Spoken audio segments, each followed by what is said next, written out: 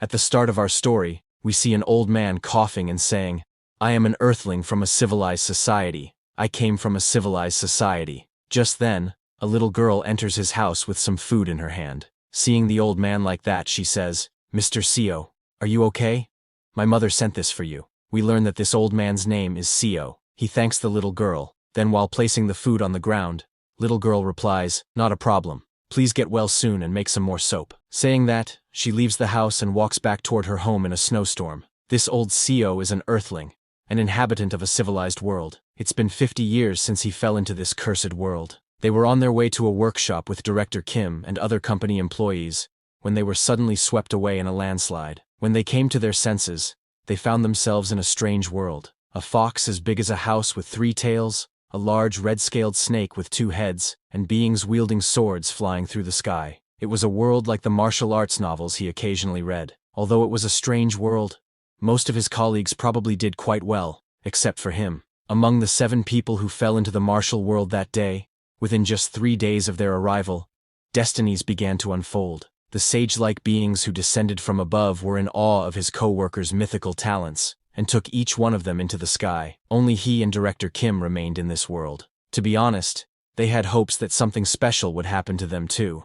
But neither Director Kim nor he had any special abilities. Without knowing much about this world, all they could do was manual labor. For 6 months, the two worked menial jobs in a busy marketplace, earning their meals. Until one day, Director Kim could take it no longer. He told Seo that he couldn't live like this anymore and used all his money to buy a third-rate martial arts book sold on the streets. Everyone laughed at him, but within 3 months, he mastered it and became a full-fledged martial artist. He worked for the nation and learned more and more advanced martial arts. After he became a powerful warrior, Director Kim left for the Jianghu, leaving Seo behind. Seo just hoped that something special could happen to him as well, but until the end, nothing happened to him at all. After 50 years, he is now just an old man dying from a common cold. He coughs blood, repeating that he is from Earth. He has tried his hardest to live. He learned the language, learned to read and write, worked as a laborer to make a living, bought a small plot of land, and built his own house. He started making some decent money when he began making soap using lye. In this medieval time, soap was essentially a new concept.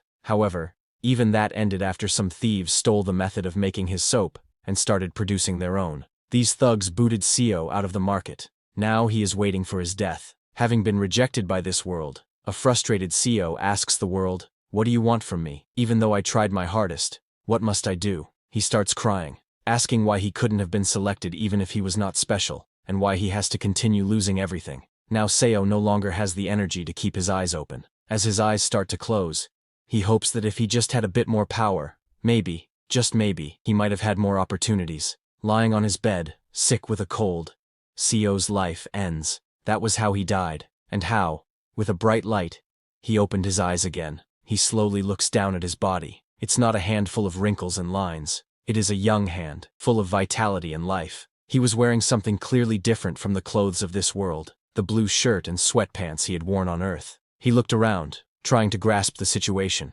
Then he saw Director Kim, Chief O, Section Chief John, Deputy Manager Kang, Deputy Manager O, and Manager Kim. Seo was shocked to see them. Now he finally realized he hadn't come to this world powerless. He had gained the power of regression. This was Seo's first regression. Director Kim, with half his hair shaved off, looked around and asked, "What's happening?" "We were just on our way to a workshop." He didn't know where they were, but Seo knew. This was the first day. They had just landed in this strange world. Seo remembered how they ended up here. They were in an SUV, going to the workshop, when they got caught in a landslide, and then something flashed. It was a 50-year-old memory, so it was a bit hazy, and even Seo couldn't remember clearly. While he was thinking this, suddenly someone called from behind, "Hey, Deputy Manager Seo." But Seo was still lost in his thoughts, wondering, now that I have regressed, how should I live? Usually, in regression novels, people live well using their future knowledge. But all I know is making soap. Suddenly, the guy from behind grabbed Seo's shoulder and shouted, "Manager Seo Yun-hyun!" Seo snapped out of his daydream at the shout. He looked back and saw it was Section Chief John. Seo said, trying to explain that he was a bit startled. But suddenly, with a swish, Section Chief Jian slapped Seo across the face. Everyone present was shocked to see that. Section Chief Jian shouted, "Deputy Manager Seo, you bastard, you dozed off while driving on the mountainside. You almost got us all killed. SEO stood there dazed from the slap. He had forgotten this deputy manager title. It was a title he hadn't heard in so long that he didn't realize Section Chief Jian was referring to him. Section Chief Jian looked at Seo angrily and asked, Manager Seo, do you want to lose your job the moment we get back? Hearing that, Seo remembered the face he hadn't seen in a long time. Section Chief Jian Myong-hoon. He was the nephew of Jian Myong-cheol, the executive director of the company Seo worked for. At 32, he had already snagged the section chief position through nepotism. When Jian Myong-hoon was about to charge at Seo in anger, Chief O stood up and stopped him. He told Jian it was enough because that landslide wasn't something Deputy Manager Seo could have done anything about. But Jian shouted again, asking, Aren't you angry, Chief O? This insane jerk was dozing off. That's why we're in this situation. Hearing that, Seo remembered that he definitely had dozed off while driving. But the reason he was dozing off was because John had dumped all his work on Seo the day before the workshop. The work John had been putting off, forcing Seo to stay up all night. Thinking about it again, Seo also remembered that originally, the one in charge of driving was Jian. Originally, he was supposed to drive. Pointing at Seo, Jian shouted, This stupid bastard! We're stranded because of him.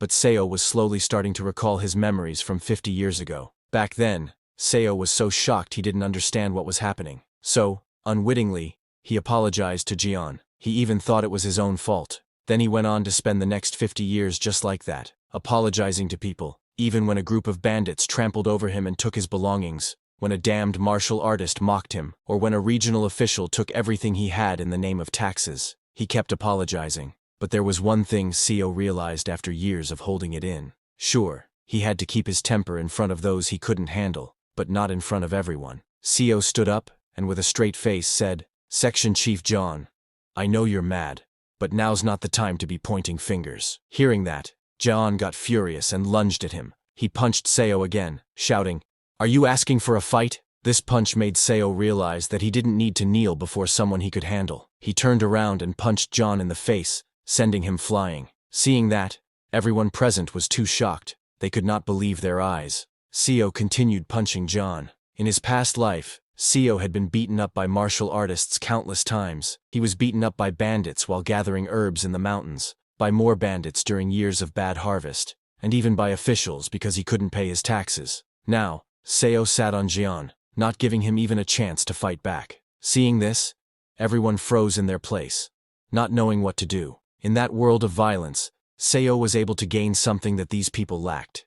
He gained violence. If one hits someone in the eyes, their fear is amplified, and after being beaten up like this, only 2 words instinctively leave opponents' mouths. I'm sorry. Those were the exact words Jian said when Seo hit him in the eyes. Seo may not have the mythical talents mentioned by those transcendent individuals, or the amazing martial arts that would make him famous in the martial arts world, but now he did have the ability to change fate. Director Kim, Chief O, Deputy Manager Kang, Deputy Manager O, and Manager Kim, all were looking at Seo with fearful eyes. Among them, Director Kim spoke up with a trembling voice. Deputy Manager Seo, no matter what, how could you beat a fellow colleague to that extent?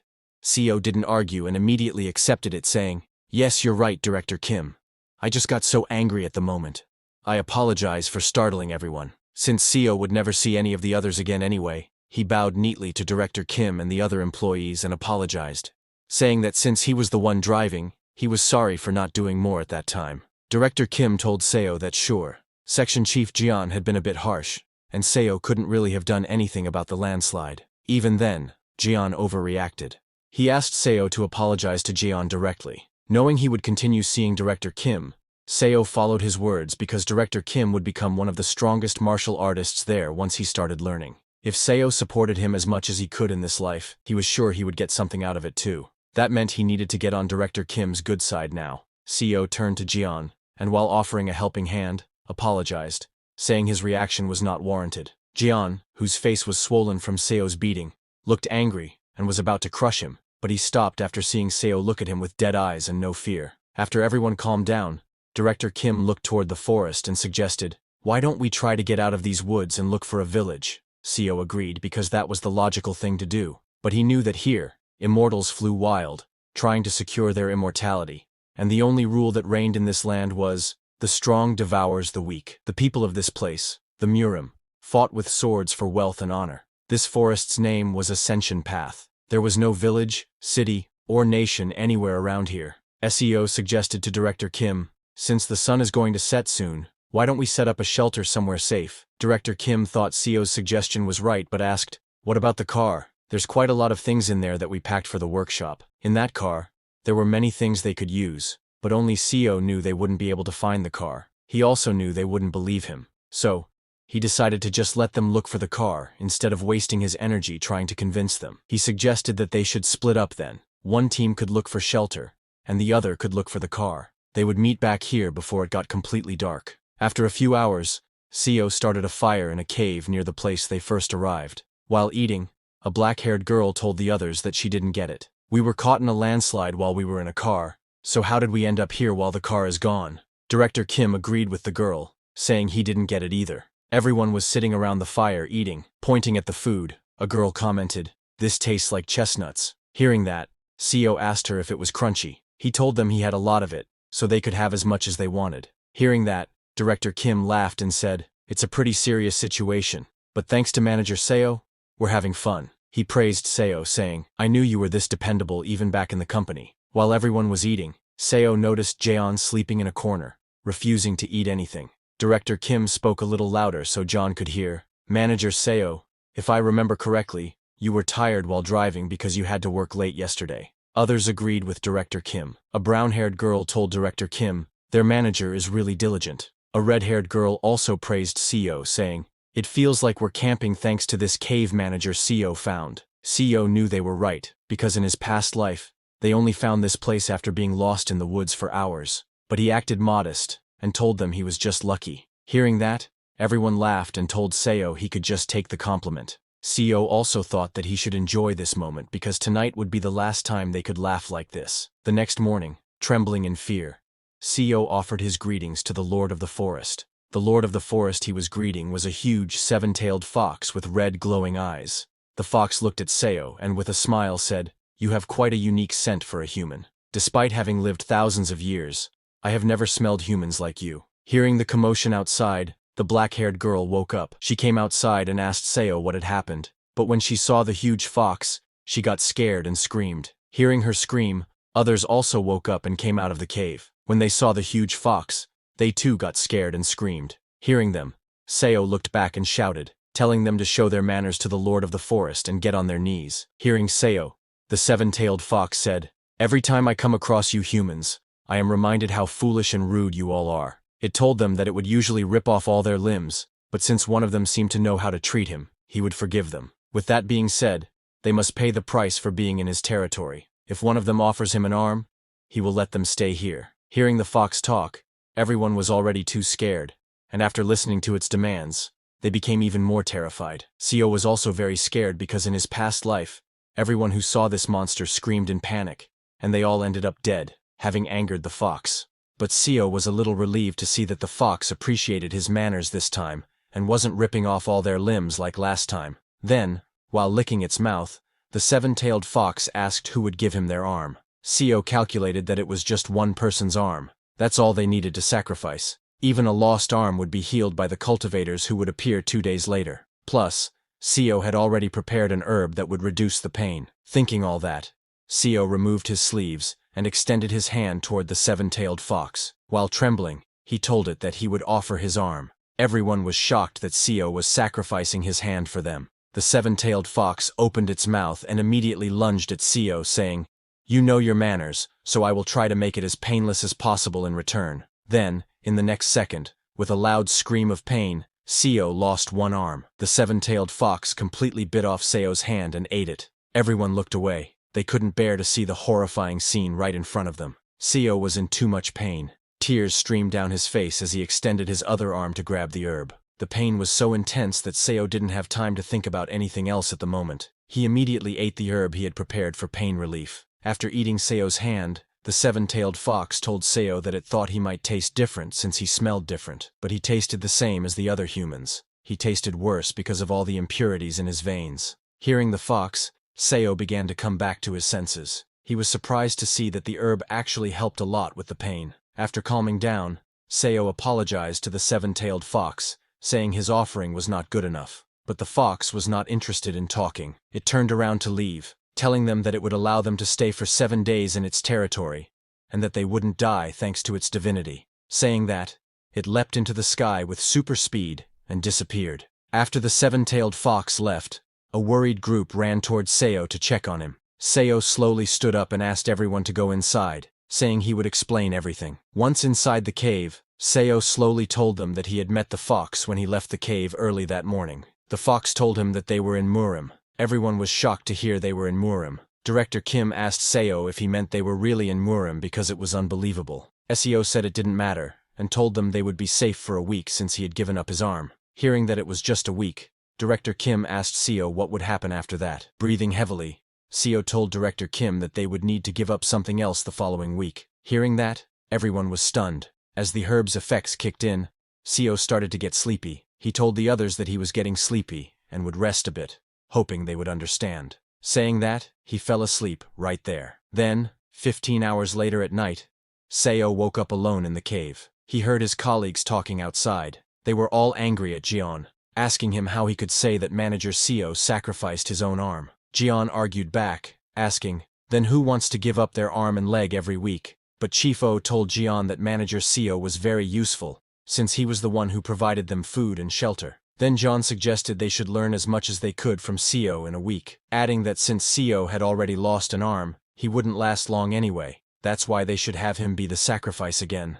Jian said all that, not knowing Seo had woken up and was listening from behind. Seo was surprised to hear that now that he had become debilitated, Jian wanted to chop off one of his limbs every week to give to the fox. That was definitely not pleasing. Looking at Jian, Seo grabbed a rock from the ground. He looked at the rock and thought that with the violence he had learned from being beaten up for 50 years, he could easily kill a modern-day man like John Myung-hoon with one arm. He looked at Jian again, who was still convincing others to force Seo to give up his other arm too. Angrily, Seo thought to himself whether he should kill Jian, but he didn't act recklessly. Instead, he threw the rock back and returned to the cave. He understood that fear had surely paralyzed their minds, and if he acted too cruelly now, it would cause issues with his relationship with Director Kim. Suddenly, Chief O shouted at Jian to shut up if he didn't want his ankles broken again. Hearing that, Seo laughed. He was right to think that they were good people. It was just a confusing situation for everyone. The next day, as the sun rose, everyone gathered in front of the cave. This time, a 2-headed snake appeared before them.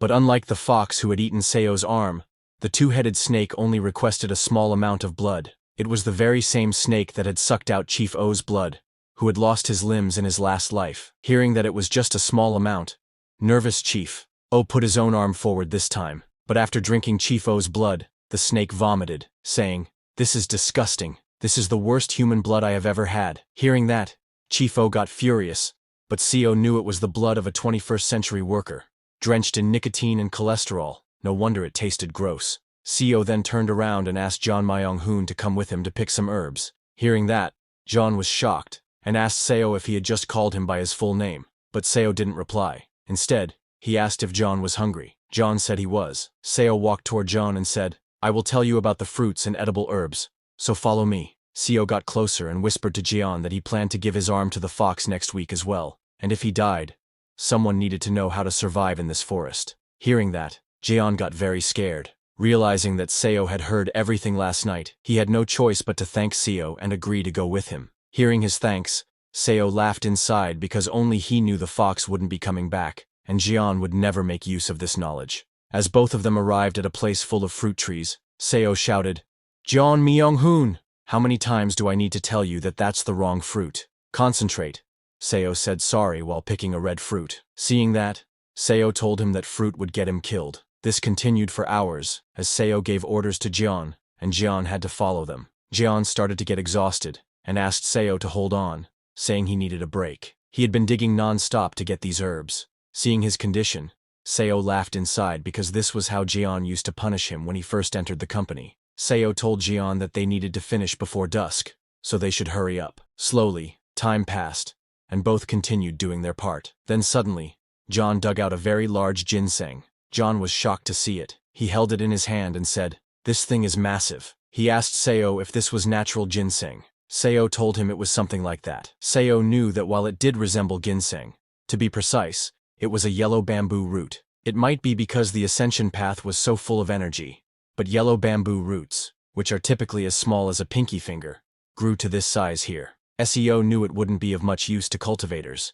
but it was an extremely precious medicine for martial artists used to increase ki, and it should help Director Kim. While talking, they found 2 more right there. Amazed, Jian asked Seo if it was okay to dig up this much wild ginseng. Seo, of course, said yes, and told him to take off his shirt and place them in it. Seo looked at the setting sun and a crack in space. Seeing that, Seo realized it was almost time for those cultivators to come. He asked Jian, "Let's head back."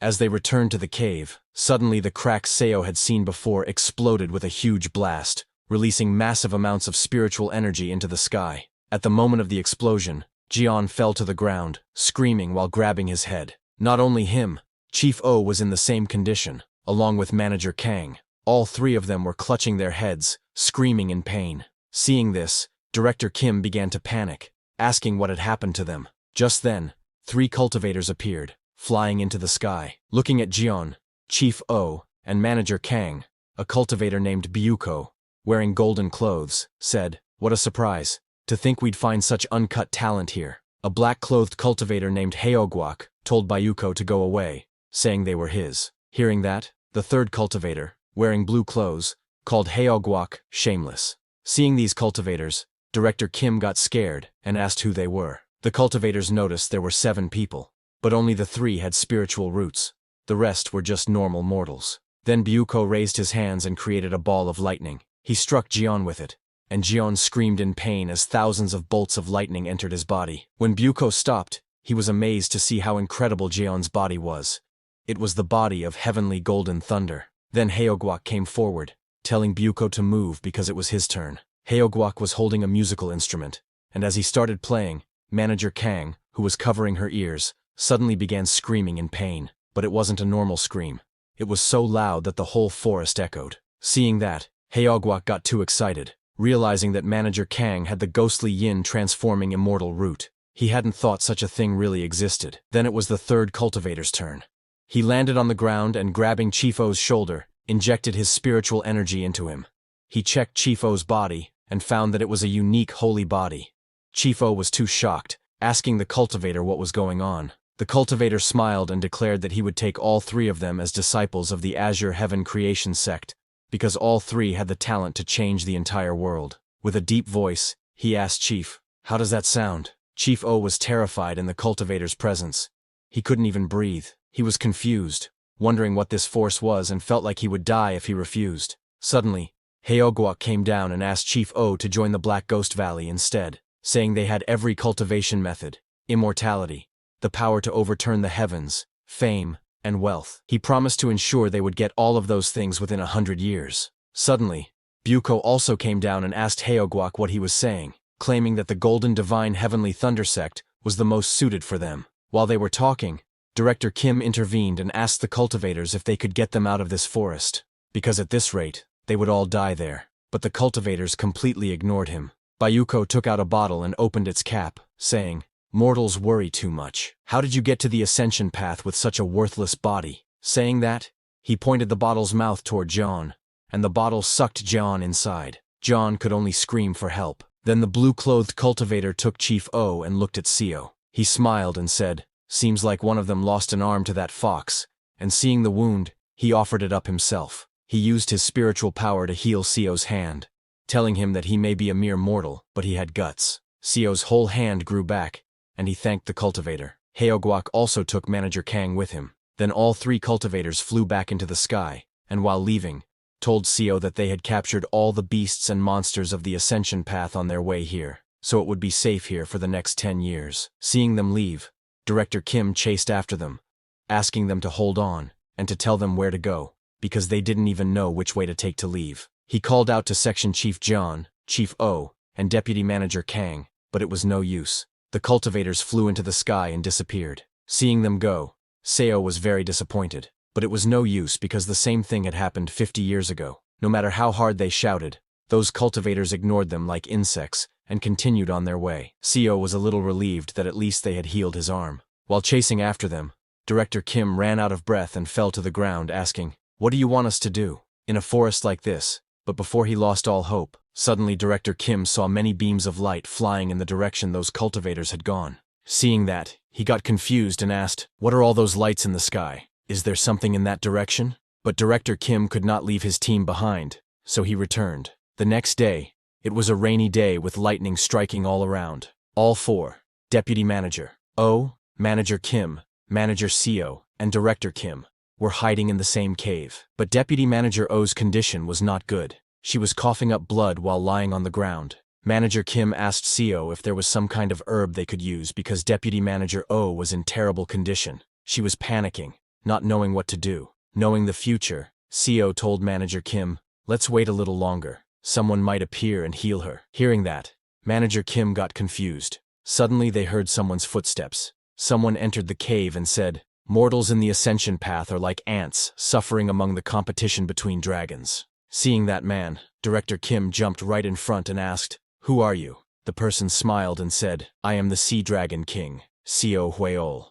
The Sea Dragon King, Seo Hueol, told them that Deputy Manager O was controlling the storm outside. Hearing that, everyone was shocked. The Sea Dragon King explained that the storm suddenly appeared out of nowhere, so he came to look for its cause. Pointing at Deputy Manager, he said that the lady lying over there must have used the sorcery of the storm. The Sea Dragon King was amazed because she was an ordinary woman without even a trace of cultivation. So how could she wield such overwhelming power? Additionally, she was not even doing it consciously, which was very strange. Hearing that, Seo told the Sea Dragon King that actually, they were the confused ones. They had only been in this place for a short time, yet one after another, powerful people like him appeared and took away their companions. Hearing that, the Sea Dragon King couldn't control his laughter. He asked Seo if he was saying that among his colleagues, there were a few with extraordinary potential, and then, as if prearranged, powerful cultivators showed up and took them away. And now, here he was, conveniently appearing in front of this woman.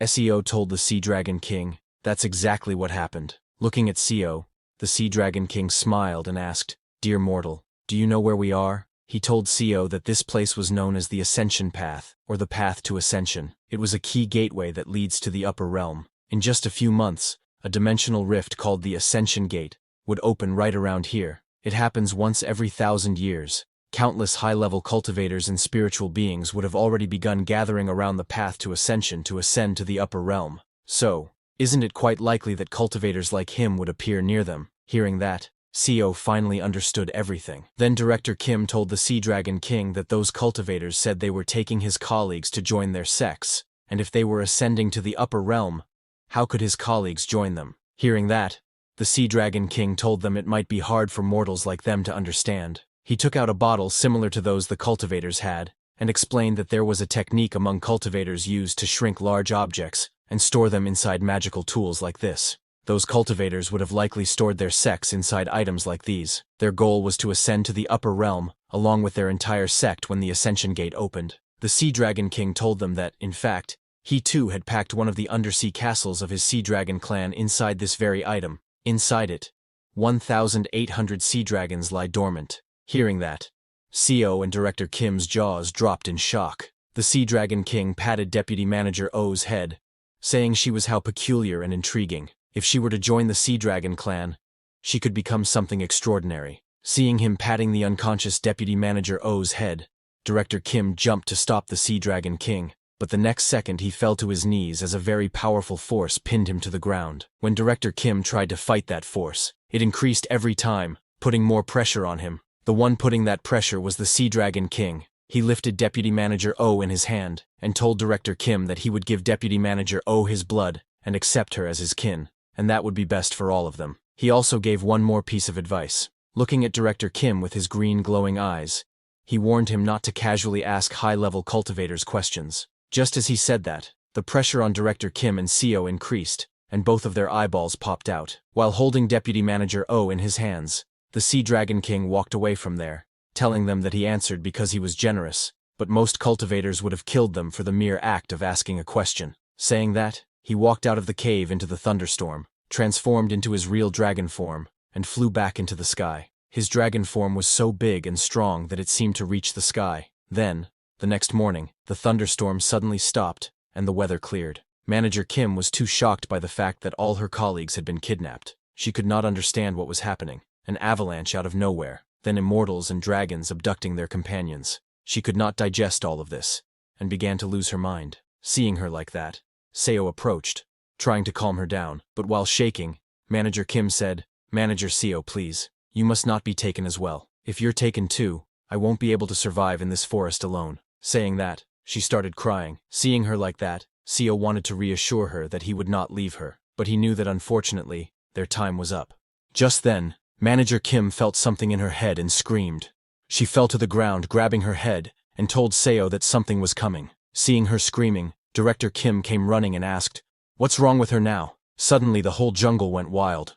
All the birds in the sky and all the animals in the forest started running for their lives. Manager Kim started shaking and told them that it was head. Hearing that, Director Kim got confused, and before he could understand anything, suddenly an old man riding a mechanical lion appeared. That old man was shocked to see mortals there, and asked how mere mortals had gotten into the path to ascension. But looking at them, it didn't take that old man long to understand that when the ascension gate was about to open, the surrounding space became unstable, and they must have been caught in a spatial storm. He laughed, praising himself as a genius for understanding it immediately. He then came down from his mechanical lion and asked them who was the one who had just emitted that massive consciousness. He laughed, saying that it was such a powerful presence. He had thought a sage from the upper realm had descended. Looking at Deputy Manager O's condition, he asked if it was her. Director Kim came forward and stopped the old man, saying, "Manager Kim is our colleague." But with just one swing of his finger, the old man sent Director Kim flying to one side. Seeing that, Seo immediately jumped to catch Director Kim to protect him. He caught Director Kim but was also sent flying, crashing to the ground. Director Kim was uninjured and thanked Deputy Manager Seo, but Seo didn't respond. Seeing that, Director Kim panicked and helped Seo up. To their surprise, Seo's whole back was exposed and injured because of crashing on the ground. Director Kim was shocked seeing that and asked Seo if he was all right. Seo, in a slow voice, told Director Kim he was okay. On the other hand, the old man went to Deputy Manager O and grabbed her by the chin, asking, "Let me take you in. You don't have any spiritual root, but I can awaken it for you with my power." The old man wondered what would happen if such a strange consciousness evolved into a cultivator's divine consciousness. Hearing that, Deputy Manager O started crying and looked at Seo and Director Kim for help. Seeing her looking at them, the old man looked at Seo and Director Kim and asked if she was still clinging to her worldly attachments, even after he offered to take her in. This made the old man angry. Using his powers, he grabbed both Seo and Director Kim by the neck and lifted them into the air. Both of them started struggling to breathe. The old man told Deputy Manager O that he would sever all her worldly ties for her himself. Seeing both of them struggling like that, Deputy Manager O got very scared. She started crying, begging the old man to please stop. She told him she would do anything he asked if he just spared them. Hearing that, the old man told Deputy Manager O that she must forget all her worldly attachments. While crying, Deputy Manager O told him she understood. After hearing that, the old man spared Seo and Director Kim, and both of them fell to the ground. But the old man knew that if he left them there, she would remain attached, so he decided to return them to a mortal nation nearby. Saying that, he used his spiritual powers and opened a portal. The old man told Deputy Manager O that both of her colleagues would be randomly scattered through a dimensional rift, and not even he knew where they would land. Just as he said that, the huge portal opened and started sucking both Seo and Director Kim inside. Director Kim was immediately sucked into the portal before he could even understand what was happening, while Seo, before getting sucked in, used all his power to grab the herbs he had collected the previous day. Then both of them got sucked inside. Deputy Manager O, at the opening of the portal, was crying for them. As the portal closed, everything turned black. Suddenly, a whole crowd's voices filled their ears. A street vendor's voice came, saying, "We have the finest silks in Yangguo. We have newly arrived scriptures from Shengji." Both Seo and Director Kim were lying unconscious on the ground. Seo was the first to regain consciousness. As he stood up, he looked ahead and saw that he was in an alleyway with many people walking down the street ahead. Seo didn't recognize this place and wondered where he was. The reason he didn't recognize it was that in his previous life, he hadn't fallen into a place like this. He slowly stood up, realizing that the immortal had been telling the truth, that where they landed was random. As Seo walked out of the alleyway, he found that this path felt familiar for some reason. Looking around, he finally understood that this was the place he had once lived in for those 50 years. There was a huge 10-story building right in front of Seo. Seeing that building, he finally recognized that this was the capital of Yangguo, Seokyung City. After witnessing the scene outside, Seo returned to Director Kim and woke him up. Director Kim was very exhausted and told manager Seo that he couldn't keep up with what was going on anymore. Sitting beside Seo, he told Director Kim he felt the same way. It would be nice if this was all just a dream. Director Kim couldn't believe that it was just the two of them left behind, but he thought he should be relieved that they weren't taken by those monsters. Seo just looked at the confused Director Kim and didn't say anything, because even he didn't know about this. He may have regressed, but in his past life, he was nothing but a powerless herb gatherer. Seo then told Director Kim that they couldn't stay in this alleyway forever, so why didn't they get out of here? Director Kim said, "All right," and both of them left the alleyway. But as they came out, all the people of that place started staring at them while talking in some unknown language. Hearing those people, Director Kim got very confused. He asked Seo, "What are they saying? It sounds like Chinese. Why are the people whispering while looking at us?"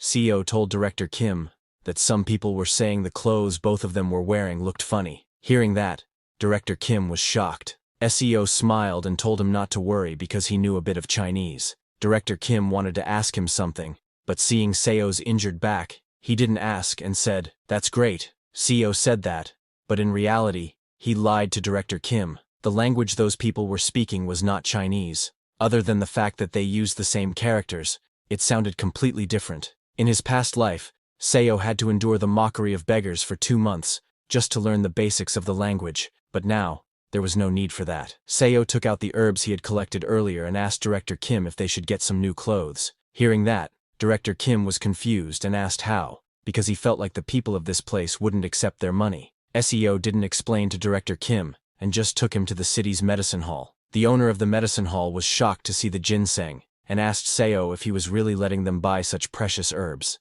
Seo acted tough, and told the owner that those yellow bamboo roots were at least 800 years old. The owner said, "Of course," and told him that the roots should be worth about 15 silver ingots. Hearing 15 silver ingots, even Seo got nervous because he had never had that much money in his past life. But he didn't lose his composure and asked the shop owner to hurry up and take the money. The shop owner said yes, and immediately gave Seo the money. After leaving, Seo and Director Kim first bought some clothes, and then bought a house in the city. Director Kim was shocked to see the house they were going to live in. Seo said yes, and told Director Kim that from today onward, he would teach him the language of this place. Hearing that, Director Kim got very happy and thanked manager Seo. Seo made it seem like there was no problem, but after bribing some guys for identity plaques and buying the land and house, they only had 1 silver ingot left. He guessed it was because they were in the capital, and that's why everything was so expensive there. While Seo was looking at the money, Director Kim noticed Seo's back. Even after wearing new clothes,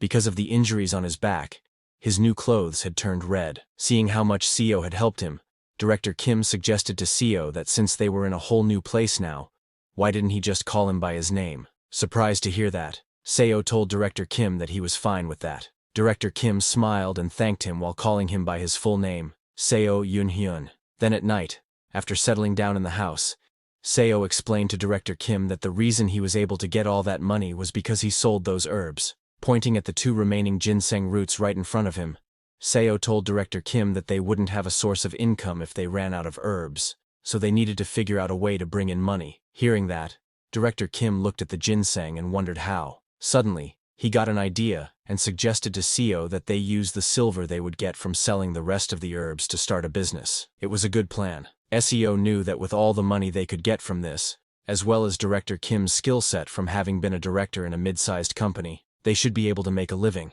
But that wasn't enough. Seo thought that since he had regressed, why not dream bigger? He knew that Director Kim was a martial genius, who, after reading some third-rate martial arts books sold on the streets, became a martial master in just a few months. Once he learned more advanced techniques, he became one of the most powerful martial artists in the Jianghu. But what if he were to learn advanced martial arts from the start? Seo might be able to bring forward the birth of the greatest swordsman in the Jianghu by at least 30 years. Thinking all that, Seo smiled and decided he was going to benefit as much as he could while working for him. He told Director Kim that this was Murim, a world of martial arts. This attracted Director Kim's attention. Seo told Director Kim that who knows when the gangs of the Jianghu might come for them if they set up a business. So shouldn't they at least learn a bit of self-defense? Director Kim's face lit up hearing the words, martial arts, but he knew they didn't teach people outside the sects their martial arts. So he asked Seo how they would learn. Seeing his excitement, Seo smiled because, as a well-known Murim novel nerd, he knew Director Kim would be interested. He explained to Director Kim that in this city, there are 7 famous sects. Among them, the demon-slaying sect, self-binding temple, suppressing birdhouse, and the 7 mysteries sect are on the orthodox side of the Jianghu, whereas the Wolf Fang Gang, the Dark Knight Association, and the dragon-fighting stronghold are considered unorthodox. The people call them the 4 stars and the 3 demons. The demon-slaying sect mainly learns sword and blade techniques. The self-binding temple is a Buddhist sect, while the suppressing birdhouse is like the Hao sect. They focus on intelligence. The 7 mysteries sect has a very long history and teaches all kinds of martial arts. On the other hand, there isn't much information known about the 3 demons. It is said they are proficient in stealth techniques and sorcery, and do a lot of illegal things. After explaining everything, CO asked Director Kim which sect he liked best. Without a second thought, Director Kim chose the demon-slaying sect, adding that a martial artist should wield a sword, and a man should learn blade techniques. Hearing his choice, CO thought this was fitting for the man who was called the best swordsman in his past life. But Director Kim was confused, and asked Seo how he knew all this. CO laughed and told Director Kim that he had been eavesdropping on some martial artists talking earlier. Then, 3 months later, CO and Director Kim went to the demon-slaying sect, but the guard stopped them, asking what brought them there. CO introduced Director Kim as his older brother, and told the guards that they had heard about how famous the demon-slaying sect was, and came wishing to learn martial arts. The guard of the demon-slaying sect was a very strict, muscular guy. He looked at CO and Director Kim's clothes, and thought they looked like they had a decent amount of money. But he told Director Kim that learning martial arts at his age would be difficult.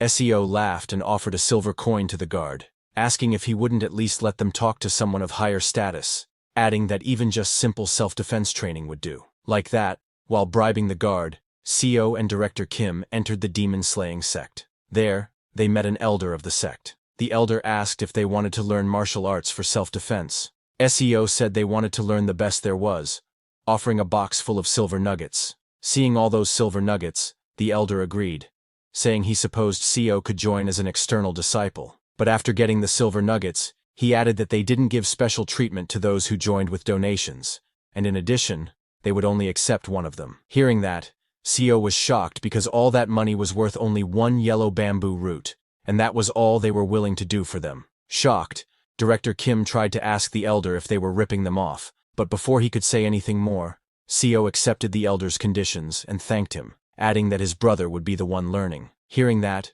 Director Kim was very shocked. Then, while leaving, the elder asked Director Kim to come outside later to where all the external disciples gathered. As he left, Director Kim asked CO what was the use if only he would learn martial arts. He said he would have chosen a different group had he known they'd be so expensive. SEO turned around with a smile and told Director Kim not to sweat it, saying it's not like he had ever been good at sports anyway. He told Director Kim that he would just set up a business with the remaining money and support him, so he should just focus on learning martial arts. Director Kim was shocked to hear that. He couldn't believe how much Seo was sacrificing for him. He told Seo he would try his best, but Director Kim was still hesitant because he was old and didn't know if he would really be able to do much. Seo told him to believe in himself, that he could do it. Director Kim thanked Seo and left to train with the outer disciples. Then, 7 months later, at a competition held within the sect, all the elders of the demon-slaying sect were shocked and angry seeing the scene in front of them. In just 7 months, Director Kim had defeated all their disciples. The elders were very angry, asking how some outsider from nowhere defeated all their beloved disciples in just 7 months. The demon-slaying sect was in an uproar. To master a martial art means to understand the true meaning that the martial art holds, and to physically attune to it. A third-rate warrior who understands the meaning of a martial art can become second-rate if they merge it into their own understanding. To advance from there, one needs more than double the amount of understanding compared to before, along with equally more time and effort. But sometimes, people with enough talent seem to laugh at typical levels of understanding and speed through many stages at once. The demon-slaying sect is full of such talented martial artists, the great sect of Seokyeong City. However, an outsider has come to defeat the direct disciples of that great sect. Within 7 months, Director Kim became a first-rate warrior who had completely mastered the absolute dragon saber technique of the demon-slaying sect. The Grand Elder of the demon-slaying sect was furious seeing Director Kim because he knew it was impossible to reach first-rate with just half a year of learning martial arts. The level of first-rate is a stage only attainable with the collaborative efforts of many skilled martial artists. On top of that, Director Kim was an outsider learning in their sect. To others, it would seem that their tradition had knelt to that one man. The Grand Elder immediately ordered the sect guards to capture Director Kim. Like that, Director Kim was captured and put in a house guarded by hundreds of guards. But now, even Seo was captured. He knew that because an outsider had gained skills befitting an elder of a sect within 7 months, the sect was in chaos. In such a ridiculous situation, Director Kim was imprisoned in his quarters, suspected of being a spy of another sect. However, Seo didn't know why he was also considered a suspect when he didn't know martial arts. Seo asked Director Kim, who was practicing his sword techniques, if he wasn't worried. Director Kim laughed and asked Seo what he should worry about. Seo told him it was about them suspecting him as a spy. In martial arts novels, they typically destroy one's ki core, or even cut off their ki flow. Director Kim admitted that it was true, but told Seo that for some reason, he thought he was approaching the next wall, and if he crossed it, he believed he could advance to the next stage. Seo was shocked hearing that and asked what kind of monster Director Kim was. It hadn't even been long since he had become a first-rate martial artist, and now he was already nearing the next stage. Seo knew that martial peak awaited after first rate. That level was where most sect leaders of great sects or elders were at. In Yangguo, they were known as absolute masters, and there were only about 1,000 of them in the whole nation.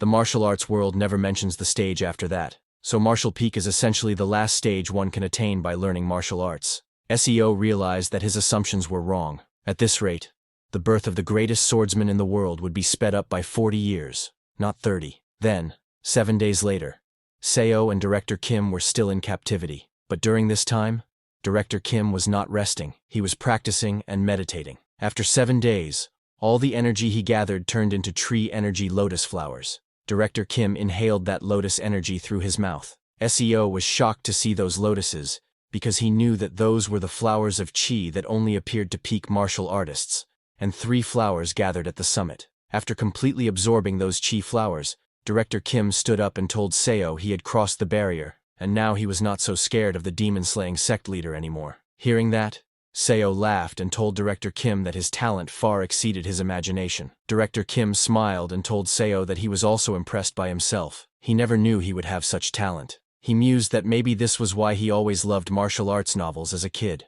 Just then, an elder of the demon-slaying sect, accompanied by many guards, entered the house and announced, "Here comes Jim Young-hoon and his comrade." The elder took out a paper and told them they had orders from the sect leader to destroy the QE core of the spy who dared to steal the martial arts of the demon-slaying sect. Hearing that, Director Kim looked at the elder angrily, but Seo got scared and tried to explain. "We weren't spies, we were just..." Before he could finish, the elder punched Seo in the face, telling him to be silent because they had even heard the two of them speaking in a code-like language. He ordered the guards to restrain them, but before they could act, Director Kim pulled out his sword, and before anyone could react, cut down the elder's hand with lightning speed. The elder was shocked to see that, and also lost his sword. Director Kim pointed his sword at the elder, and told him that this was his first sect, and he wasn't a spy. However, a guard standing behind didn't listen, and jumped to attack Director Kim. Before his sword could even touch Director Kim moved with lightning speed and cut down the hands of all the guards in the room.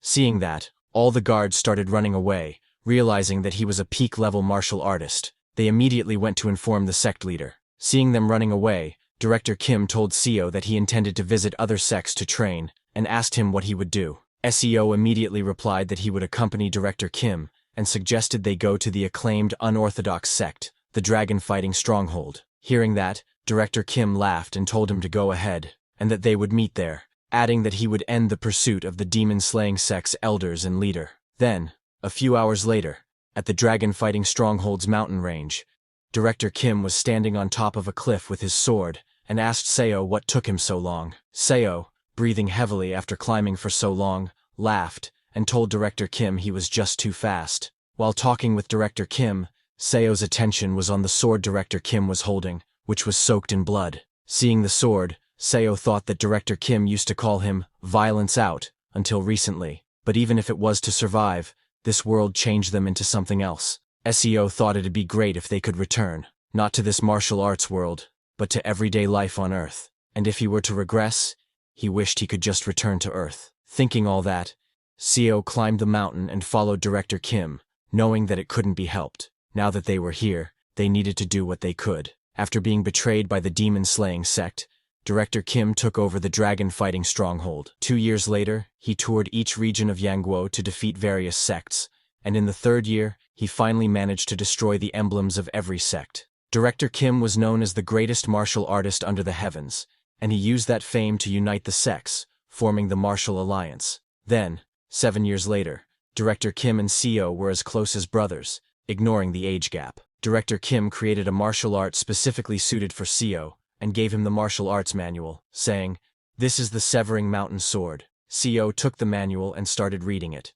Director Kim explained to Seo that he named the martial art, hoping Seo would inherit its will that could even cut down mountains. If he mastered the Severing Mountain Sword, he knew Seo would be able to reach martial peak. Reading the book, Seo was shocked because, aside from the things Director Kim had told him, the Dragon Vein Chi method created alongside it was true first-rate martial arts, very different from any second- or third-rate martial arts. It was a very powerful technique, and Seo started practicing it. But if there was a problem, it was that even then, Seo could not learn it, and would fall to the ground immediately when facing Director Kim. Seeing that, Director Kim told Seo that he really had no talent. Yes, Seo's talent was absolutely terrible. Even though the best martial artist under the heavens created a martial art suited for him and taught him one-on-one, Seo barely made it to third rate after an entire year. A year later, Seo admitted that it couldn't be helped. He told Director Kim that he did have some talent in medicine at least, as people are talented in different areas.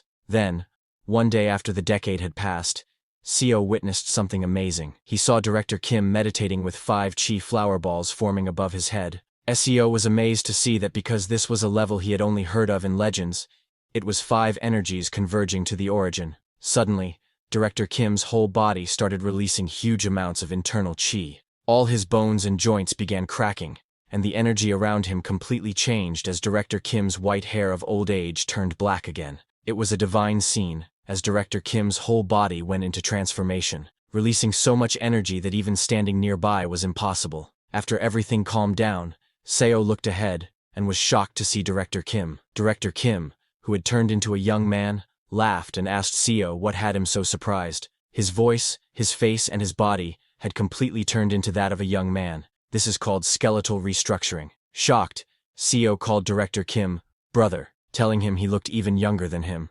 Director Kim laughed, asking if he really looked that way. He told Seo he felt so full of life, like he could do anything. Seo told Director Kim that the world would be shocked when they saw him completely transformed. While wearing his clothes, Director Kim said certainly. He walked towards Seo and told him that it was about time he handed over the Murim Alliance to the next leader. But Seo knew that there was no one who caught Director Kim's eye. Director Kim told Seo that he was right. The Murim Alliance leader, by definition, needed a certain level of martial arts. But there wasn't a single one who truly understood martial arts. Seo laughed and told Director Kim that was because he was abnormal. Where else in the world would there be a genius like him?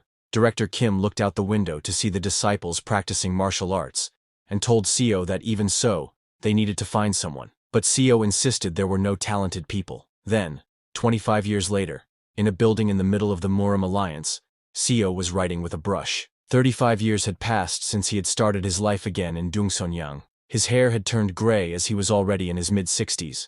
Now, he wondered where young Director Kim was and what he was doing. A year after his transformation, Director Kim handed over the position of Murim Alliance leader to the next generation and retired. Seo, too, wanted to retire with him then. But to set the chaotic Murim Alliance straight, he had to remain in the position of the Murim Alliance's strategist for a long time. Director Kim told Seo that he wanted to wander the martial world and travel all over Yan Kingdom. Perhaps because of that, he didn't even come to Seo's retirement ceremony in the end. Old Seo came out of his room to get some fresh air. Looking around the house, he felt lonely. He had bought this house with a big heart using his retirement money, but it was too big to live in alone. That was the problem. While he was thinking about all that, suddenly he heard someone coming out of the bushes. He got alert, but when he got closer to check, he was surprised to see Director Kim there in torn clothes. He asked Director Kim what was with the beggar's appearance and why he hadn't even come to his retirement ceremony. "Where did you go?"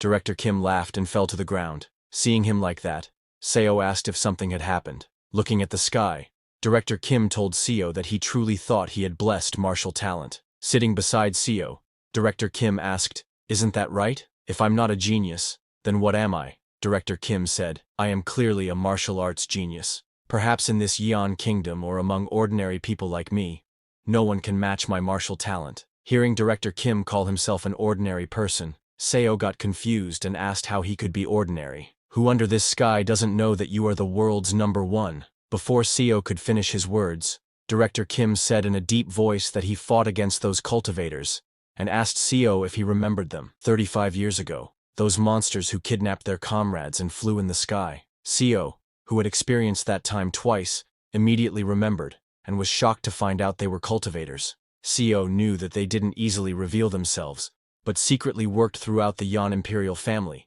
and manipulated Yan kingdom itself. After establishing the Murim alliance, as its influence grew somewhat in Yan kingdom, those cultivator forces began to seriously interfere with them. Director Kim was displeased with this, but to defy them was to fight against the nation itself. So, to protect the Murim alliance, they had no choice but to obey them. Because of that, Director Kim stepped down from his position as Murim alliance leader, and, as a human, sought them out alone throughout Yan kingdom to contend with them. Director Kim told Seo that those cultivators were truly hard to find, and even if he found one and tried to fight, they completely ignored him, saying he wasn't worth fighting for. Then they would leave using illusions or flight techniques, making it hard to seize an opportunity. But 5 years ago, he finally got to fight a cultivator. Hearing that, Seo got very excited and asked Director Kim if he won. Director Kim told him that he did. Hearing that, Seo laughed and told Director Kim that if he had done that during his time as Murim alliance leader, he would have grabbed him by the back of his neck. But while shaking hands, Director Kim told Seo that fighting for his life against that cultivator who had reached the chi condensation realm, he could barely scratch his fingertip. Hearing that, Seo was shocked. Director Kim said that the cultivator he fought said even if Director Kim just grazed his body, he would count it as Director Kim's win, so he did win. Still, Director Kim was very disappointed. Seo then asked him if the cultivator at the chi condensation realm was one of the 10 great masters of the cultivation world, or something like that. Director Kim said no, and told Seo that the cultivator said his realm was second from the bottom in the cultivation world. In martial arts terms, he was a second-rate warrior. Hearing that, Seo was stunned. He could not understand anything, and asked Director Kim what nonsense he was talking about. In his past life, and in this life, Seo knew that cultivators were formidable beings, but Young Hoon's martial arts clearly touched the heavens. He was a person who literally used skywalking to perform martial arts in the air, and could cut through millennium-old steel and buildings like tofu. But such a martial arts genius, all he could do was scratch the fingertip of a bottom-tier cultivator. With disappointment on his face, Director Kim said, "I was a frog in a well. We can never stand against cultivators. They are like natural disasters." Hearing all that, Seo started sweating. He got scared hearing Director Kim's stories. But then Director Kim took out a hand from his pocket, telling Seo that today he cut that cultivator's wrist. Hearing that, Seo got happy, and asked Director Kim if that didn't mean his martial arts surpassed that cultivator. But Director Kim immediately declined and told Seo that the cultivator just put on a talisman, and his hand grew back. Saying that, Director Kim stood up and told Seo that it seemed his martial path ended here. Surprised, Seo asked him what he meant by that. Director Kim told Seo that he came to say goodbye today. He laughed and said, "That person said he highly regarded my will and would take me into his cultivation sect, and I'll probably start as the youngest." Hearing that, Seo asked Director Kim if becoming a cultivator meant becoming an immortal, and didn't they say it was impossible for a body without spiritual roots. Director Kim told him that for a regular mortal, the stage of 5 energies converging to the origin is equivalent to the 5-element spiritual root that cultivators are naturally born with. He told Seo that to gain the trait that cultivators are born with, mortals like them must use their entire lives to even manifest that basic quality. Saying that, Director Kim swung his sword and cut open the space itself, creating a door in mid-air. While entering that door, Director Kim told Seo that he would now go and must aim for a higher stage, but before leaving, he handed Seo a book, saying, "This book is my last gift to you." He told Seo to stay safe and left before Seo could say anything. Seo checked the book, which was named Record of Transcending Cultivation and Exhausting Martial Arts. It was a record of attempting to use martial arts to surpass cultivation. He was very worried, and looked into the air, asking Director Kim where he was going without him, but there was no reply, and so time passed. Now it had been 50 years since Seo came to this world, and here he lay dying of a common cold, just like in his previous life. This was fate. No matter how hard a human tries, they cannot escape fate. In the end, all that changed was his house and bed. He ultimately died on the same day. He lived his life to its limits, because he didn't want to experience the same regret from his past life. He was so busy, he hadn't even thought of marriage, and thanks to that, he was able to unite the Yanguo martial sex and experience plenty of the fame and wealth the mortal world could offer. But he could not understand the sense of emptiness in his heart. He wondered if they had struggled harder. Could Director Kim and he have reached the sky? Seo's body quaked in this sense of powerlessness. It was too regrettable. And that marked the end of Seo's second regression. After dying for the second time, Seo's eyes, which had gone blurry just a few seconds ago, opened again. He looked around and saw that he was in the same forest on the ascension path. Looking down, he noticed that his body was brimming with energy. Seeing that, he realized that regression wasn't just a one-time thing. As he was lost in his thoughts, suddenly Section Chief Jian charged at Seo in anger, shouting, "Deputy Manager Seo, you bastard!" But as Jian swung his hand to slap Seo reacted instantly and dodged the attack. Jian continued trying to punch him, but Seo effortlessly dodged every strike. He wasn't even paying attention to Jian.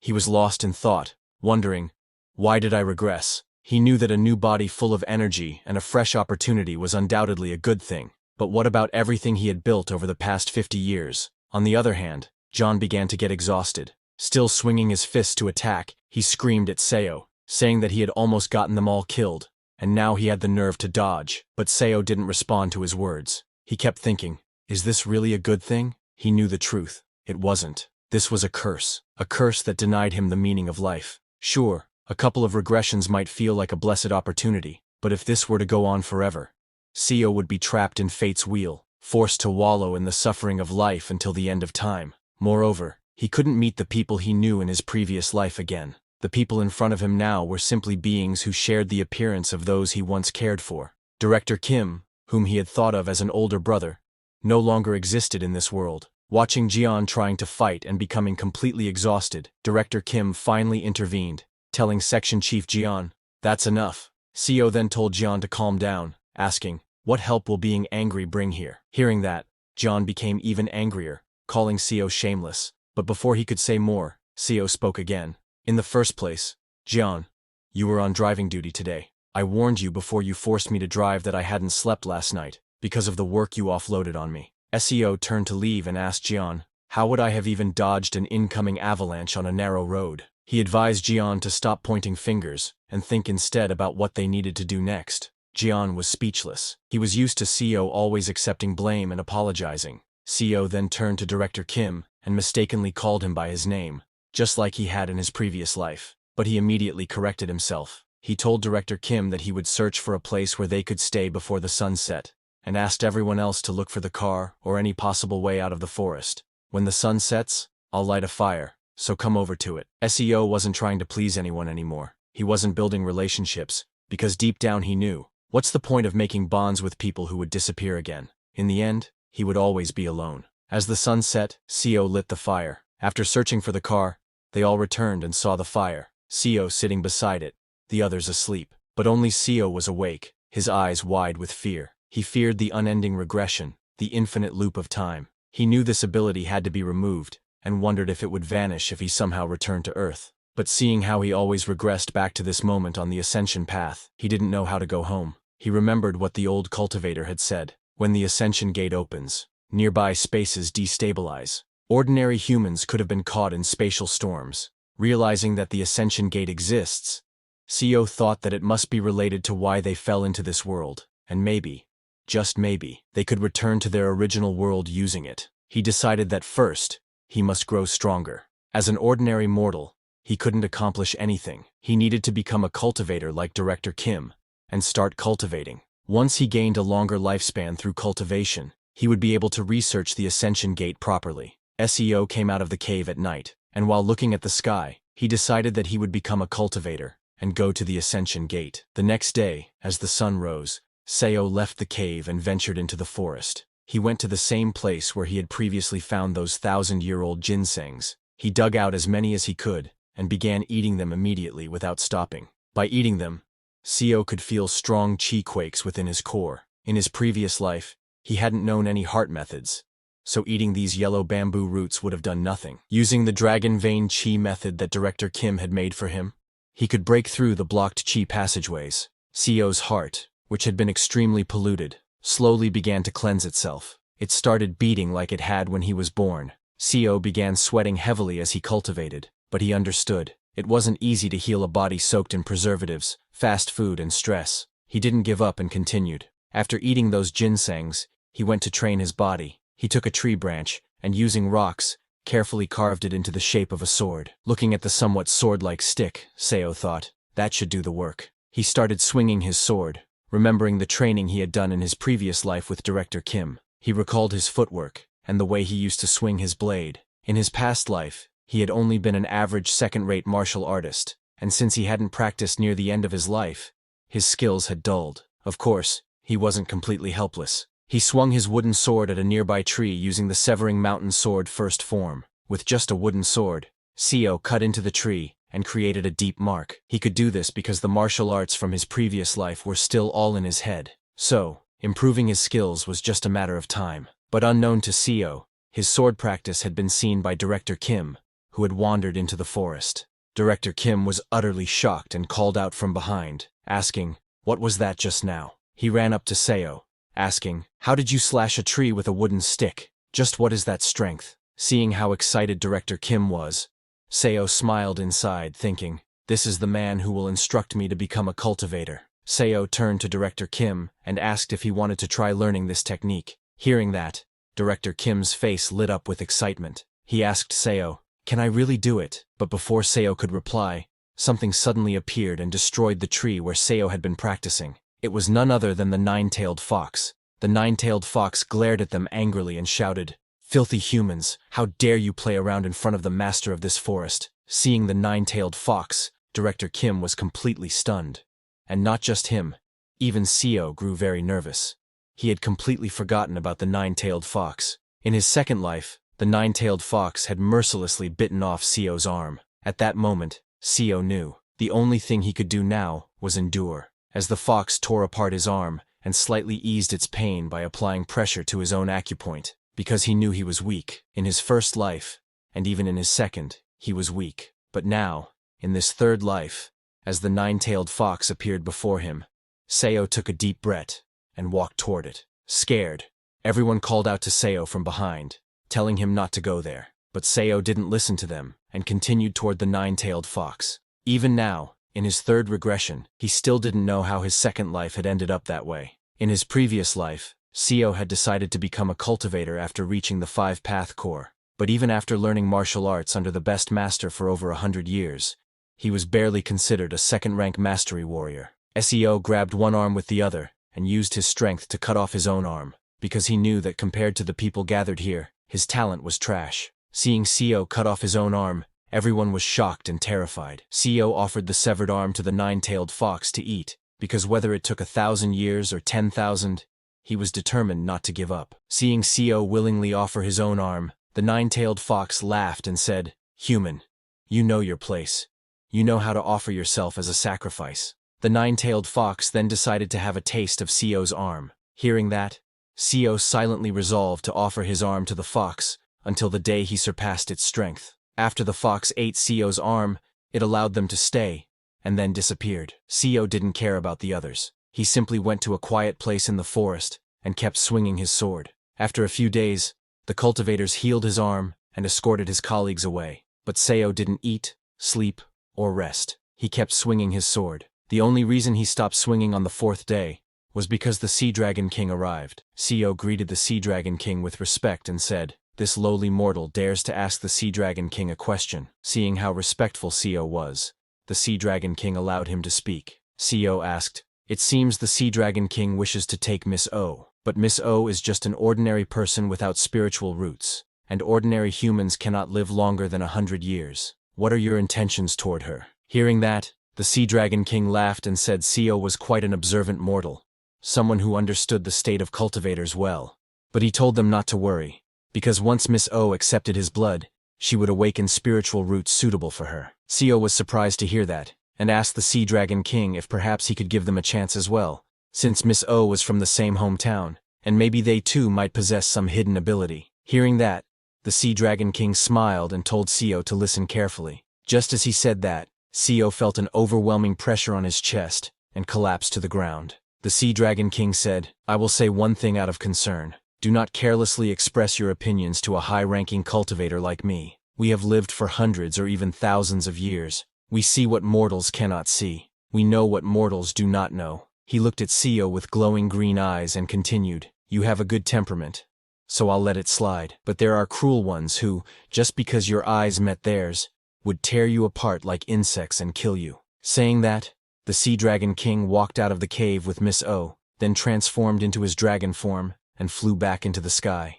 Seeing the Sea Dragon King's true form, Director Kim was completely shocked. The next day, as the weather cleared and everyone came out of the cave, they encountered the old cultivator riding the mechanical lion. As the old cultivator appeared, Seo stepped forward, greeted him, and asked, Our colleague Miss Kim is just an ordinary person without spiritual roots, so how could she possibly become your disciple? Hearing that, the old cultivator laughed and took out an elixir, telling Seo that it was a very precious elixir, capable of opening spiritual channels. If one took it, even an ordinary person might gain the chance to become immortal. Seo was shocked to hear that there was another way to become a cultivator. The old cultivator explained that it was possible for mortals to reach the realm of the five-path core by pushing their martial arts to the extreme, but that path took too long, and the results were unsatisfactory, so this method was the best.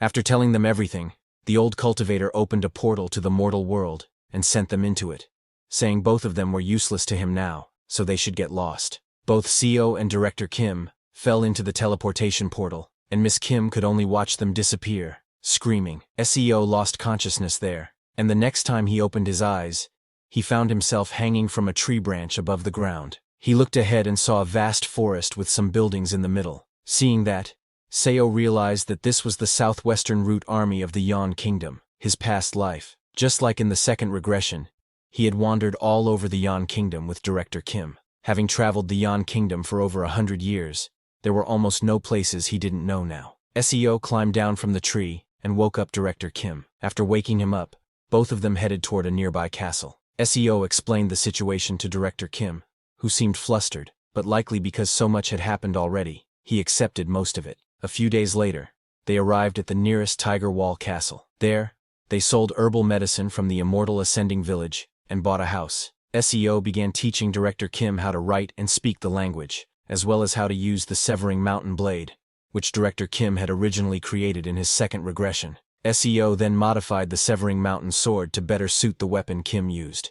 Seo felt a bit disappointed with himself as he watched Director Kim, because Director Kim had reached the Three Blossoms Crown Peak only 3 months after starting martial arts training, while someone like Seo had spent 2 entire lifetimes just training and barely reached the first rate. After Director Kim reached peak level, he got excited and said, If it's now, I think I could even beat you. Hearing that, Seo smiled, realizing that the man in front of him was not the same big brother he once served in a past life. This Director Kim was mentally much younger than Seo. In terms of how long Seo had lived, he was now old enough to be Director Kim's grandfather, so Seo decided that he shouldn't stay with him in this life. He gave Director Kim martial arts cultivation scrolls and the exhausting record of transcending, a book Kim had created in his previous life. He told Director Kim that from today onwards, he would be going his own way. Hearing that, Director Kim was shocked and asked Seo, What do you mean by that? Did I make a mistake? Is that why you're leaving? What's the reason? When Director Kim asked about the reason,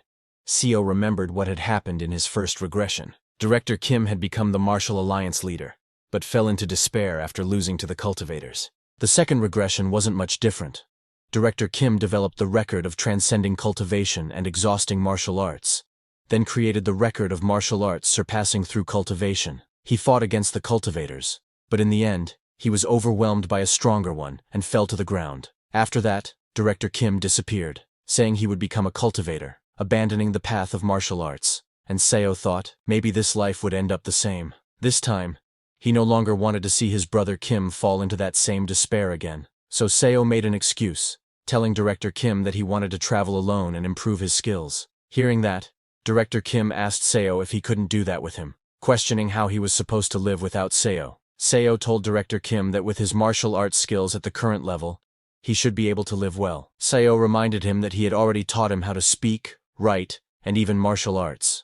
Now that Director Kim was a top expert, there was nothing more to worry about. But Director Kim still wasn't convinced. He asked Seo if he really had to be separated from his hometown friends again. Seo was surprised to hear that. So, he told Director Kim that starting from today, once every 2 years, they should meet at this house. Hearing that, Director Kim finally agreed. After persuading Director Kim, who was feeling lonely, Seo then left the house. Sometime later, a disciple of the 8 Stronghold Pavilion came out, asking, "What's this commotion in front of the 8 Stronghold Pavilion?" The person he asked was Seo. Seo greeted him and told the disciple that he had come to request a duel at the 8 Stronghold Pavilion. Hearing this, that disciple started laughing and told Seo, "This pavilion is not a place where just anyone can show up." But before that disciple could finish his words, Seo drew his sword and swung it, cutting down the disciple's blade in a single strike, shocking everyone nearby. After cutting the blade, Seo asked the disciple, "Do I still look like a nobody to you?" Seo had made up his mind. He was determined that he would definitely become stronger. After challenging the 8 Stronghold Pavilion and cutting the disciples' blades, Seo was welcomed inside the pavilion. Once inside, a girl came to escort him. She asked him to please come to the inner quarters, saying the sect leader was waiting there. Seo followed the girl into the inner quarters, where she led him to an arena where the sect leader was waiting. The audience consisted of the disciples of the 8 Stronghold Pavilion. When the sect leader saw Seo, he smiled and said he was curious who this first-rate master could be, especially since Seo was such a young junior. Seo greeted the sect leader saying, "This humble one, Seo Yun-hyun, greets the sect leader of Palgyeonggak." Hearing that, the sect leader laughed and praised Seo, saying his energy was extraordinary. Seo also praised the sect leader, saying his energy was extraordinary as well, and asked him to please grant him his guidance. The sect leader immediately took out his weapon, a spear whip. He swung his spear whip and told Seo that he would begin first. Seo took out his sword. The sect leader moved very fast and attacked Seo's legs, but Seo quickly dodged the attack. However, it was only the sect leader's main attack. As Seo dodged and was in mid-air, the sect leader infused energy into the spear whip and attacked. His attack was aimed at Seo's head, which surprised him. But Seo moved his sword with lightning speed and easily deflected the attack. The disciples of the 8 Stronghold Pavilion were shocked to see their sect leader's 9-section whip blocked by a sword. Looking at Seo's reaction speed, the sect leader was impressed and said, "Young warrior, you have reached the state of sword-body unity and are at the late stage of first rate." Seo also praised the sect leader for completely integrating with martial arts, saying that thanks to that, he had seen a new technique. The sect leader laughed and told Seo that to be at the same level as him at such a young age, Seo truly was a genius. Hearing the sect leader calling him a genius, Seo laughed because being called a genius was not a compliment to him. It might be surprising that he, who appeared to be in his late 20s, had reached a level that usually took decades of training. Seo smiled and thanked the sect leader for complimenting his insufficient talent, because he knew that in reality, he was merely one of countless mediocre dullards in this world. Heaven had not granted him talent, but even as such a dullard, through regression, he was able to train his martial arts to a level comparable to a genius. But Seo thought that regression perhaps was both his ability and his opportunity. Therefore, he decided to be a genius. He pointed his sword at the sect leader and said he would now use sword energy. The sect leader told him that he would go all out too. Seo used Duan Yue sword art's first move and struck at the sect leader. The sect leader quickly moved to his right and dodged the attack, but Seo didn't give him any chance and used the second move, entering the mountain and attacking from below. The sect leader blocked his strike with the spear whip and moved back. Seo charged again and used the third move, ascending the vein to attack. The sect leader again blocked his attack. He then took a step back and unleashed his energy, infusing it into his spear whip to attack. He swung his spear whip with lightning speed and continuously attacked from many directions, trying to put pressure on Seo. But Seo didn't fall short and blocked all his attacks. The sect leader was shocked to see that and wondered, "What is this monstrous sword art that I can't break through?" The sect leader again aimed at Seo's legs, trying to shake his balance, but it was no use as Seo jumped and dodged again. While Seo was in mid-air, he used his Duan Yue sword's 7th move, Deed Mountain, and charged straight at the sect leader with incredible speed. It looked like Seo was attacking with thousands of swords, and the sect leader could not dodge. The sect leader barely dodged slightly, getting his cheek cut. Seeing that, the disciples of the 8 Stronghold Pavilion were shocked, saying, "This can't be." Seo's sword speed was increasing with each move. Seo used his 11th move, destroying the ground. The sect leader jumped and dodged the attack. The disciples were stunned to see that it wasn't just speed. The sword was gaining destructive power as well. Seo charged again, and attacked with his energy-infused sword. The sect leader blocked Seo's swords with his infused spear whip. The collision released huge amounts of energy. After taking Seo's attack head-on, the sect leader's hand started shaking. Seeing that, Seo decided to finish it here. He jumped high into the sky and used his 12th move, 7 Lights Emerging Peak. Seeing him, the sect leader also attacked. But Seo swung his energy-infused sword with so much force and speed that it cut down the sect leader's spear whip into thousands of pieces, completely shocking the sect leader. Not just him. All the disciples of the 8 Stronghold Pavilion were shocked to see that. Seo's attack not only cut down the sect leader's spear whip, but also cut his hand. The sect leader grabbed his hand in pain and declared that he conceded defeat. Hearing that, Seo immediately put away his sword and greeted the sect leader, saying it was a good opportunity. Then he left the arena. Their match had completely destroyed the arena. After defeating the sect leader of the 8 Stronghold Pavilion, Seo left the sect. As he was walking out, everyone looked at him in shock. It was a very clean fight. Seo remembered that Palgyeongak was famous even in his previous life as a righteous sect that didn't engage in cowardly acts. So he decided to try visiting a demonic sect next. Thinking through these martial arts duels, in this life, he must reach the peak realm. As time passed slowly, Seo visited about 4 more small sects in Seogyeongsong. Among them, he lost duels at Aeol-yubo and Hwyeongmun, and won against sects like Gaejubang and Yukgyeolbo. Then he went to Hwodangpa, where he fought a warrior. He first cut down that warrior's blade and sent him flying. The warrior flew towards his sect master and was unconscious because of Seo's powerful attack. Seeing that, the sect leader of Hwodangpa laughed and said, "So the young first-rate master who's been challenging people to duels all over Seogyeongsong recently was you after all." He told Seo that he had seen his skill well. Seo greeted the sect leader, saying he too had learned a lot. Just then, many warriors came out of the door behind the sect leader. The sect leader asked Seo if he was ready because now it was the turn of the 10 elders. Seeing that, Seo was surprised, wondering, "What is this? Is this the demonic sect's way?" He asked the sect leader, "Didn't the duel just end with my victory? I have never heard of continuous battles or a 10-on-1 duel." With a smirk, the sect leader said, "Didn't you just hear?" Hearing that, Seo realized that this guy was playing word games. He tried to scare the sect leader, saying that if he widely announced today's cowardice to other sects, Hwodangpa's reputation would plummet. The sect leader laughed and told Seo that he didn't care because Seo would get injured during the duel here, and that injury would flare up, causing him to die of tetanus. He told Seo that the people would believe that their sect had taken great care of Seo, and despite their best efforts, Seo unfortunately passed away. As the 10 elders surrounded Seo, the sect leader laughed and told him, "How can a dead man spread a different rumor?" This situation was even more than Seo had expected. They were crazy bastards.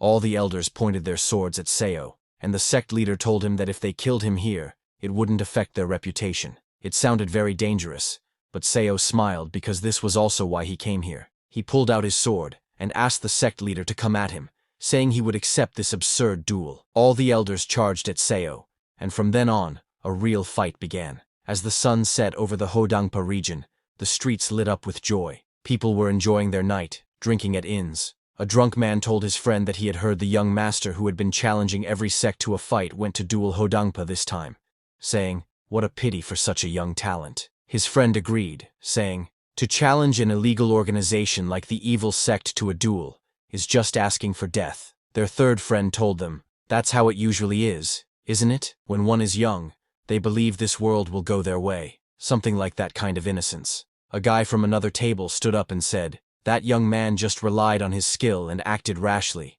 bringing about his own death. The Hwodangpa may seem like a sect on the outside, but inside, it's no different from a bandit's den. He's probably buried by now." While they were talking, just then, someone entered the inn wearing shoes soaked in blood. The waiter turned to welcome the new guest, but was shocked when he saw him. It was Seo, completely soaked in blood with small injuries around his body. He ordered 1 bowl of noodles. Everyone in the inn was shocked to see Seo. The waiter nervously asked him to come in and sit down. Seo went to sit down, and as he passed by others, everyone lowered their heads, not looking him in the eyes. But it was a normal reaction, because Seo had a very angry expression. He was angry at those crazy bastards of Hwodangpa. He really almost died.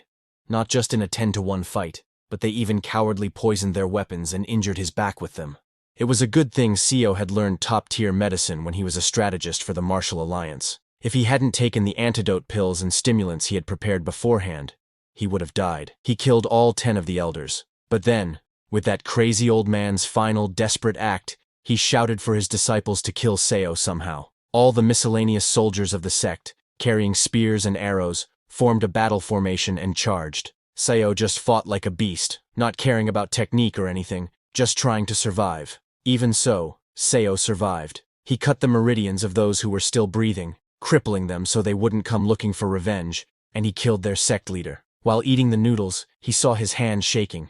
Maybe because he had taken too many stimulants. The tension just wouldn't subside. He sighed, knowing he wouldn't be able to sleep for the next few days. He grabbed his sword again, knowing that he needed to have another duel with another orthodox sect. After eating, he walked out of the inn, showing everyone a large cut on his back. Everyone was so scared that they couldn't say anything. Seeing that the young master, after his fierce battle with Hodangpa, ate noodles and immediately left for another duel, that crazy young man was widely talked about among many people, making Seogyeong City buzz with excitement. People gave that mad master a fitting nickname, Infinite Fighting Monster Seo Yun-hyun. Seo was continuously fighting, knowing that he had no talent, and that the path to the pinnacle he sought was infinitely distant. Therefore, he had to constantly fight and approach that realm by crossing the boundaries of life and death. Seo thought that a person without talent must go mad to overcome the wall. If there is no talent, there must be madness. That is the only way for a dullard to catch up to a genius. And so, Seo scoured Seogyeong City and various parts of Yongguk,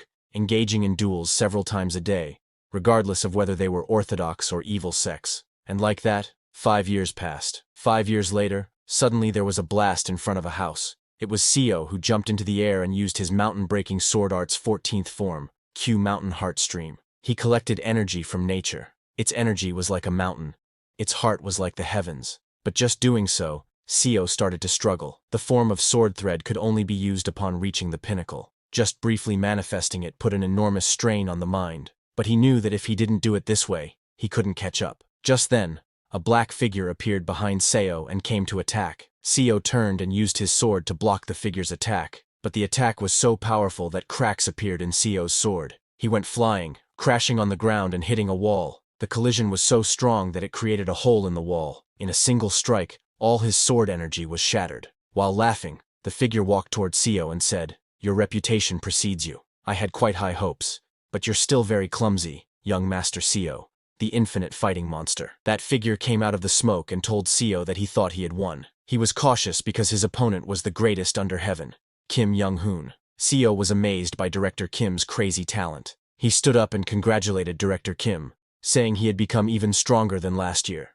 Well, he was right because Director Kim had completed his transformation in just 5 years. Looking at the cut marks on his hands, Seo wondered what on earth he himself had done in those 5 years. His realm was still at the top tier. With a sad expression, Seo accepted that talent is truly something that makes a person miserable. Then, after they calmed down, Seo asked Director Kim what brought him here, because hadn't they agreed to meet every 2 years? Director Kim told Seo that after attaining the 5 energies converging to the origin and visiting great sects of Yangguo, he had realized one thing. Seo asked him. Director Kim told Seo it was the fact that there was no one above him in Yongguk. Now, no one was even a match for a single one of his moves, and so he was planning on creating a sect or organization of some kind, and wanted to offer Seo a seat. But Seo immediately declined, saying he was comfortable with his current state. Looking at Director Kim, Seo thought he seemed to have already developed the martial lord's disease. He knew that if he accepted that offer, in this life too, he would surely become something like a strategist or vice-sect leader and work like a dog. But to reach the pinnacle with his talent, every minute and second was precious. Director Kim told Seo that it might be difficult to meet him once he established his organization, then started persuading Seo, saying Seo could always stick around and get his guidance in duels. But Seo declined, telling Director Kim that no matter what offer he made, he was not taking it. Hearing that,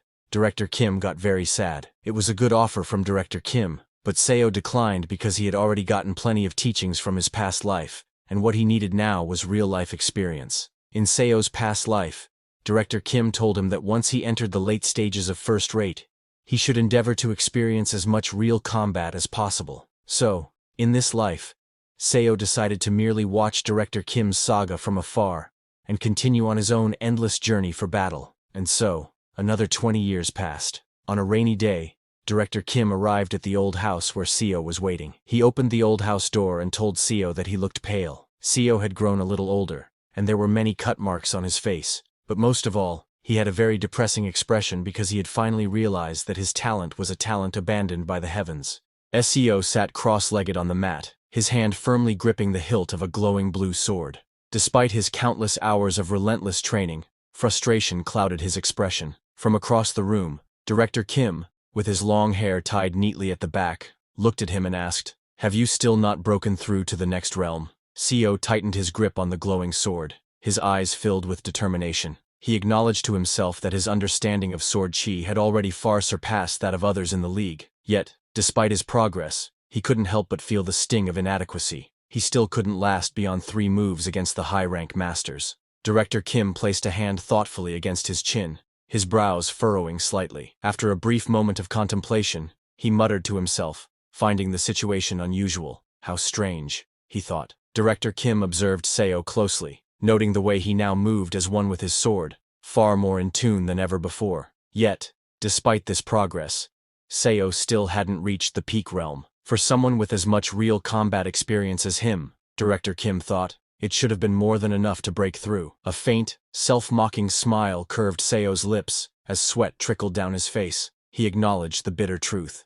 "This is my talent," he thought to himself. Blood trickled from Seo's nose as he forced a faint, bitter smile. In his heart, he acknowledged the cruel truth. He possessed a talent that the heavens themselves had cast aside. Seo's grip on his sword tightened, his expression strained as blood trickled from his nose. Half a day, that was his limit. If only he could sustain his sword chi effortlessly from dawn till dusk, without faltering, perhaps then he might finally catch a glimpse of the path forward. Director Kim handed Seo a thick red-bound book, his tone filled with sincerity. He expressed his genuine hope for Seo's success, then added as he passed it over. Seo sat reading the red-bound book, his expression thoughtful. Director Kim explained that it contained insights he had gained from his recent battle against cultivators. By enduring their spells and dragging the fight out for as long as possible, he had managed to hold on, and ultimately escape. SEO weighed the thick red-bound book in his hands. It was nearly as substantial as the main volume of the record of martial arts surpassing through cultivation and leaps,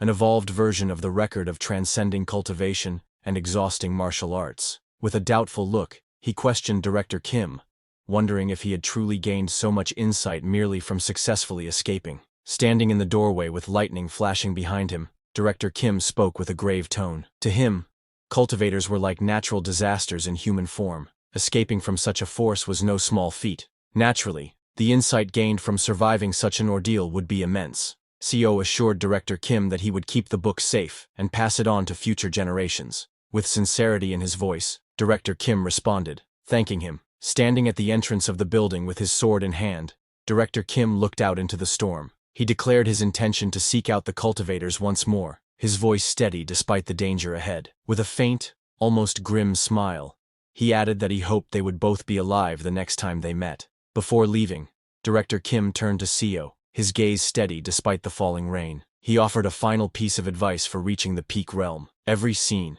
every space he passed through and experienced, Seo needed to engrave them deeply into his mind, never letting those impressions fade. Seo's eyes widened in surprise as he processed Director Kim's words. Almost in disbelief, he echoed the thought aloud. Was he truly meant to imprint all the scenery around him into his mind? Director Kim explained further, likening the practice to how one instinctively takes note of the surrounding terrain during battle or sparring. Normally, a fighter would store the layout of their surroundings in their mind for tactical use. What he was suggesting, however, was to turn that skill into second nature, something Seo could do constantly, not just in the heat of combat. Seo's eyes widened in disbelief as he tried to grasp the enormity of the advice. Maintaining sword chi alone already felt like it was about to make his head explode, and now, on top of that, he was being told to keep his spatial awareness sharp and steady at all times.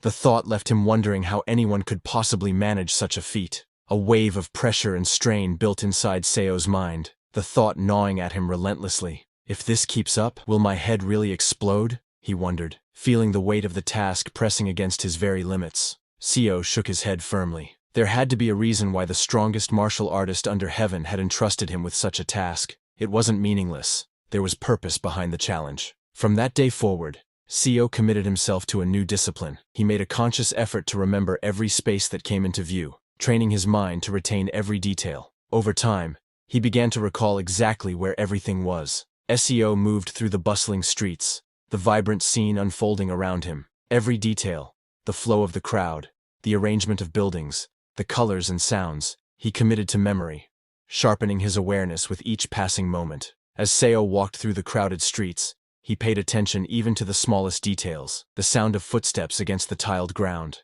the shuffle of shoes brushing past one another. Every movement and sound became a part of the mental map he was building. Passing through the dense forest, Seo noted the rustle of leaves and the way sunlight filtered through the canopy. Every sound, every flicker of movement in the greenery was etched into his memory as part of his growing awareness of the world around him. Seo walked steadily through the forest, his breaths deep and measured, sword in hand. It had been 5 years since he began the relentless practice of maintaining both his sword chi and his spatial awareness. 5 years of unbroken discipline and focus. Seo swayed slightly, a wave of dizziness washing over him. Perceiving every fragment of spatial information that entered his field of vision was exhausting. Far from an ordinary task, and certainly not an easy one. It demanded constant focus, pushing his mind to its limits. Seo realized his perception had grown sharper than ever before. It was no longer limited to visual information. Now, even the faintest sounds reached him with clarity. The rustling of leaves, the distant chirping of insects, the subtle crunch of footsteps, all of it became part of the world he was learning to perceive. A shadow of doubt crossed Seo's mind. Will I even be able to perform martial arts properly in this condition? He wondered. Yet, he reminded himself that there were no more sects left to confront, at least for now. For nearly 3 decades, Seo journeyed across the entire Yan Kingdom, challenging minor sects in sparring matches, and, on occasion, testing his skills against the major ones. By now, there was hardly a sect in the kingdom that he hadn't visited, and now, Seo made his living by collecting bounties. His skills had brought him to the point where he was not only confronting outlaws, but also capturing dangerous bandits with ease. In his dizzy state, he found himself forced to battle enemies who attacked without restraint, using any means or methods to kill. The thought gnawed at him. Could he truly survive under such relentless conditions? One of the bandits spotted him and shouted, "Brother! It's him!" Another roared, "Found you, you bastard!" But Seo remained calm, gripping his sword tightly. Either way, he thought, this is the path I've chosen. The towering bandit leader stepped forward, his broad frame draped in a leopard-patterned robe, eyes locked on Seo with murderous intent. Resting a massive blade on his shoulder, he sneered and pointed his second sword toward his target. "You're dead now!" he roared, his voice rumbling through the forest as the other bandits closed in behind him. Seo steadied his breathing, sword chi swirling around him despite the pounding in his head. Even if I die, he thought, this is the path I've chosen. Facing the armed men before him, his grip tightened. Isn't this the path I must walk? Blood sprayed through the air as screams of agony pierced the forest. The clash had begun, and the carnage was instant. 15 years had passed. Seo, now aged and bearing a weathered face marked by deep lines, gazed forward with a solemn expression. His gruff voice carried the weight of years as he quietly asked, "Did you survive, Director Kim?" His long hair tied neatly back and a deep scar etched across his face met Seo's gaze with a warm smile. In a confident yet light-hearted tone, he replied, "This time too." It had been 45 years since Seo had returned to this life. As he calmly poured tea, his thoughts reflected on the changes within him. By now, his vision and hearing were sharper than ever, leaving no room for doubt. Even his sense of touch, taste, and smell had reached a state of refined perception, honed to near perfection over the decades. Seo's gaze fell upon the steaming cup of tea before him.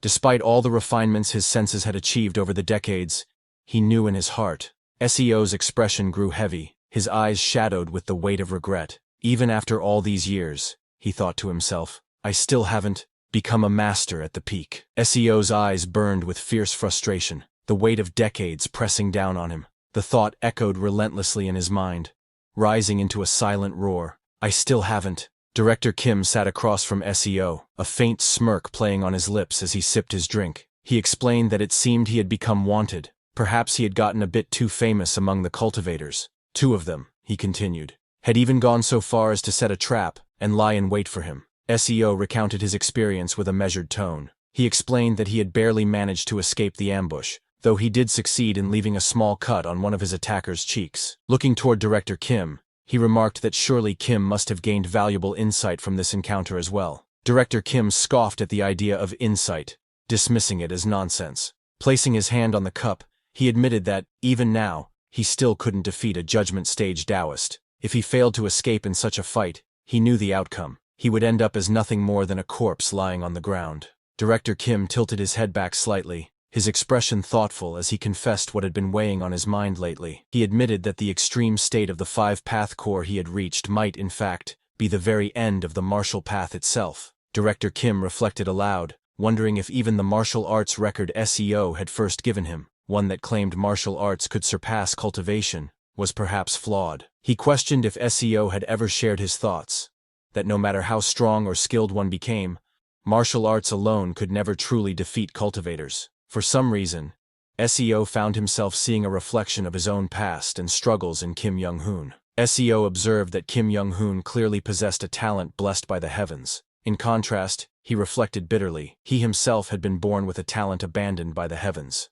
SEO reflected that he and Kim Young-hoon possessed talents that were complete opposites, one blessed by the heavens, the other abandoned by them. Yet, despite this stark contrast, he couldn't help but wonder, why does he look so much like me? SEO admitted his frustration at not knowing why he couldn't reach the peak realm. Director Kim considered this, and noted that even after mimicking sword chi and adopting the perspective of the peak realm, SEO still couldn't attain it, and he still had no idea why. Under the quiet night sky, Director Kim suggested having a sparring match for old time's sake. SEO responded with a faint smile, saying it was the best thing he had heard in a long while. The moon hung high in the night sky, casting a gentle silver glow over the quiet forest below, as if silently bearing witness to the coming clash. The stillness of the night was shattered by a deafening clash, the air erupting with explosive force as their battle began, sending shockwaves rippling through the trees under the moonlit sky. SEO staggered back, clutching his side as pain surged through him.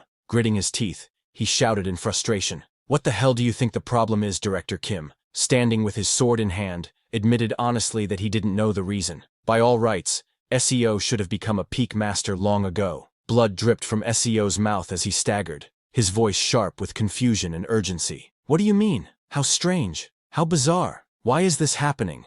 Director Kim wondered himself, struggling to comprehend. He said that even if SEO truly had no talent at all, this outcome still didn't make sense to him. Hearing that, SEO's eyes widened in shock and confusion. Director Kim placed a thoughtful hand on his chin, his gaze steady. "Perhaps, what you're missing," he suggested, "is the right trigger." SEO repeated the word softly. "Trigger," Director Kim explained. "Something like desperation, or a driving force. Something that could push you past the limits of your talent by drawing out extreme focus." SEO's rage exploded as he shouted, his voice echoing with decades of frustration. "What kind of damn trigger are you even talking about? I've wielded a sword for over 50 years, my whole life." SEO's eyes burned with fury and desperation as he roared, "And now you're telling me, what kind of trigger do I still need to yearn for, and how much more desperately?" His voice trembled with raw emotion. "I've risked my life and struggled all my life just to escape mediocrity."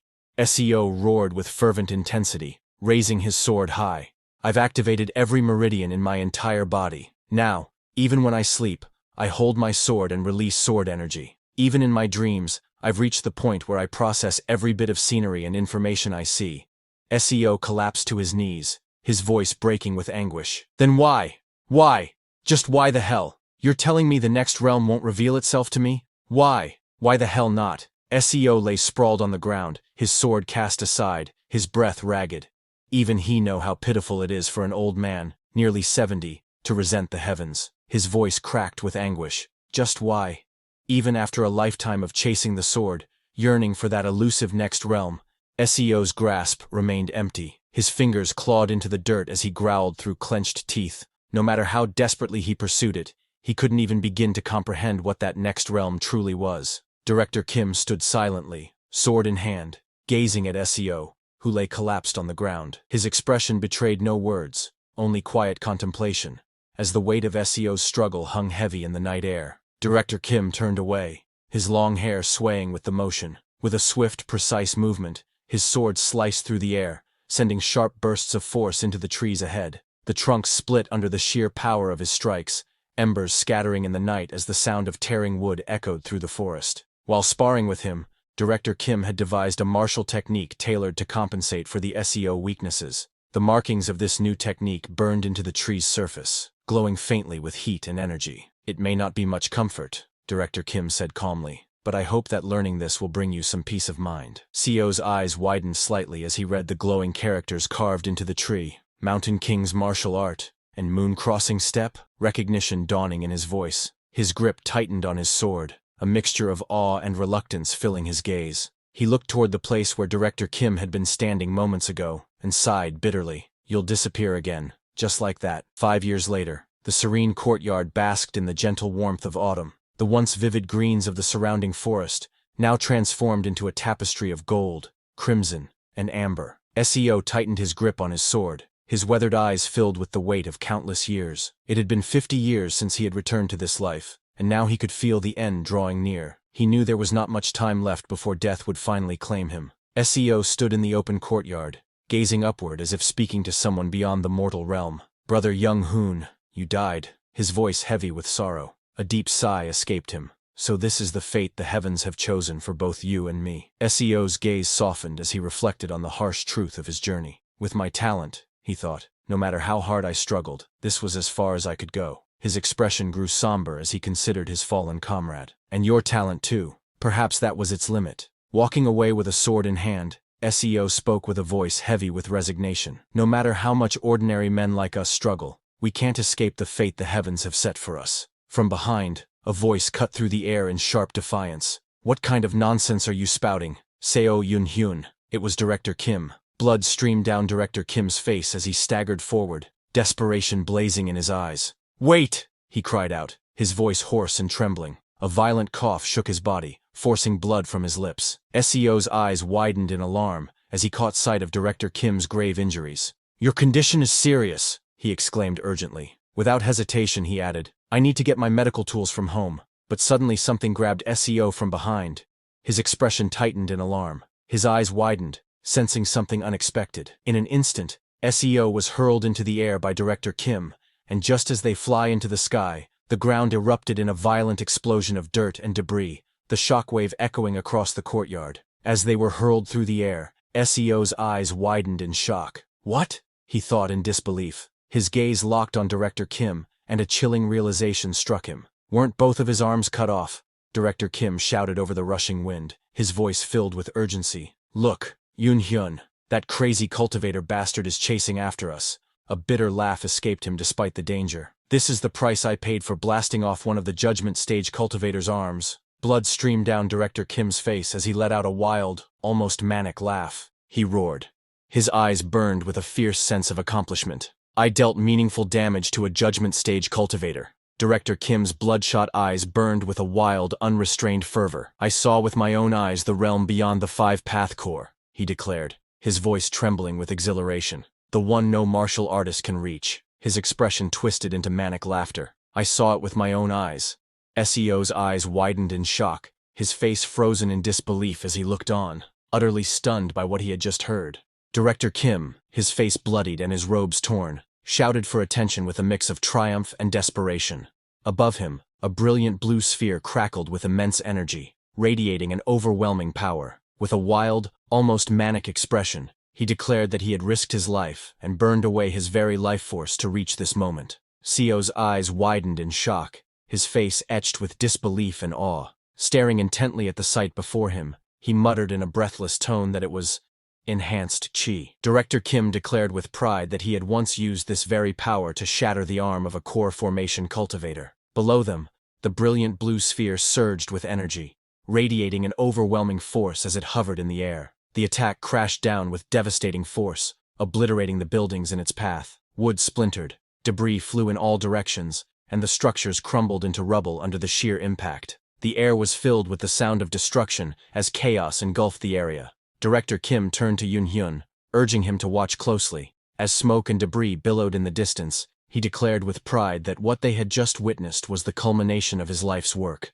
devoting himself entirely to the training of martial arts. Seo's expression softened with shock and sorrow as he gazed into the distance. His voice trembled, barely above a whisper, as he uttered in disbelief and grief that his house was gone. Seo looked upon the smoldering ruins, his heart heavy with loss. He reflected that he had invested every bit of money he had gathered over 50 years into this home, pouring his boundless fighting spirit into its creation.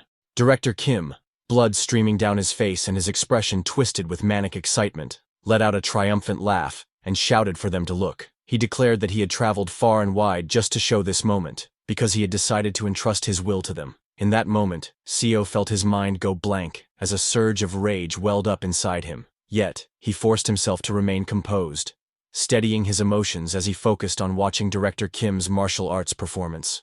The spot where a grand 3-story building once stood had been completely obliterated, vanishing in an instant without leaving even a trace behind. Amid the burning wreckage, Seo reflected grimly that it was fortunate there had been no servants in the house at the time. Otherwise, hundreds of lives would have been lost in that single devastating attack. Seo examined the wreckage, noting the faint blade traces left among the few remnants. Realization struck him. The ball of enhanced chi from earlier had been a concentrated fusion of thousands of blade energies. Seo was awestruck by the sheer power he had just witnessed. It was stronger than any martial arts technique Director Kim had ever shown him before, an unbelievable force that left him in disbelief. Director Kim, bloodied but resolute, explained that this was how he had managed to shatter the arm of a core formation cultivator. In the past, he had been forced to rely on ambushes or assassinations just to take down cultivators in the chi building stage. But now, he declared, he could face them head-on.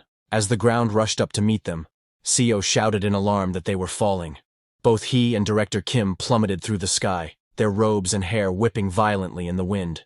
The two crashed into the ground with tremendous force, sending debris and shockwaves exploding outward. The impact tore through the earth, scattering dirt, stone, and shattered branches into the air as the surrounding trees shook violently. Dust and debris slowly settled over the impact site. Splintered wood and scattered rocks lay strewn across the ground, while faint trails of smoke curled upward into the air, marking the aftermath of their violent fall. A crater marked the spot of their impact, dust still rising into the air as the red autumn leaves swayed gently in the breeze. From within the settling haze came a faint, earnest plea, asking not to forget these techniques. Bloodied and lying on the ground, Director Kim spoke with labored breaths. He said that these techniques were the culmination of his life's realizations, and pleaded for his martial arts to be passed down to future generations. Seo knelt beside the fallen and bloodied Director Kim, his voice firm, yet filled with concern. He told him that he had heard his words, and urged him to stop talking, reminding him that his life was at stake. Perched high in the branches of a towering tree, a figure looked down with a cold, confident gaze, and declared that they had found the ultimate martial spirit. They remarked with a hint of mockery that it was quite a terrible place to try and run to. Below, Seo stared upward, tension evident in his expression. The cultivator in blue looked down sharply and called out to Seo, addressing him as a civilian. His tone was cold and commanding as he declared that Director Kim was a criminal who had committed unspeakable crimes against the cultivators, ordering Seo to leave him there. Seo, his expression tense and wary, looked toward the cultivator and asked if he was there to punish Director Kim, or if perhaps he was an acquaintance of his. Without hesitation, Seo scooped up the wounded Director Kim and sprinted away at full speed. The ground blurred beneath his feet as he dashed forward, determined to escape before the cultivator could make a move. From his perch on the tree, the cultivator in blue clicked his tongue in irritation, calling the attempt pointless. Watching Seo carry Director Kim away, he wondered aloud if Seo had never heard about them from the ultimate martial spirit. The cultivator in blue let out a dark chuckle, deciding to treat the situation as entertainment. As ominous purple energy swirled around him, he taunted Seo, telling him to run as fast as he could. As Seo carried Director Kim away at full speed, looking back, Seo's eyes widened in shock. Gasping for breath, he began to utter in disbelief. Seo's eyes widened in horror as he spotted a horde emerging from the purple haze beneath the cultivator in blue. Their lifeless faces and glowing eyes left no doubt. These were corpses. His shock deepened as he recognized them for what they truly were. Jiangshi. Seo sprinted forward with Director Kim in his arms, gritting his teeth in frustration and muttering that he was too old for this. Behind them, the Jiangshi let out chilling screams and charged in relentless pursuit. As Seo ran with Director Kim in his arms, he panted heavily but still managed to speak. He asked if the title Ultimate Martial Spirit was something the cultivators had given him, remarking that it was quite a unique name. Seo, still catching his breath as he was carried away, exclaimed that it was bizarre. The Ultimate Martial Spirit and the Infinite Fighting Spirit. Two legendary spirits, now running for their lives from the Jiangshi. He couldn't help but point out just how strange the situation was. Seo, breathing heavily as he carried his companion on his back, urged desperately, "Never mind that. You need to stay awake. Please, say something. Behind them, the relentless Zhangshi closed in, their eerie movements and expressions making the chase even more harrowing. One of the Zhangshi lunged forward with a terrifying scream, its pale face twisted in rage and hunger, eyes glowing with an unnatural light as it reached out with clawed hands toward its prey. The Zhangshi lunged at Seo with a feral roar, its claws slashing through the air. Seo, gritting his teeth, twisted his body mid-stride, narrowly avoiding the attack while keeping hold of Director Kim he was carrying, and slicked off the Zhangshi's head with his sword. Then Seo kicked that Zhangshi's side with brutal force. The impact reverberating through his body sends the Zhangshi flying, that Zhangshi flung backward into the others. The force of the impact sent multiple Zhangshi tumbling to the ground in a heap. Seo ran through the forest, his breath ragged as he carried another on his back. Damn it. You should be the one running with me on your back, he growled at Director Kim in frustration. I'm gonna die from suffocation. Why did you have to get your arms cut off? The Zhangshi refused to give up, their relentless pursuit echoing through the forest with shrill cries. Seo clenched his jaw, forcing himself to keep moving forward, his breathing heavy and ragged as he carried his companion on his back. Morning came, and night faded away. Countless times the sun had risen and fallen, yet he kept running, boots pounding against the dirt as the relentless Zhangshi trailed close behind. Sweat dripped down Seo's face as his breath came in ragged gasps. Each inhale burned his lungs. But still, he pressed on. He skidded to a halt at the cliff's edge, staring down at the dizzying drop. It's so high up, he muttered, his voice tight with frustration, while the relentless pursuers clawed their way up behind him. From above, that cultivator floated effortlessly, his calm voice carrying a tone of mild surprise. Shocking, he remarked. Below him, the grotesque Zhangshi snarled and hissed, their pallid faces twisted with hunger. The man continued, his gaze fixed on the exhausted Seo before him. You, a mere civilian, managed to withstand the Zhangshi for 3 days and nights. The man's voice grew colder as he continued. You cannot run anymore. His piercing gaze locked onto his target. It's also futile to do so. The cultivator's voice was laced with finality as he declared, the ultimate martial spirit is already dead. Seo, drenched in sweat and gasping for breath, clenched his teeth. His body trembled from exhaustion, yet he still held onto the hilt of his weapon, refusing to collapse. Seo's voice was weak yet steady as he stood at the cliff's edge, the weight of another person slung across his back, his breathing ragged. Then, with a faint wry smile, he added, I'm a physician after all. The cultivator in blue fixed his gaze on Seo and asked coldly, then why were you running? His tone carried no sympathy as he continued, I am only interested in the ultimate martial spirit. I don't care about you. You could have just abandoned the corpse and run off. Seo lowered his head, a shadow falling over his eyes. A faint, trembling chuckle escaped his lips. His smile widened, the sound deepening into a steady, unsettling laugh. The cultivator in blue narrowed his eyes, his tone laced with suspicion as he stared at Seo. You're laughing? He asked, clearly unsettled by the sudden change in demeanor. Gripping the sword tightly, Seo reflected on his journey. The Severing Mountain Sword, the Dragon Vein Chi method, the Mountain Lord martial arts, and the Transcending Peak steps. He was able to reach this point despite being void of talent. Thanks to Director Kim's teachings, he was someone from Seo's hometown, as well as his martial mentor. Seo glared fiercely, his voice filled with defiance as he pointed his blade forward and said, if you want to take my master's head, you'll have to take mine first. The cultivator in blue stood silently, his expression shadowed yet piercing, exuding an intense and oppressive aura without uttering a single word. The cultivator scoffed, his voice laced with disdain. No one knows to fear the cultivators. Is it because you simply don't know any better? Or is it that you've grown so old that fear no longer reaches you? Behind him, Zhangshi with glowing eyes and twisted grins raised their arms, dark purple energy swirling ominously around them. The cultivator in blue stepped forward, his expression dark and unwavering. I'll show you, he declared, his voice carrying an ominous weight. Massive spectral hands formed behind him, wreathed in a menacing purple aura, as the undead horde snarled and lunged in anticipation. That cultivators possessed the power to inflict a pain far worse than death. The cultivator in blue extended his will, and the colossal spectral hands lunged forward with terrifying speed. Their immense fingers curled as if to seize and crush everything in their path, the air around them distorting under the sheer force of his power. Seo's eyes widened in shock as a blur of motion tore through the air toward him. His grip on the sword tightened instinctively, but the sheer speed of the incoming strike left him with barely a moment to react. Seo's sharp eyes widened as realization struck him. His focus shifted instantly, a grim thought echoing in his mind. He wasn't going after me. Director Kim's body trembling violently, as if an unseen force was crushing him from above. That cultivator's hands turned into Director Kim's hands, and it clawed at the air, and a sharp, panicked gasp escaped his lips.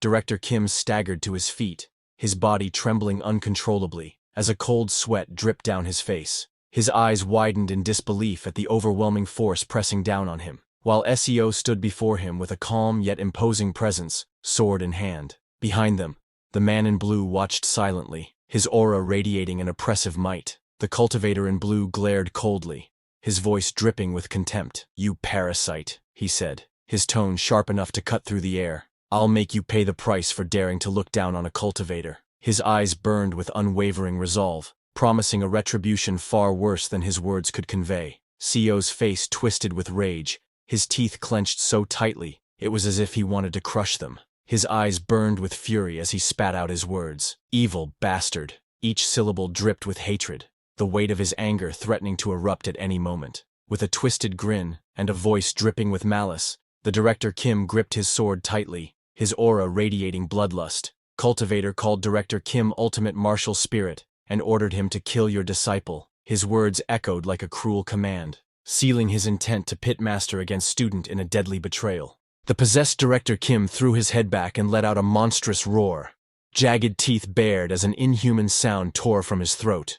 Wreathed in a sinister purple aura, he swung his weapon with devastating force toward Seo, who braced himself with his sword, his expression tense and unyielding. Seo glared up at the man in blue hovering above, his voice filled with fury as he demanded, "How dare you defile a dead man's legacy like this?" The cultivator looked down at Seo with a calm yet condescending smile, clearly enjoying Seo's expression. Meanwhile, Director Kim, his body radiating that same sinister purple aura, charged at Seo and clashed violently with him, their blades ringing in the cold air. Seo's thoughts remained steady despite the onslaught. Thankfully, his opponent couldn't use martial arts. Instead, he attacked with nothing but the raw, overwhelming strength that the cultivator's power had granted him, each strike driven purely by brute force rather than technique. The blade crashed against Seo's with overwhelming force, the impact reverberating through the air. Purple energy surged around Director Kim, amplifying every strike. Just that sheer force and speed, Seo thought grimly, his arms straining under the pressure. "It's hard for my old body to withstand." He gritted his teeth, his eyes blazing with determination, as he struggled against the crushing force of the descending blade. Gripping his sword tightly, Seo felt the weight of dishonor pressing upon him. "It's already an incredible disgrace to point my blade at Kim Young-hoon," he thought bitterly, his knuckles whitening against the hilt, especially when he's already dead. Seo's lips tightened as he spoke, apologizing in a solemn voice. But deep inside, his resolve hardened. He knew that if there was nothing else he could do, he had to end it as quickly as possible. Shifting his stance, Seo's grip firmed on the hilt as a surge of violet energy spiraled around him. His expression was calm, yet resolute, as he invoked his technique. Severing Mountain Sword. 21st Form. Heavenly Lake. He remembered that the 21st form of the Severing Mountain Sword was known as Heavenly Lake, a technique as majestic and vast as its name implied. When Director Kim had taught him this technique,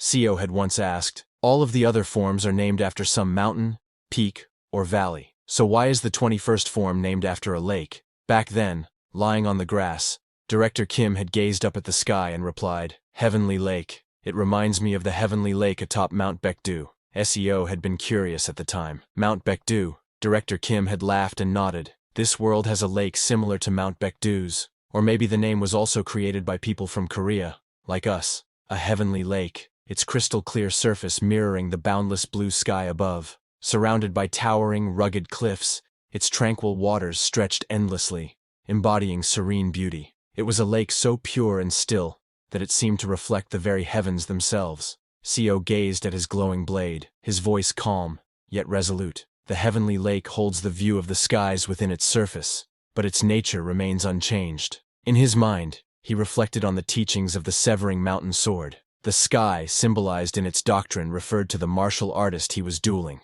and the lake, which encompassed the sky's reflection, referred to his single strike. Before him, Director Kim lunged with ferocity, their blades moments from clashing. With a thunderous burst of energy, The strike connected, sending a violent shockwave rippling outward. Director Kim's eyes went wide in shock and agony as his body was engulfed by the overwhelming force, his scream tearing through the air while debris scattered in all directions. Seo's gaze was sharp, his grip steady on the hilt of his glowing sword as he recalled the essence of his technique. The heavenly lake of the severing mountain absorbs all the energy flowing in the opponent's veins into my sword energy for a single moment. His eyes narrowed with focus, and in that instant, it launches the enemy away while their energy becomes trapped within my blade. Seo's hands tightened around the hilt, purple energy swirling and crackling along the blade. It's a move I can use because I am a first-rate physician, and a master at understanding the 8 chi veins, he thought, feeling the flow of power align perfectly with his strike. This was no ordinary technique. It was a move only he could perform,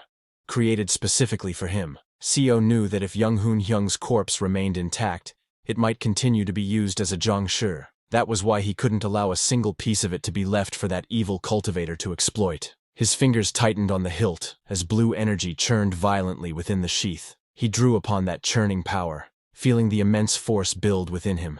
His gaze hardened. To combine all of the severing mountain sword's forms into a single attack, Seo surged forward, his movements sharp and precise as his blade carved through the air. Severing mountain sword, first form, transcending peaks. With a burst of power, he channeled the form's essence, his strike carrying the force and grandeur of mountains rising beyond the clouds. His blade cleaved through the air in a brilliant arc of light, the force of the strike tearing into his opponent. The slash cut cleanly through Director Kim's body, the momentum carrying the attack past him as the sky split with its radiance. Seo unleashed a relentless sequence of strikes, each flowing seamlessly into the next. Second form, entering mountain. Third form, ascending vein. Fourth form, flowing ridge. Fifth form, bouldered cliff. Sixth form, strange stone. His blade carved through the battlefield, each form merging into the next with flawless precision. The ground split and shattered under the force, fragments of rock erupting into the air as arcs of swordlight tore across the terrain. Director Kim let out a blood-curdling scream as countless deep gashes tore across his body in a crisscross pattern. Blood sprayed in every direction, his form trembling violently under the unrelenting assault of Seo's devastating strikes. Seo's eyes burned with fierce determination, his expression twisted with resolve. I'll cut him to pieces, so the cultivators can never defile his legacy further by turning his corpse into their puppet. Seeing this, the cultivator's face twisted with fury, his eyes blazing as he thrust his hand forward, purple-blue energy surging from his palm. "You insect!" he roared, his voice echoing like a thunderclap, the raw force of his rage and power aimed directly at his target. As he poured the pure purple-blue energy into Director Kim's body, it transformed into a monstrous figure that let out a guttural, ear-splitting roar. Its deformed, muscle-bound body trembled with rage, black tattered wings flaring menacingly from its back as dark energy rippled outward. From below, Seo stood unfazed, his white hair whipping in the turbulent air, staring up at the beast without a hint of fear. His expression hardened, beads of sweat running down his weathered face as he quickly assessed the situation. He's boosted him with even more power and speed, Seo thought grimly, his sharp eyes tracking the enemy's movements. There was no time to hesitate. He needed to dodge, and fast. But his initial instinct wavered, his thoughts shifting in an instant. What use is there in dodging? He realized grimly. His eyes locked onto the monstrous foe barreling toward him. My life will end soon. I'm already as good as dead. A flicker of resolve lit in his gaze.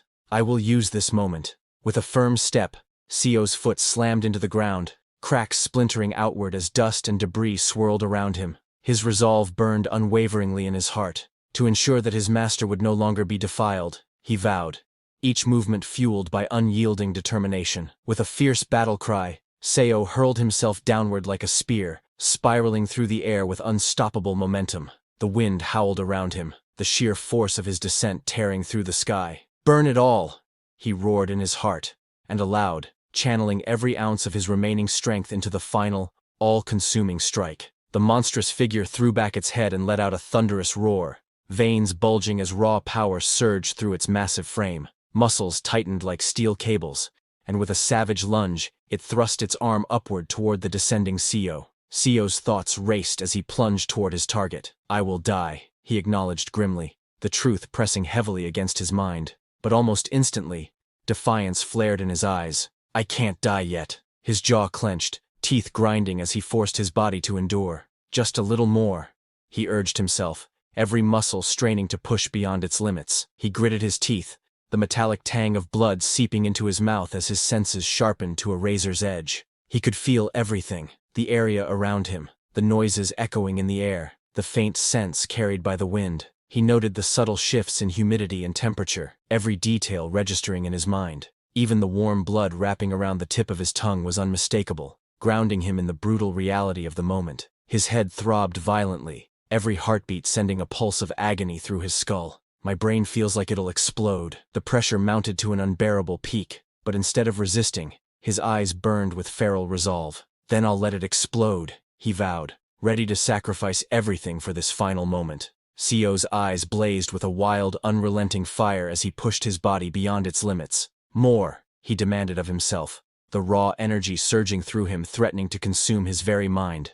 With a primal roar, he swung his blade downward, his voice echoing like thunder. Until my brain burns to a crisp, he unleashed every last shred of strength in a single devastating strike. A deafening crack split the air as a surge of crimson energy erupted outward, fracturing the space around it like shattered glass. The red light pulsed violently, radiating raw, destructive power that tore through everything in its path. Seo's eyes widened, his pupils constricting as shock and realization struck him all at once. His breath caught in his throat, and the tension in his face froze into an expression of raw disbelief, as if he had just witnessed the impossible unfold before him. It felt as though his skull might burst from the unbearable pressure, his mind teetering on the edge of collapse. Instead of yielding to the crushing strain of staking his life on the line, something within him broke past that limit, surpassing an unseen threshold he hadn't even known existed. His body felt strangely light as he drifted forward, sword in hand, through an unfamiliar void.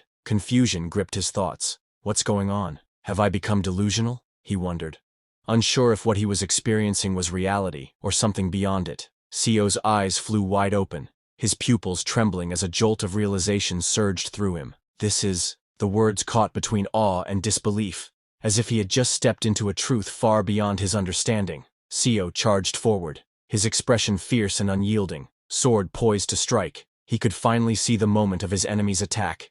He could feel it. With a thunderous impact, Seo's strike met the towering Director Kim head-on. The creature's massive clawed foot slammed into the ground, cracking the earth beneath it, while its grotesque sinewed form twisted in an effort to overpower him. Seo drove forward with all his might, the clash shaking the battlefield as their combined force tore through the air. He stood firm beneath the dark, swirling sky, his tattered robes fluttering in the wind. Gripping his sword with unwavering resolve, he let the blade gleam with a brilliant arc of blue light that cut through the gloom. His weathered gaze was steady, carrying both the weight of countless battles and the unyielding will to see this one through to the end. Seo's blade pierced the dark clouds above, its edge trailing a sharp arc of blue light that split the sky. With a single decisive slash, his blade tore through the monstrous foe's massive frame. Blood erupted in a violent spray as the creature's agonized roar echoed through the air, its body convulsing from the devastating blow. Seo's strike carried both precision and overwhelming force,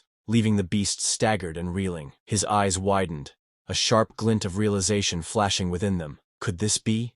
He wondered, his gaze unwavering. The thought struck him like a thunderclap. Blood still gushed from the deep wound carved across Director Kim's chest, yet Kim's lips curved upward in a faint, almost serene smile. Seo's eyes widened in disbelief. Kim Young-hoon is smiling, a talent blessed by the heavens, and a talent forsaken by the heavens.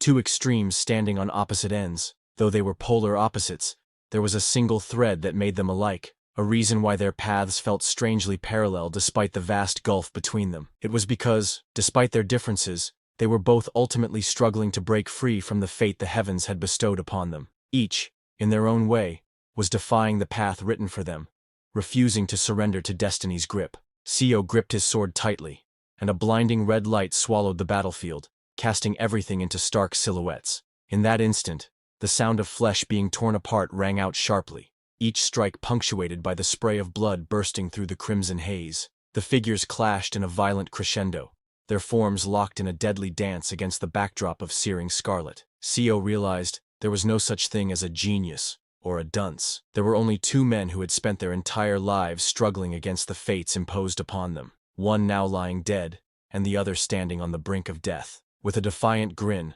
Director Kim's eyes gleamed with challenge as he asked Seo if he was going to stop there. But Seo knew this was not the end. He was not going to stop. He leapt high into the air, his cloak billowing as the tip of his sword gleamed under the moonlit sky. Channeling all his strength, he unleashed the 15th form. Layered Mountain, an overwhelming slash that descended like a tempest. The ground below erupted violently upon impact, shockwaves tearing through the earth as dust and debris exploded outward in a roaring cascade. Dust swirled in the aftermath, the fractured ground groaning beneath the strike's force. Amid the chaos, a voice echoed with cold finality. This is the end. Seeing this, the cultivator's face contorted with rage, veins bulging across his temple as he threw his head back and roared. The cry tore from his throat with raw fury, his wide eyes blazing and his teeth bared in unrestrained defiance. Seo's voice was cold and certain as he hurled his foe through the air. Now, he said, even a cultivator won't be able to identify Director Kim's corpse any longer. The body tumbled weightlessly, fragments of stone falling alongside it into the dark abyss below. With his eyes gently closed and a faint, serene smile on his face, Seo spoke softly, his voice carrying both reverence and sorrow. In his final moment, he prayed that his martial arts master could rest in peace. The words lingered in the air like a final blessing, as if he were sending off an old friend on their last journey. He had finally reached the level of martial arts he had long yearned for, a peak he had chased through years of relentless effort. He brought an end to a life defined by unending struggles and ceaseless battles. This marked the end of his 4th regression, a chapter closed in the long cycle of lives he had endured.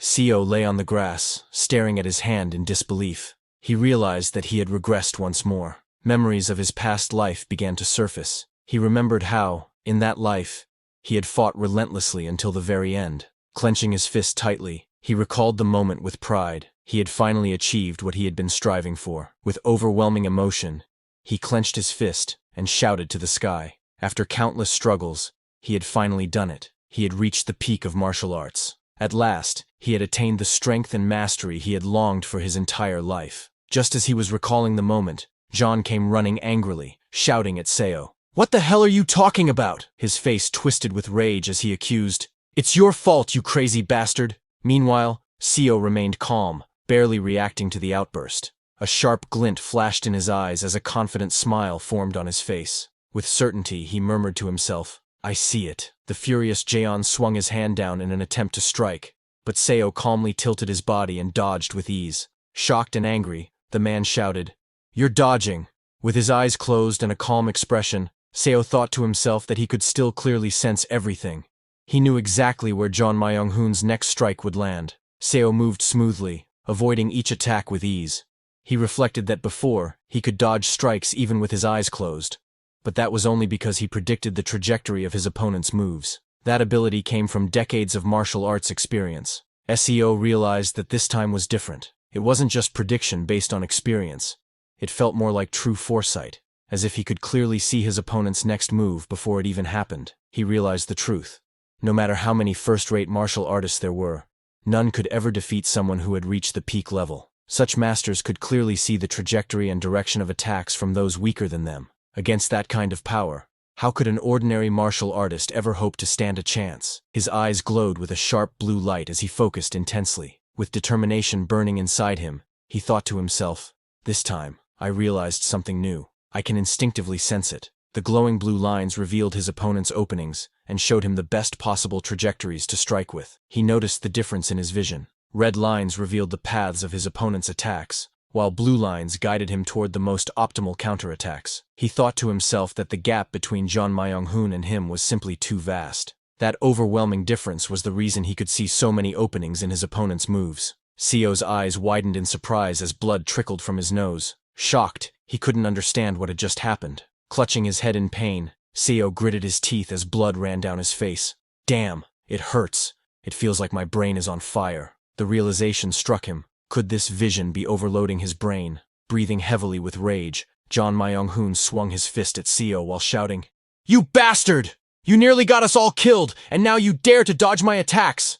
In an instant, Seo struck back with precision. John's eyes rolled back as his head snapped to the side, sweat flying off his face from the sharp impact. He collapsed to the ground, knocked out cold. Seo stood over him calmly, while a group of colleagues rushed over in shock, shouting, Section Chief John. CO clutched his head, still feeling the strain from the overwhelming vision. One of his colleagues approached with concern and asked, Deputy Manager CO, is he all right? SEO wiped the blood from his nose and let out a deep breath. To think it had hurt this much after using it for such a short time, he thought, frowning. What could be the problem? After the fight, CO took a moment to steady himself and then reassured his co-workers. Once he had calmed them down, the tense atmosphere began to ease. He led them to a cave and started a fire to keep them safe. After cooking some fruits for them to eat, he watched as they slowly drifted off to sleep, finally able to rest. Inside the cave, his co-workers lay scattered around the warm fire, fast asleep. The crackling flames filled the silence as they found a moment of peace after the chaos.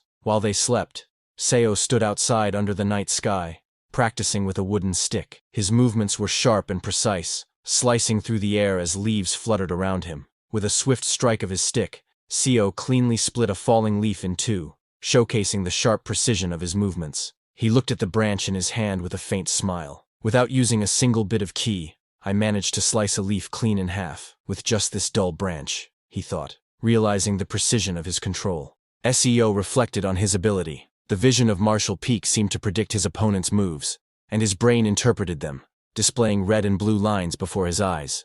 SEO analyzed calmly. If he used this vision, he could read all of his opponent's movements and strike at their weaknesses with the most optimal counter. At last, Seo understood. So this is why Director Kim called it the memory of all five senses. It's actually a replication of a peak martial artist's vision. His eyes glowed with sharp blue light as he realized the truth. Director Kim had been forcing him to enhance all five senses and manually calculate his opponent's trajectories. As Seo held the branch, countless blue lines spread out before his eyes, mapping every possible path. The vision of Marshall Peak is truly incredible, he thought in awe. Seo stood firm in the forest clearing, leaves swirling wildly around him. With the branch in his hand and a calm yet sharp gaze, he radiated quiet confidence, fully immersed in the power of his newly realized vision. Slowly, he closed his eyes, shutting out the world around him. In the darkness behind his eyelids, memories of battles and warriors resurfaced vividly, as if guiding him toward deeper understanding.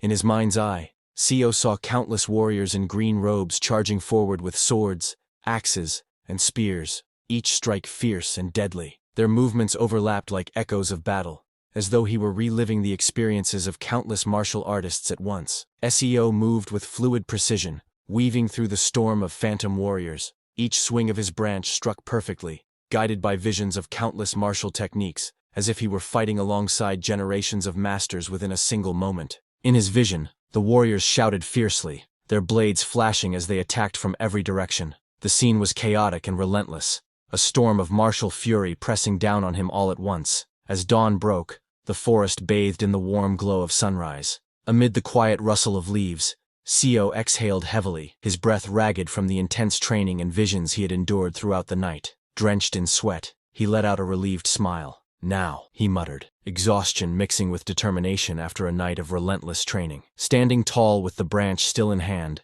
Seo looked out at the morning light with unwavering confidence. I've finally reached the proper martial peak, he declared to himself, his heart pounding with triumph. Suddenly, Seo clutched his head in agony, gritting his teeth. His brain felt like it was about to fry to a crisp, the strain of his newfound power overwhelming him. But after he found 8 yellow bamboo roots nearby and performed the dragon vein chi method, he managed to stabilize himself. Now, he could maintain the vision for 3 whole hours. Seo looked down at the bamboo roots and thought to himself, now that I've reached this level of prowess, I no longer need to sell these yellow bamboo roots. I can resolve financial issues with my own abilities. As for the leftovers, carrying the remaining roots back to the cave, he glanced at Director Kim, who was snoring loudly in his orange jacket. Seo set the roots beside him. Director Kim slept soundly, unaware of the intense training Seo had just undergone outside. Seo sat quietly in the cave, deep in thought. In my memory are 6 volumes of Director Kim's research,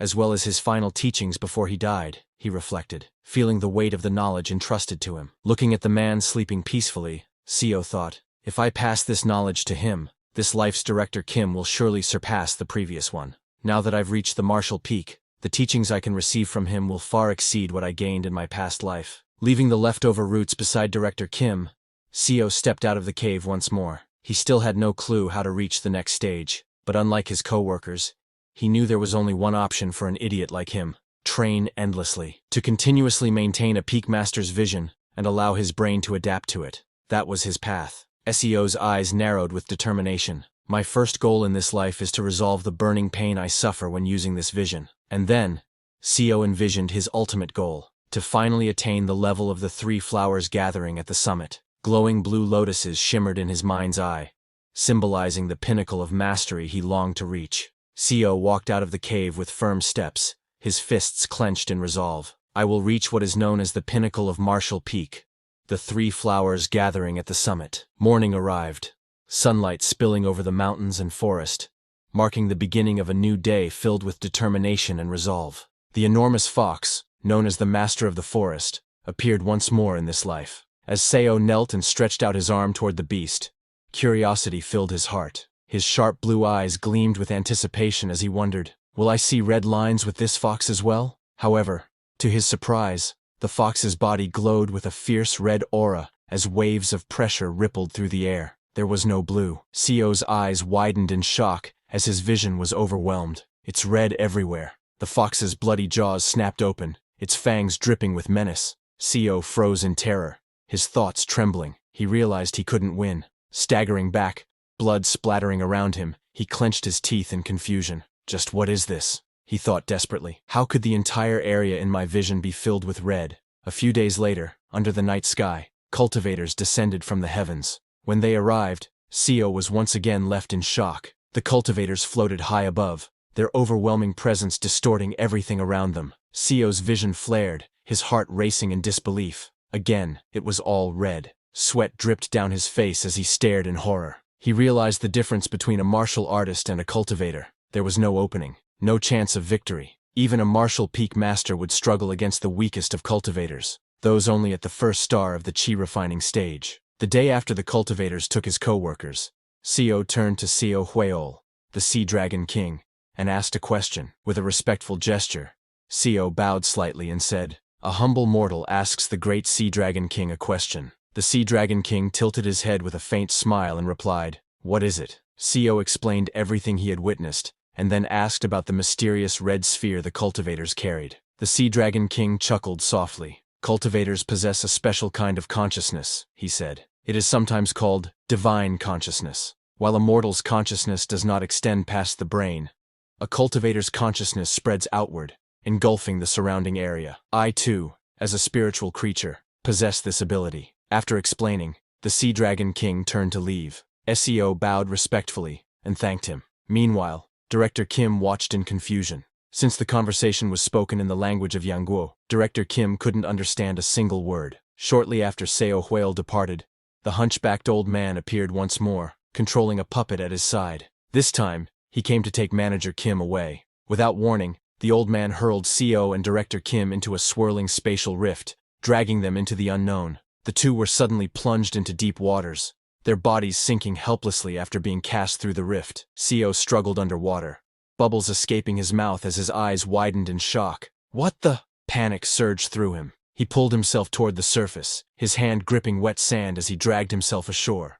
Frustration clear in his voice. It was on top of the trees last time, now it's in water. Seo stood on the shore, wringing the water from his clothes, while Director Kim lay exhausted on the sand. Gasping for breath, Director Kim finally woke, panic in his eyes, and asked Seo where they were. Seo, still calm despite the situation, answered firmly, "Somewhere completely different." He buttoned up his damp shirt while scanning the surroundings. Judging by the landscape, this is the Chickenhead Lake of Yangguo. Changho City should be nearby, he thought. Director Kim let out a frustrated sigh and asked, "Seo, what should we do now?" Seo glanced around the empty shore and replied, "If there were people nearby, we could ask for directions." He pointed across the shimmering water. There appear to be some buildings across the lake. Director Kim squinted, then nodded quickly. Seo dove into the lake without hesitation, telling him, "I know how to swim. I'll go there and get us some clothes and food." Kim Young-hoon panicked, calling out, "Seo, be careful." As Seo swam across the lake, he muttered in frustration, "What did we squeeze the water out of our clothes for then?" Still, his thoughts sharpened. If my memories serve me correctly, that building is a bandit's den. I wiped them out in my previous life. He recalled his past encounter. Their leader had been in the late stages of first rate, the vice leader in the middle stage of first rate. and the rest were just second and third-rate small fry. Of course, they had numbers. So he had used poison on his blade to take them out. Suddenly, one of the bandits turned his head, narrowing his eyes. A moment later, his expression shifted to shock as he noticed someone approaching. SEO emerged from the water, droplets streaming down his clothes as he walked toward the shore. The bandits burst into laughter. "Who's this fool? Doesn't even know where he just swam to?" One sneered. "Get lost if you don't want to die." Another spat. SEO ignored their jeers, fists clenched tightly, his steps steady and determined. One of the bandits charged, raising his club with a furious roar. "Didn't you hear me? Get lost." But SEO stood firm, unfazed. In a flash, he struck with overwhelming force, sending the bandit crashing to the ground with a thunderous impact.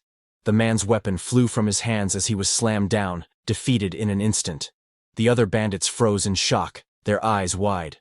He took him down with one hit. SEO casually picked up the fallen bandit's weapon, giving it a quick test in his grip. With a faint smirk, he muttered, "Not bad." As SEO walked calmly onto the shore with the fallen bandit at his back, he asked the bandits, "How many people have they killed?" The muscular bandit raised his massive spiked mace, veins bulging with rage, ready to attack SEO. He told him that he's killed 50, and that he will be happy to send him to them. But before the bandit could even finish his retort, SEO's strike ripped through him in a blur. Blood sprayed into the air as the giant stumbled, his mace slipping from his grip. SEO stood calm and unshaken. The surrounding bandits gasped in horror, fear flickering across their faces. SEO's cold voice cut through the silence. "From here on out, anyone who's killed before can come at me." From the tall wooden building overlooking the camp, watchful eyes peered down. The leaders had heard the commotion. Inside, they lounged around drinking and laughing, women pouring wine as they reveled without care. One of them roared in amusement, while another yanked harshly at a bound woman.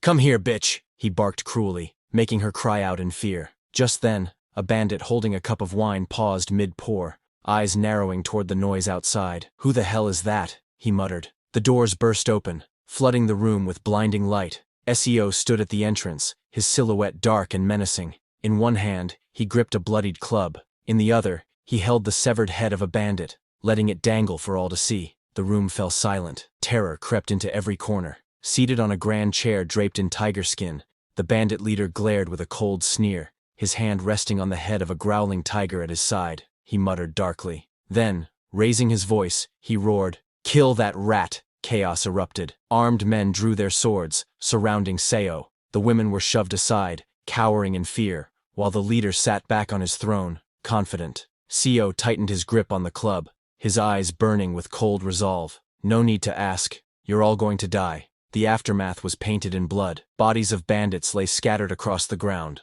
lifeless and broken. The once noisy stronghold stood silent, looming wooden buildings now drenched in crimson. The bandit leader, who had once sat proudly on his throne, now trembled on the floor, his face pale with terror. You're a peak master!" he stammered, pleading desperately. "Please, spare me."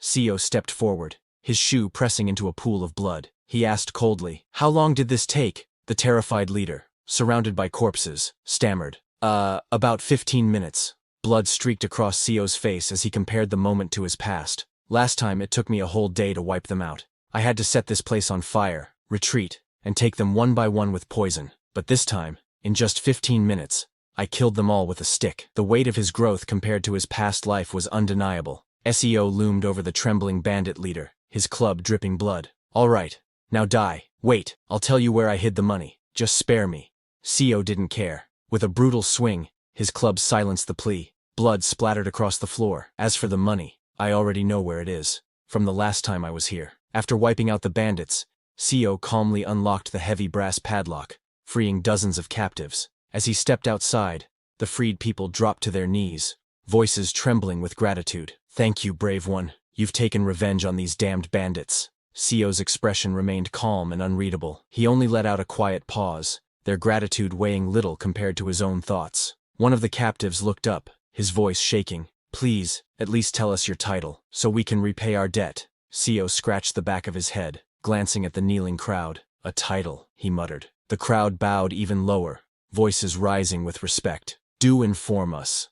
A confident smile curved SEO's lips as sunlight glinted across his face. "My title is Infinite Fighting Spirit." He went with Director Kim to Changho City. There, they used the bandits' money to buy identification plaques and a manor for themselves. After that, he was taught both martial arts and writing by Director Kim. Just like that, 2 months passed, and Director Kim sat in deep meditation, surrounded by glowing blue lotus lights, with rare herbs placed in front of him. SEO looked at Director Kim and realized that he was growing faster than before. Watching this progress made CEO feel almost discouraged. CEO thought to himself that it had always been this way. For some, reaching the peak of martial arts could take a lifetime, while others could skip past the early stages altogether. With the guidance of a great master and powerful martial arts, they could even reach the realm of the 3 flowers gather at the summit. SEO walked toward Director Kim and offered his congratulations. He found it unbelievable that Director Kim had reached the realm of 3 flowers gather at the summit,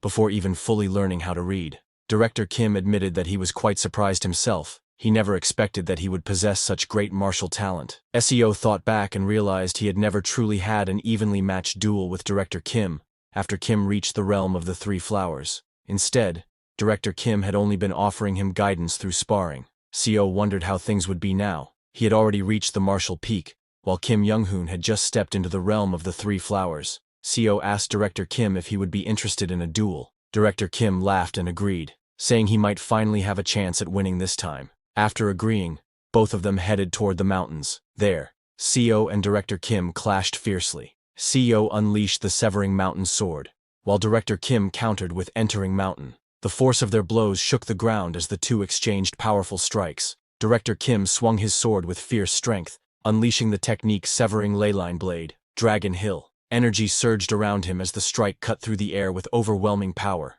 Seeing this, SEO realized in shock that his blue energy lines were being pushed back. Feeling the pressure of Director Kim's attack, he quickly decided that he needed to dodge. However, SEO stopped and thought for a moment. He realized that if he dodged, he would just keep getting pushed back. SEO felt an intense urge to win rising inside his heart. He couldn't understand why the desire to triumph was burning so fiercely within him. He realized that this duel might be his very last chance, the only opportunity he would ever have to defeat Director Kim in this lifetime. SEO knew that Kim Young-hoon would continue to grow at an incredible pace. The next time they fought, Young-hoon's strength would reach a level that SEO could never hope to match. SEO and Director Kim clashed fiercely, their swords colliding in mid-air. The impact sent shockwaves rippling through the forest, shaking the ground and trees around them. SEO gritted his teeth, realizing the weight of the duel. This moment, while Director Kim had just attained the realm of 3 flowers, this was his final chance to defeat him in this lifetime.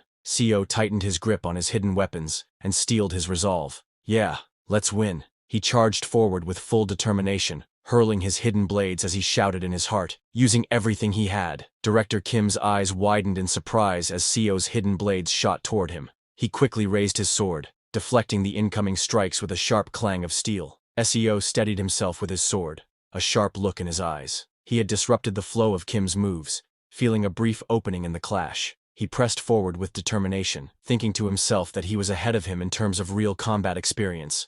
So he could win.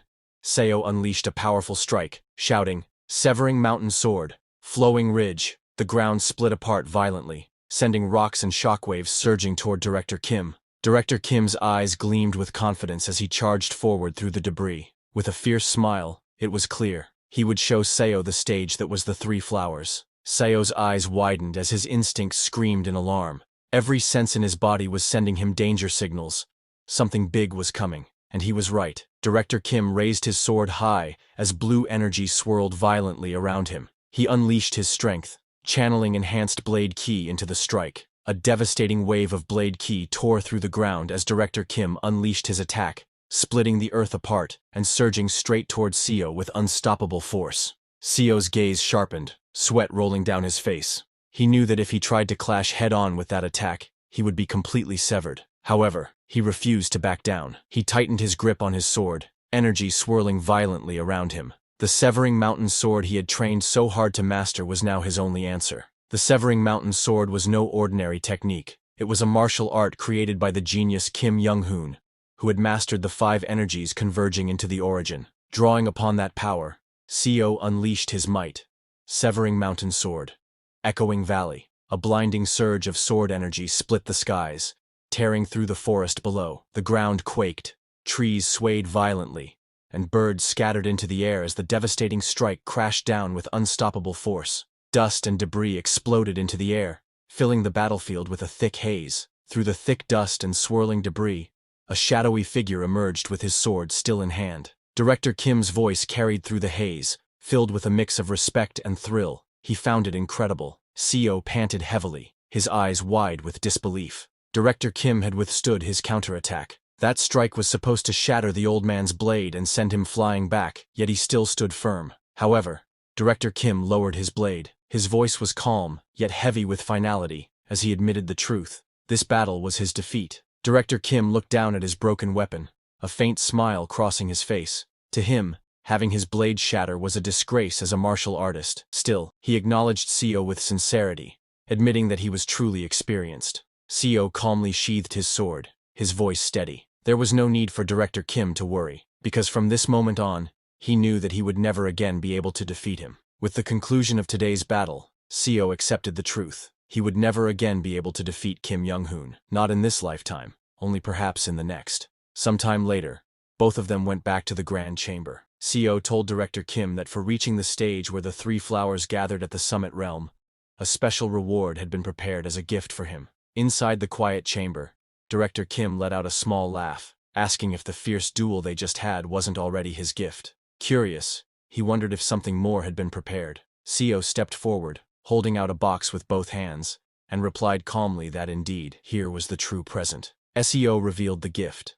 A stack of ancient blue-bound scriptures. They were known as the scriptures of gazing cultivation and exceeding martial arts. He explained that he had acquired them from an old man, who claimed that only those who had reached the realm of the three flowers could truly comprehend and master their contents. Seo admitted that he had tried reading the scriptures himself, but couldn't make sense of them, so he decided to entrust them to Director Kim. With a pleased smile, Director Kim considered it a stroke of luck and accepted the gift gratefully. After Seo had taught him how to read, Kim Young-hoon immersed himself fully in the 6 volumes. He became deeply entranced by the scriptures of gazing cultivation and exceeding martial arts, losing himself in their profound teachings. 4 months passed, and the grand halls of the palace stood beneath the clear sky, marking the passage of time since Kim Young-hoon had begun his deep study of the scriptures. Seo returned with a bright smile, holding a heavy pouch in his hand. He called out to Young-hoon, telling him he had brought back money. With excitement, he explained that he had caught a big one this time,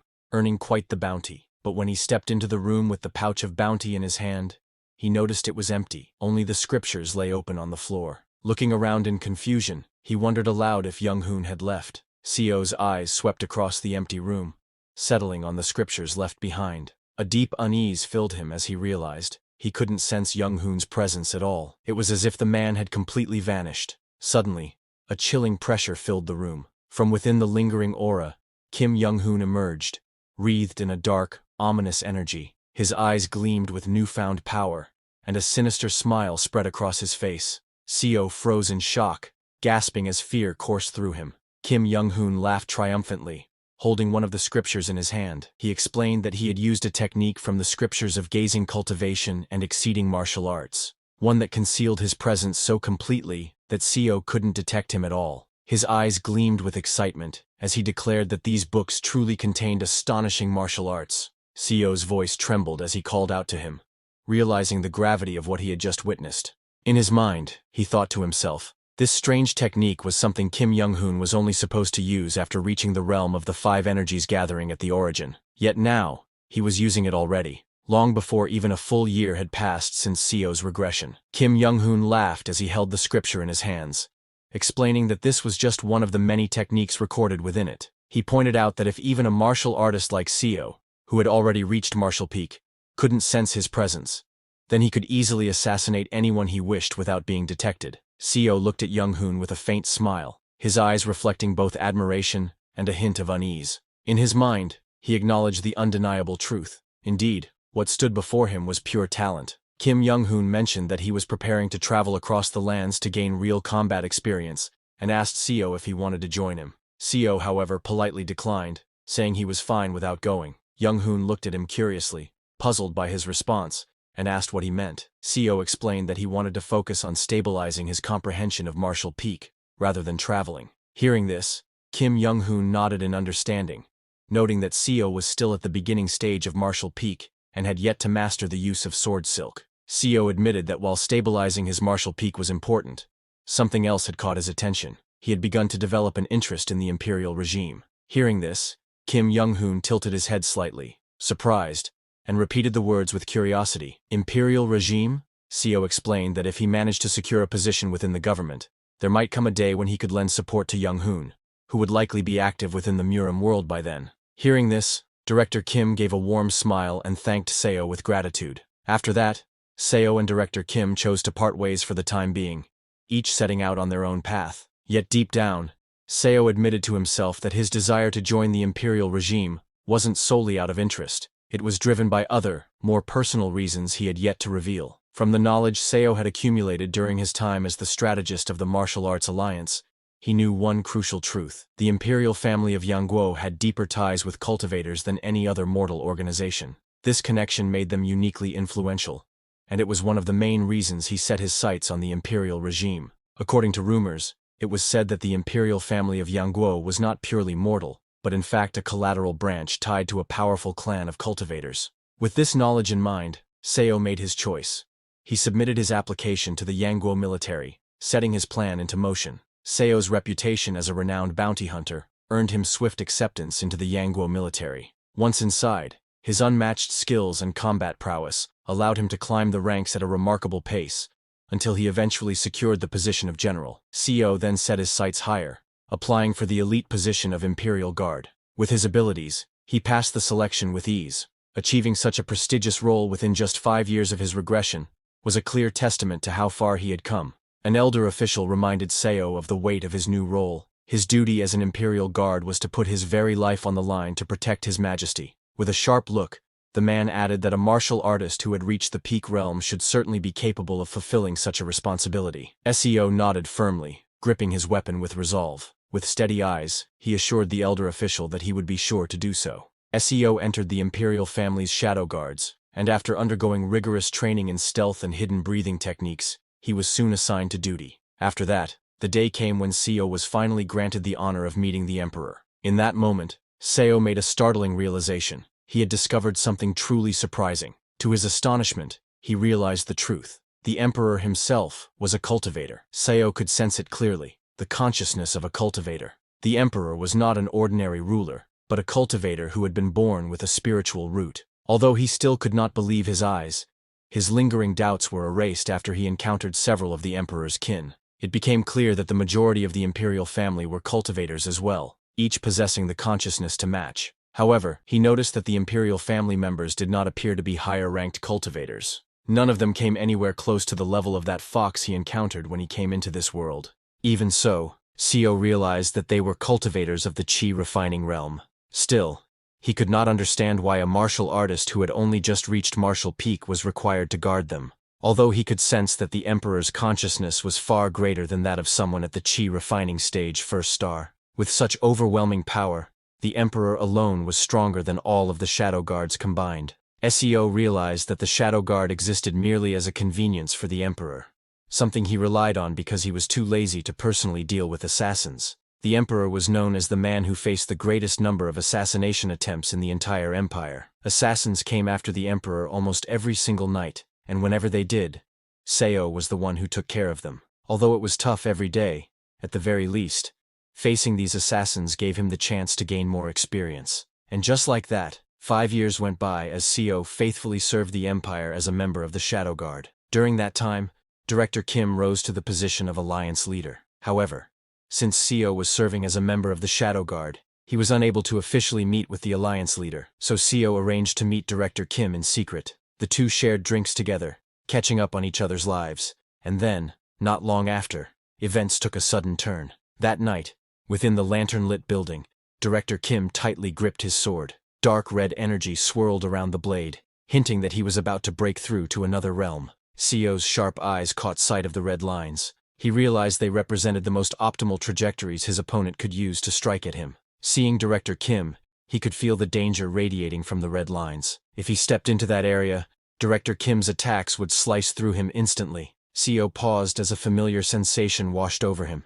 This feeling was unmistakable. It was the consciousness of a cultivator. Seo thought to himself how unfortunate it was. If he had already reached the stage of 3 flowers, he would have been able to see far more. For now, he decided to carefully examine Director Kim's current condition. Although it was difficult to fully grasp what he was seeing, he believed this sight would serve as an important clue for comprehending Sword Silk. Meanwhile, Director Kim slowly exhaled, releasing a faint blue mist from his mouth, a clear sign of the powerful energy flowing within him. His body erupted with blazing energy as golden flames burst forth, his aura surging wildly while his robes tore apart under the overwhelming power. In the next moment, his physique transformed, brimming with power. A confident smile spread across his face as he declared that his body had changed. Seo, watching this, remarked with a faint smile that Director Kim had grown younger. In response, Director Kim confirmed proudly that he had successfully reached the state of 5 energies converging to the origin. Director Kim noted that it was unfortunate for Seo. Had Seo attained the stage of 3 flowers, he would have gained far more from this experience. Seo agreed with the thought, but humbly admitted that it was his own fault. His skills were still too lacking. But Director Kim told Seo that it should still be of some help, advising him to ponder over it more carefully once he returned. As they walked under the night sky, Seo asked Director Kim if he had met a few cultivators by now. Director Kim replied with a simple nod, confirming that he had. As they continued walking through the quiet forest, Seo remarked that Director Kim's domain felt very similar to the consciousness cultivators possessed. He then asked if Director Kim thought there might be a connection between the two. Director Kim agreed that there might indeed be a connection. Within the region around him, he believed he could face cultivators at the Qi refining stage head-on. He added that perhaps those who reached the state of 5 energies converging to the origin could gain a sight similar to what cultivators possessed. Seo quietly acknowledged the insight, realizing that even martial artists could train in a way similar to cultivators once they attained the state of 5 energies converging to the origin. Seo reflected that just as the gap between first rate and martial peak was vast, the difference between martial peak and the state of 5 energies converging to the origin must be even greater. The shift in perception at that level was so immense that it became difficult to even imagine what it could truly be. He thought to himself that the experience he gained today would surely aid him when the time came for him to pursue the state of 5 energies. After receiving guidance from Kim Young-hoon, he made his way back to the palace. A few days later, as he was patrolling, the palace halls suddenly grew quiet under the dim glow of lanterns. From the shadows above, a figure crept along the beams of the grand hall. Seo's sharp eyes caught the movement immediately, and he recognized the threat at once. Another assassin had infiltrated the palace. Seo swiftly drew his blade, his senses sharpening as red energy locked onto him. In that instant, he realized the danger. This assassin was no ordinary foe. They were at the level of martial peak. In a flash, the assassin's blade shot forward, glowing with deadly force as it tore through the air. However, Seo calmly assessed the situation as he deflected the assassin's strike. From the flow of their movements, he could tell that although they had reached martial peak, their control was unrefined. It was clear they had only recently attained that level. The assassin leapt from above with a fierce cry, dagger raised high, aiming to strike Seo down in a single decisive blow. From below, Seo stood firm, his gaze steady as he prepared to counter the attack. Steel clashed against steel as Seo met the assassin's strike head-on. Sparks burst from each impact, the hall echoing with the sharp clangs of their weapons. Both fighters moved with speed and precision, locked in a fierce struggle for dominance. Seo's eyes narrowed as he studied the assassin's movements mid-battle. Something about their technique felt unusual, prompting a sharp thought in his mind. It was peculiar. Seo knew he should be focusing entirely on the battle before him, yet his mind wavered. The vivid image of Kim Young-hoon attaining the state of 5 energies lingered in his thoughts, refusing to fade. As Seo steadied his glowing blade, a thought surfaced in his mind. What exactly was sword energy? He recalled the teachings he had heard. Sword energy was proof that one had become truly united with the sword, a sign of reaching the intermediate stages of first rate. He recalled the principle behind sword energy. Once a martial artist reached martial peak, they could perceive the optimal trajectories of their strikes. As long as the sword followed that perfect pathway, the flow of sword energy would never falter. As Seo clashed blades with the assassin, clarity filled his mind. The lines he saw before him were the most flawless paths his sword arts could ever pursue. Sword energy, he realized, was the essence of becoming one with his sword style,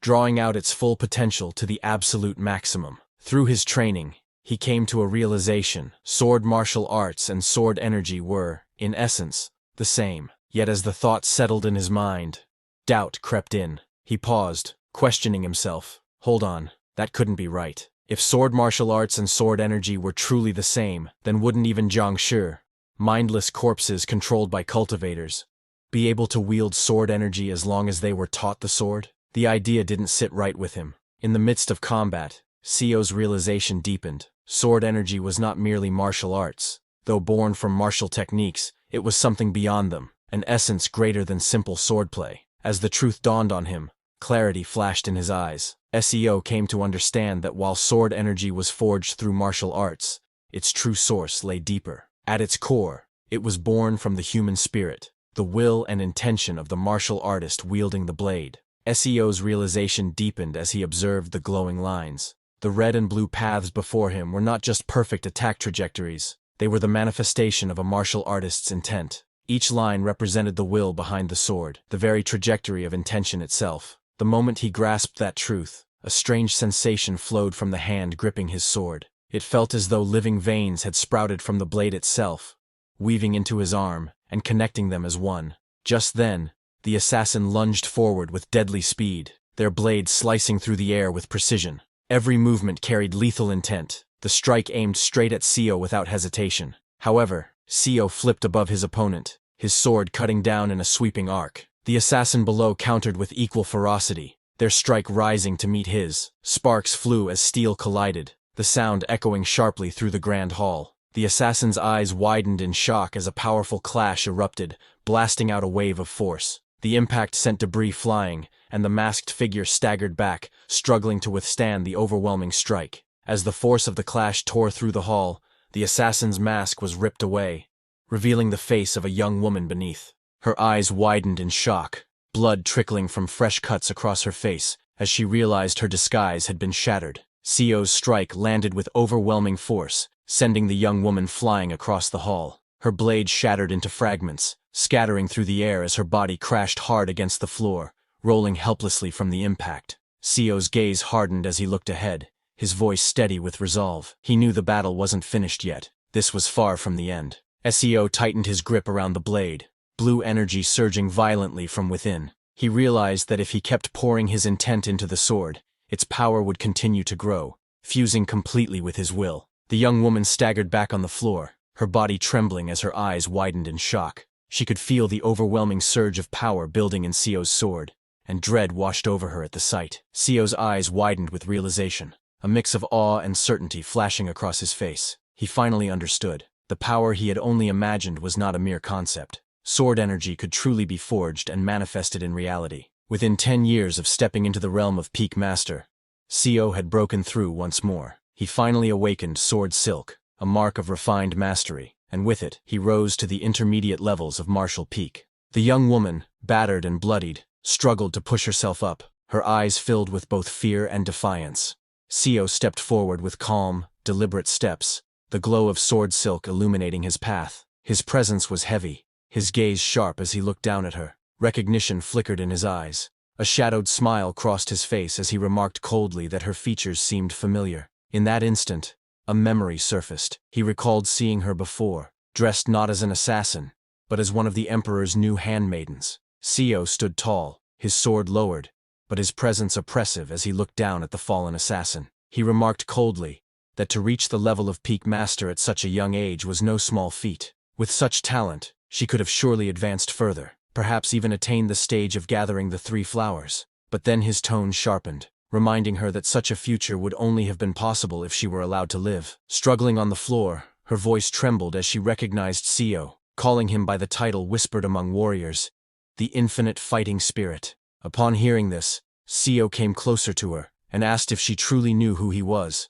Seo remembered 10 years ago, his name had spread far and wide. Back then, he was revered as the Infinite Fighting Spirit, a warrior of unmatched willpower. But as time passed, his reputation twisted. Fear replaced respect, and whispers in the Yan Kingdom began to call him something else, the Infinite Fighting Monster. Blood dripped from her lips as she forced out her words, her body trembling with rage and grief. She admitted that her little brother had been far more talented than she ever was, but his brilliance had been cut short all because of that wretched emperor. Seo's expression remained cold, his voice steady and unyielding. Appealing to his emotions was meaningless.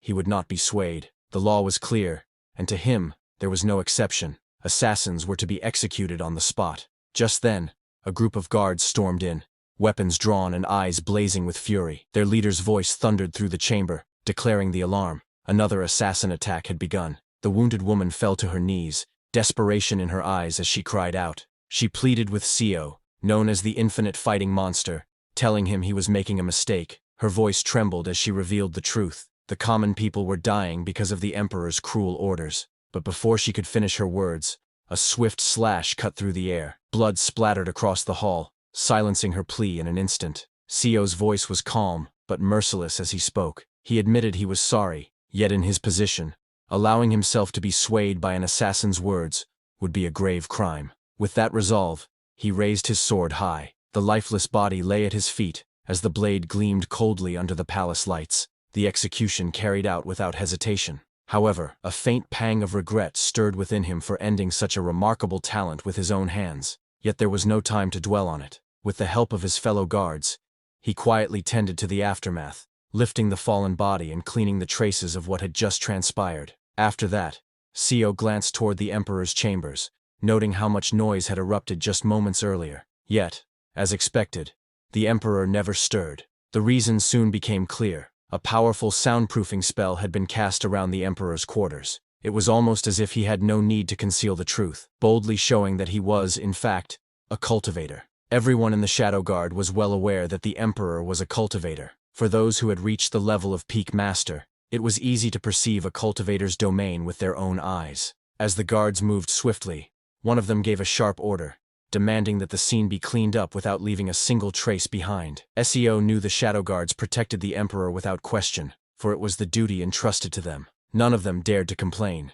no matter the burden. Still, a troubling thought lingered. Assassination attempts on the Emperor had been growing more frequent with each passing day. Although the Yan Kingdom had recently entered a time of peace and prosperity under the Emperor's rule, poverty still lingered among some. Yet there were no longer cases of commoners falling into ruin and resorting to banditry just to survive. Seo pondered deeply, questioning who could be so relentless in sending assassins after the Emperor. Examining the weapon, he noticed it had been coated with a deadly poison. What troubled him even more was the realization that the assassin came from the Yan Kingdom itself, and even knew his title. But he decided not to rush, and thought it best to take his time to uncover the truth. As he walked down the dark halls of the Imperial Palace, his steps echoing, he reminded himself of his true purpose. He had come here not for power or politics, but simply to gather information about cultivators. 10 years passed. During that time, Seo faithfully carried out his duties as a guard. Through his steady service, he gradually earned the Emperor's trust.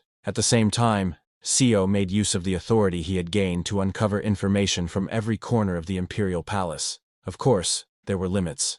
Classified knowledge remained beyond his reach. By carefully piecing together documents that were only available in the government offices, Seo managed to uncover something valuable. Through his persistence, he finally found a clue about the elusive cultivator clans. At long last, he had succeeded. He finally discovered the region where the cultivator clans resided. Seo sighed in frustration, realizing just how difficult it was to gather information about cultivators. Still, despite the challenge, he admitted to himself that this was far better than the days he had spent as the strategist of the Murim Alliance. Seo reflected on his progress, realizing that perhaps it was because he gained real combat experience almost every night. At this pace, he believed he could aim to reach the state where the three blossoms converge within this very lifetime. Just then, he picked up the next document, murmuring to himself that it was the census report. The record stated that in the 33rd year of the High Eon calendar, by the grace of His Majesty the Emperor, the number of orphans and beggars had greatly decreased. Because of this, the number of people joining bandit groups had nearly disappeared altogether. Seo flipped through the pages of the report, his brow furrowing. It was supposed to be an official document prepared by the government office, yet the writing and details were surprisingly careless. He couldn't help but wonder why it was so sloppy. The report in Seo's hand seemed incomplete. Though it claimed the number of beggars had decreased, the crucial detail was absent. The most important part was missing. How exactly had the numbers fallen so sharply? That unanswered question lingered in Seo's mind. Seo's eyes narrowed as the thought crossed his mind. Could it be that they had all starved to death? Yet he quickly dismissed the idea. If such a large number of people had truly perished from starvation, his past self would have undoubtedly known about it. It wasn't a simple matter of the poor moving up the social ladder.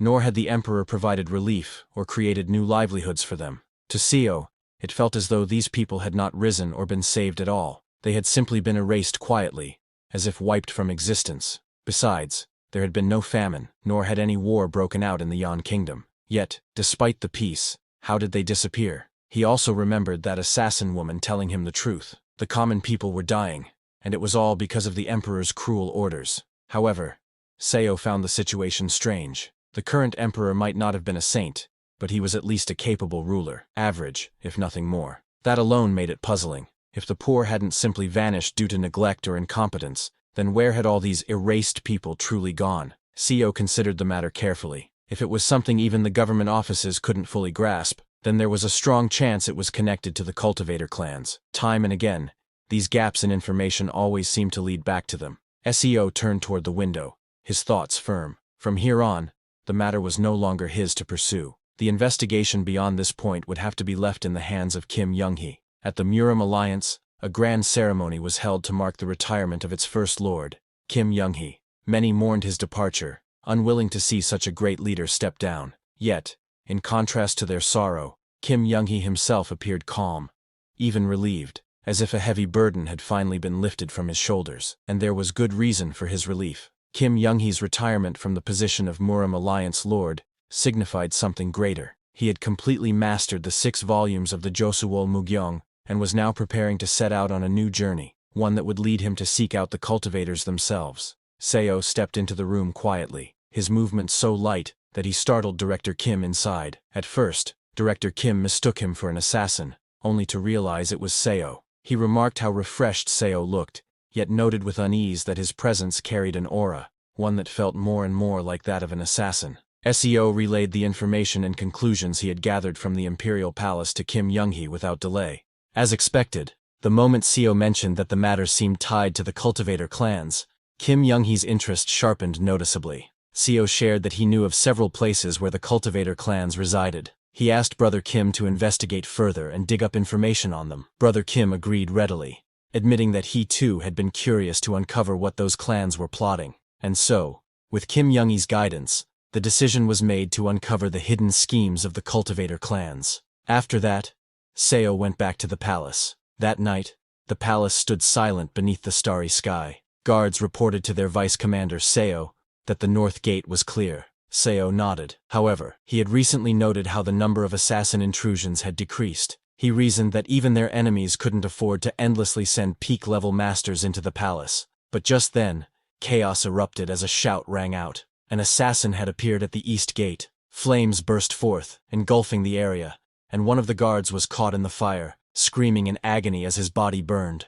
Amidst the blaze, a figure stood calmly, holding a talisman glowing with eerie energy. With a cold gaze, he observed the scene, and noted that the guards were all peak-level masters. The intruder, with his blue hair tied back, and a talisman still glowing faintly at his side, found himself surrounded by palace guards. He muttered in irritation, calling the situation a nuisance. His concealment arts, usually flawless, were being disrupted by the sharp perception of the guards, making it difficult for him to remain hidden. Seo's eyes widened in shock as he realized the truth. The intruder was actually a cultivator. He thought their enemies had run out of peak masters, and were now desperate enough to send a cultivator disguised as an assassin. One of the commanders shouted in alarm, confirming that the intruder was indeed a cultivator. His voice rang through the hall as he ordered everyone to stay alert and be on their guard, preparing for the battle ahead. The blue-haired cultivator sneered as he spread a handful of glowing talismans in his hands. With arrogance in his voice, he mocked the guards, asking if they truly believed they could stand against him. He declared that the so-called peak masters they had faced were only cultivators stuck at the first level of the chi refining stage, far weaker than him. The cultivator rose into the air, talismans swirling around him as dark energy gathered. With a voice filled with pride, he revealed his true power, not just a beginner, but one who had already reached the second level of the chi refining stage. Flames ignited in his hands, wrapping around the glowing talismans. With a cruel smile, he vowed that after slaughtering everyone present, he would hunt down and kill the man from the collateral branch of the Makli clan. The cultivator unleashed his attack, fiery talismans streaking through the air like blazing spears. Explosions erupted as the flames struck, engulfing the hall in a sea of fire. Guards caught in the blast screamed in agony, their bodies consumed by the raging inferno as the palace echoed with their cries. The cultivator smirked, his arrogant laughter echoing through the burning hall as flames devoured everything around him.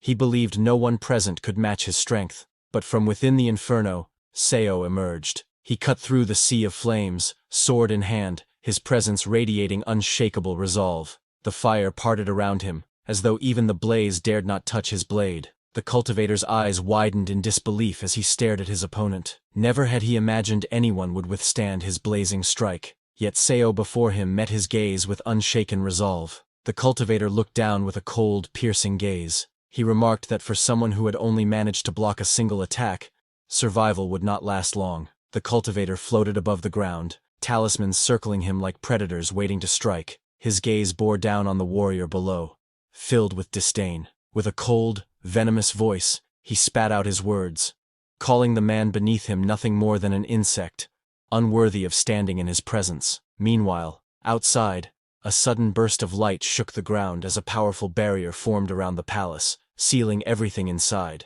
The guards outside stumbled back in shock, their weapons trembling in their hands. One of them cursed under his breath, realizing it was a barrier. Confusion spread quickly among the soldiers as they stared at the glowing dome. They muttered to each other, wondering what was happening within the palace walls. The air grew heavy with tension, and unease clouded their faces. The soldiers grew restless as the barrier pulsed with a dark purple glow. Fear spread among them, and one of the guards questioned if a cultivator had launched an attack. Realizing the danger, another guard shouted urgently for reinforcements, ordering his comrades to call for more troops at once. Meanwhile, inside, one of the guards collapsed to his knees, his clothes torn and stained with blood. Around him, the bodies of fallen comrades lay scattered.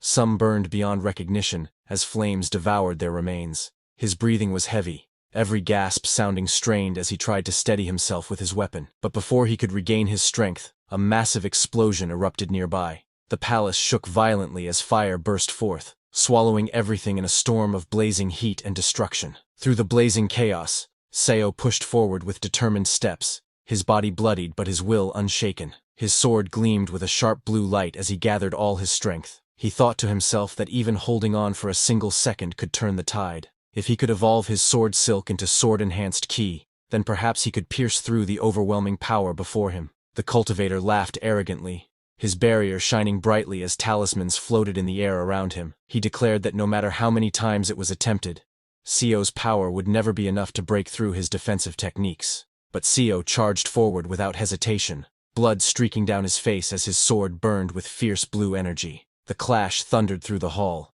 his strike tearing against the glowing barrier with unstoppable force. For the first time, the cultivator's mocking smile twisted into shock. His eyes widened in disbelief as he shouted in anger and fear, cursing Seo and calling him a madman. Seo launched himself downward with all the strength he had left, his sword blazing with crackling energy as it tore through the air. The cultivator was struck, his body thrown back violently, blood spraying as the attack ripped into him. But the moment of triumph was short-lived. Seo's sword-enhanced ki, into which he had poured every last bit of his remaining energy, fizzled out almost instantly. Blood poured from his mouth as his body weakened. He realized with bitter clarity that without a deeper understanding, it was nearly impossible to maintain sword-enhanced ki for even a single second. He fell to the ground without even giving a proper fight. The cultivator stood at the center of the hall, his body wrapped in a glowing blue barrier. With a single release of power, he sent shockwaves rippling outward, throwing soldiers off their feet and leaving them sprawled across the ground.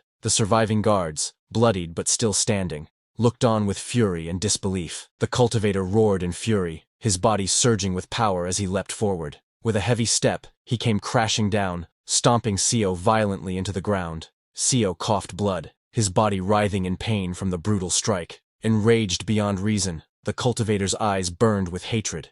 His voice thundered as he spat out his prideful wrath, demanding how a lowly creature like Seo dared to lay a cut on him. The cultivator clenched his sleeve tightly, his voice dripping with venom. He admitted that at first, he had only planned to toy with Seo before turning his attention to the branch family member of the Mokli clan. But now, his rage had shifted his intentions entirely. With fury in his eyes, he declared that he would impale Seo on a pike and crush him bit by bit until death finally claimed him. As he roared, countless talismans scattered into the air, transforming into deadly spiraling spears that radiated killing intent, all aimed at Seo. The vice squad leader and his men tried to intervene, but the golden spears of energy rained down without mercy. Several soldiers were pierced through instantly, blood spraying as their cries echoed through the hall. The blue-haired cultivator didn't even spare them a second glance. His cold voice cut through the chaos as he dismissed their lives with disdain, warning them not to interrupt him. To him, they were nothing more than insects beneath his feet. The blue-haired cultivator stood tall, his gaze cold as he looked down on Seo, who lay bloodied beneath him. His voice rang with arrogance as he declared that no matter how much one struggled, resistance against a cultivator was meaningless. In the end, he said, Seo's fate was nothing more than to be crushed under his foot. The remaining soldiers nearby trembled at the sight, their faces grim and uncertain. Some tried to steady their weapons, while others froze, caught between fear and duty, as Seo's pained coughs echoed weakly through the hall. Seo lay sprawled on the ground, blood pouring from his mouth as his body trembled with pain. His breath came out ragged, each cough staining the floor crimson. Inwardly, he cursed himself. He had recklessly pushed too much ki through his body at once. Now his insides were in complete disarray, leaving him barely able to move under the crushing pressure of the cultivator standing over him. The cultivator looked down at Seo in surprise, realizing the man was still clinging to life despite his battered state. With a cruel grin, he raised his foot and stomped down mercilessly, blood splattering across the floor. His voice dripped with contempt as he mocked Seo, eager to see just how long this so-called insect could endure under his torment. Seo lay broken on the ground, blood pooling beneath his face. His weary eyes stared forward as a bitter thought crossed his mind. Yeah, he was no different from an insect. His talent, his skills, even his life, all of it was as insignificant as a bug's. Even in that moment of despair, he accepted this cruel truth about himself. The cultivator looked down at Seo with a mocking smile. His voice dripped with arrogance as he sneered, asking if Seo was begging for his life. Seo's body trembled under the crushing weight of his enemy's foot, blood pooling around him. Yet, even as his vision blurred, his thoughts burned fiercely. The countless hours of training, the endless years of pain and endurance, none of it could simply vanish. With a sudden surge of will, his bloodied hand slammed against the ground, forcing his battered body upward. The cultivator's eyes widened in surprise at Seo's defiance. Inwardly, Seo analyzed the cultivator. He realized from the way the man had used stealth, it was clear. This was someone who had never properly trained his body, nor had he learned to fight with awareness of distance. Seo judged that he was nothing more than a man born with raw talent, fortunate enough to step onto the path of cultivation, but lacking the discipline and foundation to stand. Seo's bloodied hand clung tightly to his enemy's robe as his body trembled from pain. His vision blurred, yet his thoughts burned with bitter resolve. He realized he could lose to such a man. He could fall here, facing such a bastard. The weight of that truth pressed down on him, heavier than the cultivator's foot itself. Seo's bloodied hand clenched tighter, even as pain tore through his body. He refused to accept that all the years he had endured, the endless effort he had poured into training, had been meaningless. His voice, raw and trembling, carried the weight of his resolve. He would not accept that he could never rise to a higher stage. He would not give in. Through blood and defiance, Seo roared that even the struggle of an insect carried meaning. The cultivator roared in fury, calling Seo filthy as talismans ignited into flames around him. He demanded that Seo remove his hands at once. But then, in the heat of his rage, his expression suddenly faltered. Blood trickled from his nose, and shock spread across his face. For the first time, confusion replaced his arrogance. But Seo's sharp gaze burned with grim determination. Inside, Seo knew the truth. The poison was working. The burst of ki he had used earlier, the strike meant to break through the cultivator's defenses, was only a means to an end. The real weapon had always been the poison coating his blade. That was the trap he had set from the very beginning. The cultivator's face twisted in panic as the realization hit him. His body trembled, blood spilling from his mouth and nose while his vision blurred. He stammered in desperation, cursing the poison now coursing through his veins. His hands shook as he tried to muster his strength, muttering frantically that he needed to nullify it before it was too late. For the first time, fear replaced arrogance in his eyes. Seo's eyes burned with cold fury as he pinned the cultivator down. He would never allow him the chance to nullify the poison. He forced the cultivator's jaw shut, silencing any chance of an incantation. At the same time, he clamped down on his arm, preventing him from forming seals. With blood dripping from his mouth and strength still surging in his grip, Seo snarled that now the arrogant cultivator should try casting his spells, if he still could. The guards panicked as they saw the cultivator struggling under Seo's grip. One of them shouted desperately to help Seo, and several men rushed forward with weapons drawn. But before they could reach him, the burning talismans shattered with a deafening crack. The defensive barrier that had protected the hall collapsed in an instant. From outside, soldiers cried out that the defensive technique had broken. With renewed vigor, they charged forward, storming into the palace as their boots thundered against the floor. The cultivator's lifeless body collapsed on the ground, his face twisted in horror. Co stood over the corpse, his body battered and covered in blood, yet his eyes burned with cold determination. He remembered how his enemy had once mocked him, belittling him as nothing more than an insect. Now, with the cultivator lying lifeless before him, Co's thoughts carried a bitter edge. That same man who had looked down on him with arrogance was no different in death. Next day, golden roofs shimmered under the bright blue sky as the grand palace stood tall and silent, surrounded by red walls and towering pillars. Inside one of the rooms, a warm lantern hung from the ceiling, gently swaying as thin smoke filled the air. Co slowly opened his eyes, blinking in confusion as he stared at the ceiling above him. From nearby, a calm voice asked him, "Are you awake?" He turned his head to see an elderly man sitting beside his bed, calmly smoking a long pipe. Coughing lightly, he spoke weakly, asking, "Is it okay to smoke next to a patient?" The old man gave a small laugh and told him not to talk nonsense. Tobacco is a great herb. Co, lying in bed, stared blankly at him, stunned by what he'd just heard. What is he even saying? He thought in disbelief. Then it hit him. He realized that this must be like medieval times. Co slowly sat up on the bed, feeling the strength return to his body. It was lighter than before, and a calm relief washed over him. The old man sitting nearby spoke with a composed tone, explaining that His Majesty had appointed one of the royal doctors to treat him. He reminded Co to be grateful, for such a favor from the king was rare. As Co listened, a faint smile appeared on his face. He finally understood why the royal physicians were so respected. Their skill was beyond ordinary. Deep inside, he began to wonder if he could one day learn from such masters. His gaze then fell upon his right hand, which was tightly wrapped in bandages. The old man noticed and said softly that the doctor had done all he could. Co would be able to use his hand again, but it would never be quite the same. It was still healing, and he was warned not to move it too much. Co raised his hand and studied it quietly. The memory of the battle came back to him, how the cultivator had crushed his hand without mercy. Yet, instead of anger, a faint smile touched his lips. Despite everything, he was simply grateful that he could still move it at all. The old man looked at Co and nodded, saying it was good that he could stay positive despite everything. He then mentioned that the king had decided to reward Co for his brave service.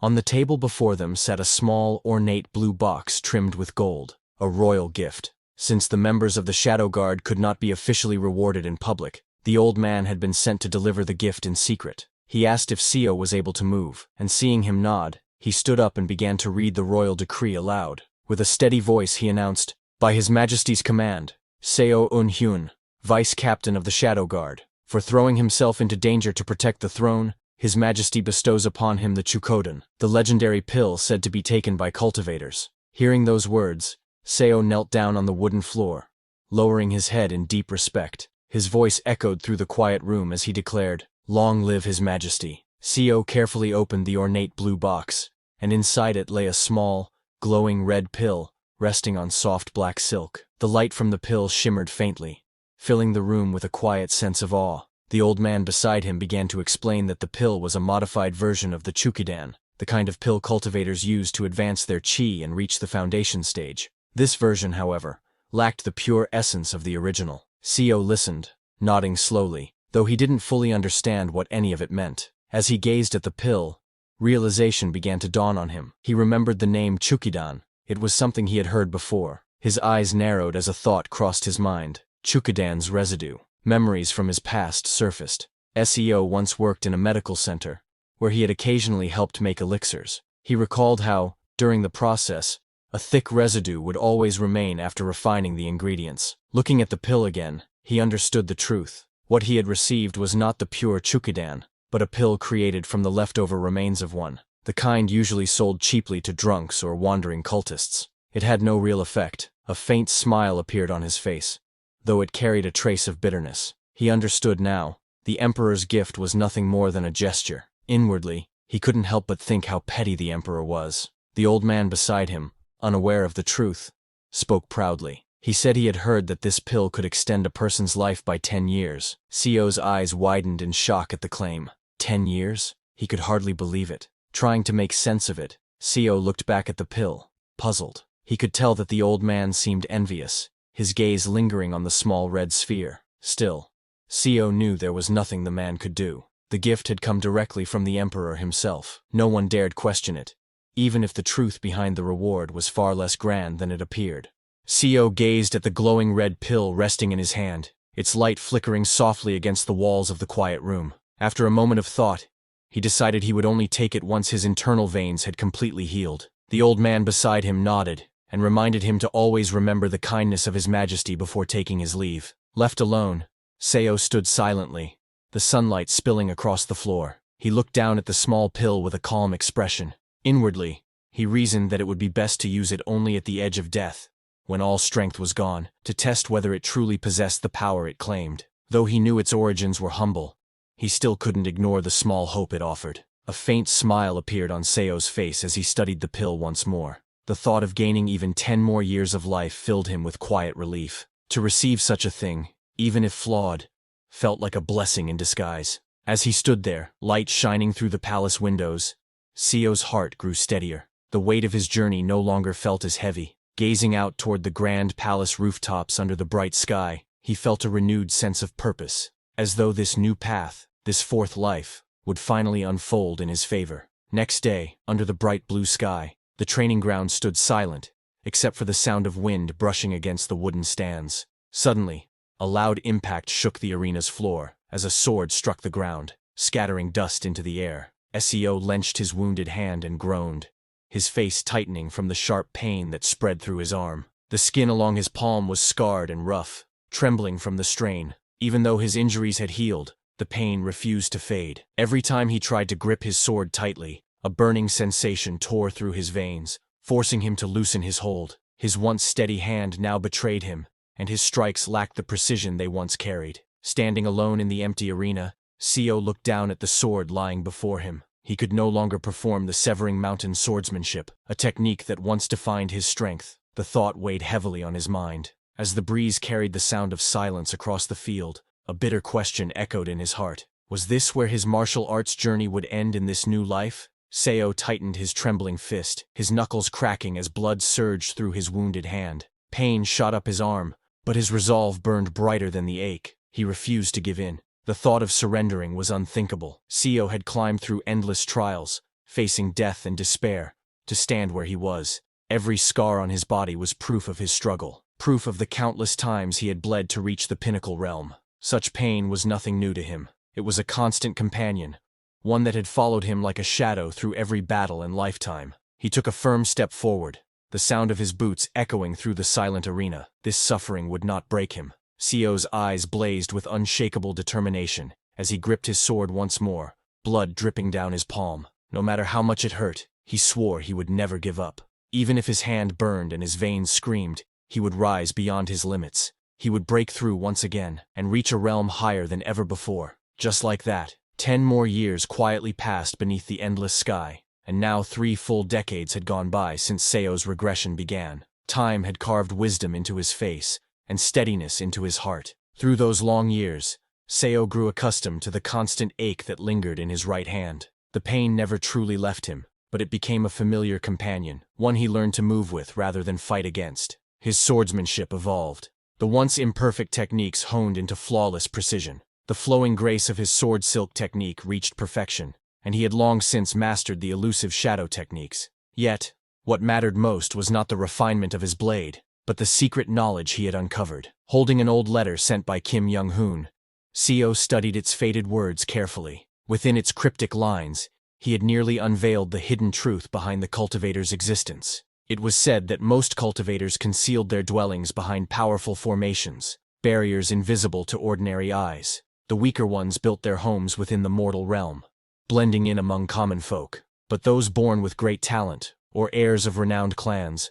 resided within vast spiritual domains, protected and nourished by sacred formations. And now, after 30 years of struggle, Seo stood on the verge of discovering that hidden world. Seo's research led him to a grim truth about the cultivator's hidden territories. Within those sacred lands, even ordinary people lived, not as equals, but as servants or slaves. They worked tirelessly to serve their masters, cleaning courtyards, carrying water, and tending to their needs. Some were treated slightly better, while others were bound by cruel fate, never allowed to leave. According to Kim Young-hoon's most recent letter, Seo finally uncovered a disturbing detail. It was one of the cultivator clans that had been secretly sending powerful assassins, those who had reached the pinnacle realm, into the royal palace. These assassins were not born cultivators but ordinary people, handpicked for their potential. The clan had been capturing talented commoners, training them in secret, and molding them into deadly warriors. Reading the reports, Seo understood the situation more clearly. Many of the beggars and wanderers who had mysteriously vanished from the royal records were likely taken into these hidden domains. There, they were either forged into assassins or condemned to live out their days as slaves, bound forever to serve their cultivator overlords. As Seo stared into the flickering firelight, a heavy silence filled the room. The truth was cruel, but now he knew what kind of world hid behind those powerful formations, a world where strength dictated fate and weakness meant servitude. As Seo stood deep in thought, his mind filled with the tangled web of cultivator politics, a voice suddenly echoed from behind him, breaking the silence. Someone spoke from the shadows, questioning him with a teasing tone. The unexpected voice startled Seo, making him turn sharply toward the source. His eyes widened in surprise as he recognized the familiar face. It was Kim Hyung, his longtime comrade and trusted ally. Startled yet relieved, Seo exhaled deeply. He told Kim that he had just finished reading the letters and had already burned them to keep their contents secret. Kim stepped forward, a faint smile forming as he replied that he had sent those letters a month ago, surprised they had arrived so late. But then, his tone shifted. With a serious expression, Kim explained that he hadn't come merely to exchange words this time. He had discovered something important enough to bring him there in person. Hearing this, Seo's calm expression hardened. The flickering candlelight danced across his face as he braced himself, knowing that whatever Kim had found could change everything. Seo turned toward Kim, confusion flashing in his eyes as he asked what Kim meant. But before Seo could say more, Kim's sword began to move through the air, cutting across invisible currents of energy. He explained that he was dispelling the suspicious formations that surrounded them, removing any hidden eyes or listening spells that might be nearby. Once the air around them stilled, Kim finally spoke with a grave tone. He revealed that there were 2 major cultivator clans in the kingdom of Yangguo. Seo nodded slightly, recalling the contents of the letters he had read earlier. Kim continued. One of the clans belonged to the current emperor, while the other was tied to the previous ruler. As he spoke, the image of 2 emperors came to mind, the present one cloaked in power, and the shadow of the old dynasty that refused to fade. The old emperor's bloodline, known as the Jin clan, once ruled for centuries. However, 100 years ago, the Malki clan rose in rebellion, overthrowing the Jin clan and seizing the throne. Since then, the 2 clans had been locked in a hidden war, fighting relentlessly for control of the nation. After the Malki clan seized control of Yangguo, the influence of the Jin clan began to fade. Once a dominant force that ruled for generations, their power was now only a shadow of what it had been. In a desperate attempt to regain strength, the Jin clan started recruiting ordinary people, men and women with no cultivation background, and turned them into assassins through harsh and secretive training. Seo listened quietly as Kim explained this. He already knew part of the story from the letters he had received, but Kim's expression made it clear that the true revelation was yet to come. The next part, Kim said, was what truly mattered. He then posed a question that sent a chill through the room. How could the Jin clan transform mere mortals into martial artists who stood at the pinnacle realm? How could they produce such powerful warriors in such numbers? The answer, Kim revealed, was horrifying. The Jin clan had discovered a forbidden method. They infused the bodies of their assassins with the spirits of their own families. This cruel act forcefully awakened hidden potential, pushing their talent to inhuman levels. Seo's eyes widened in disbelief as the truth sank in. He asked if the Jin clan truly slaughtered the assassins' families only to use their souls as fuel. Kim shook his head gravely. The reality was even darker. It wasn't the Jin clan who carried out the killings. It was the current emperor himself, the ruler who now sat upon the throne. It was the Malki clan, the ruling cultivators of Yangguo. Seo stared at the scene, his eyes narrowing as Kim continued explaining. For nearly 3 decades, the Malki clan had been committing unspeakable acts. In their pursuit of immortality and power, they had been turning orphans and beggars into ingredients, using human lives as raw material for alchemy. Kim's voice grew grim as he revealed the truth. The Malki clan had been collecting the blood and life force of ordinary people to forge pills. pills capable of extending the lifespan of cultivators. These cruel experiments were carried out in secret, hidden behind the glory of the imperial court. The poor, the abandoned, the voiceless, they were chosen because their disappearance would go unnoticed. Villages lost entire groups overnight, yet no one dared question the empire. Co clenched his fists in silent rage as the reality sank in. The powerful Makli clan, the so-called protectors of Yangguo, had built their strength upon the suffering of innocents. They weren't rulers, they were butchers wearing the robes of immortals. Kim's words struck like thunder. The truth behind the emperor's cultivators left Co trembling in disbelief. His eyes widened, voice shaking as he muttered in horror, wondering if this was nothing less than cannibalism. Kim's calm yet grim tone confirmed it. They were consuming people. The Makli clan and the emperor's chosen cultivators had fallen so far that they now fed upon human life to fuel their strength.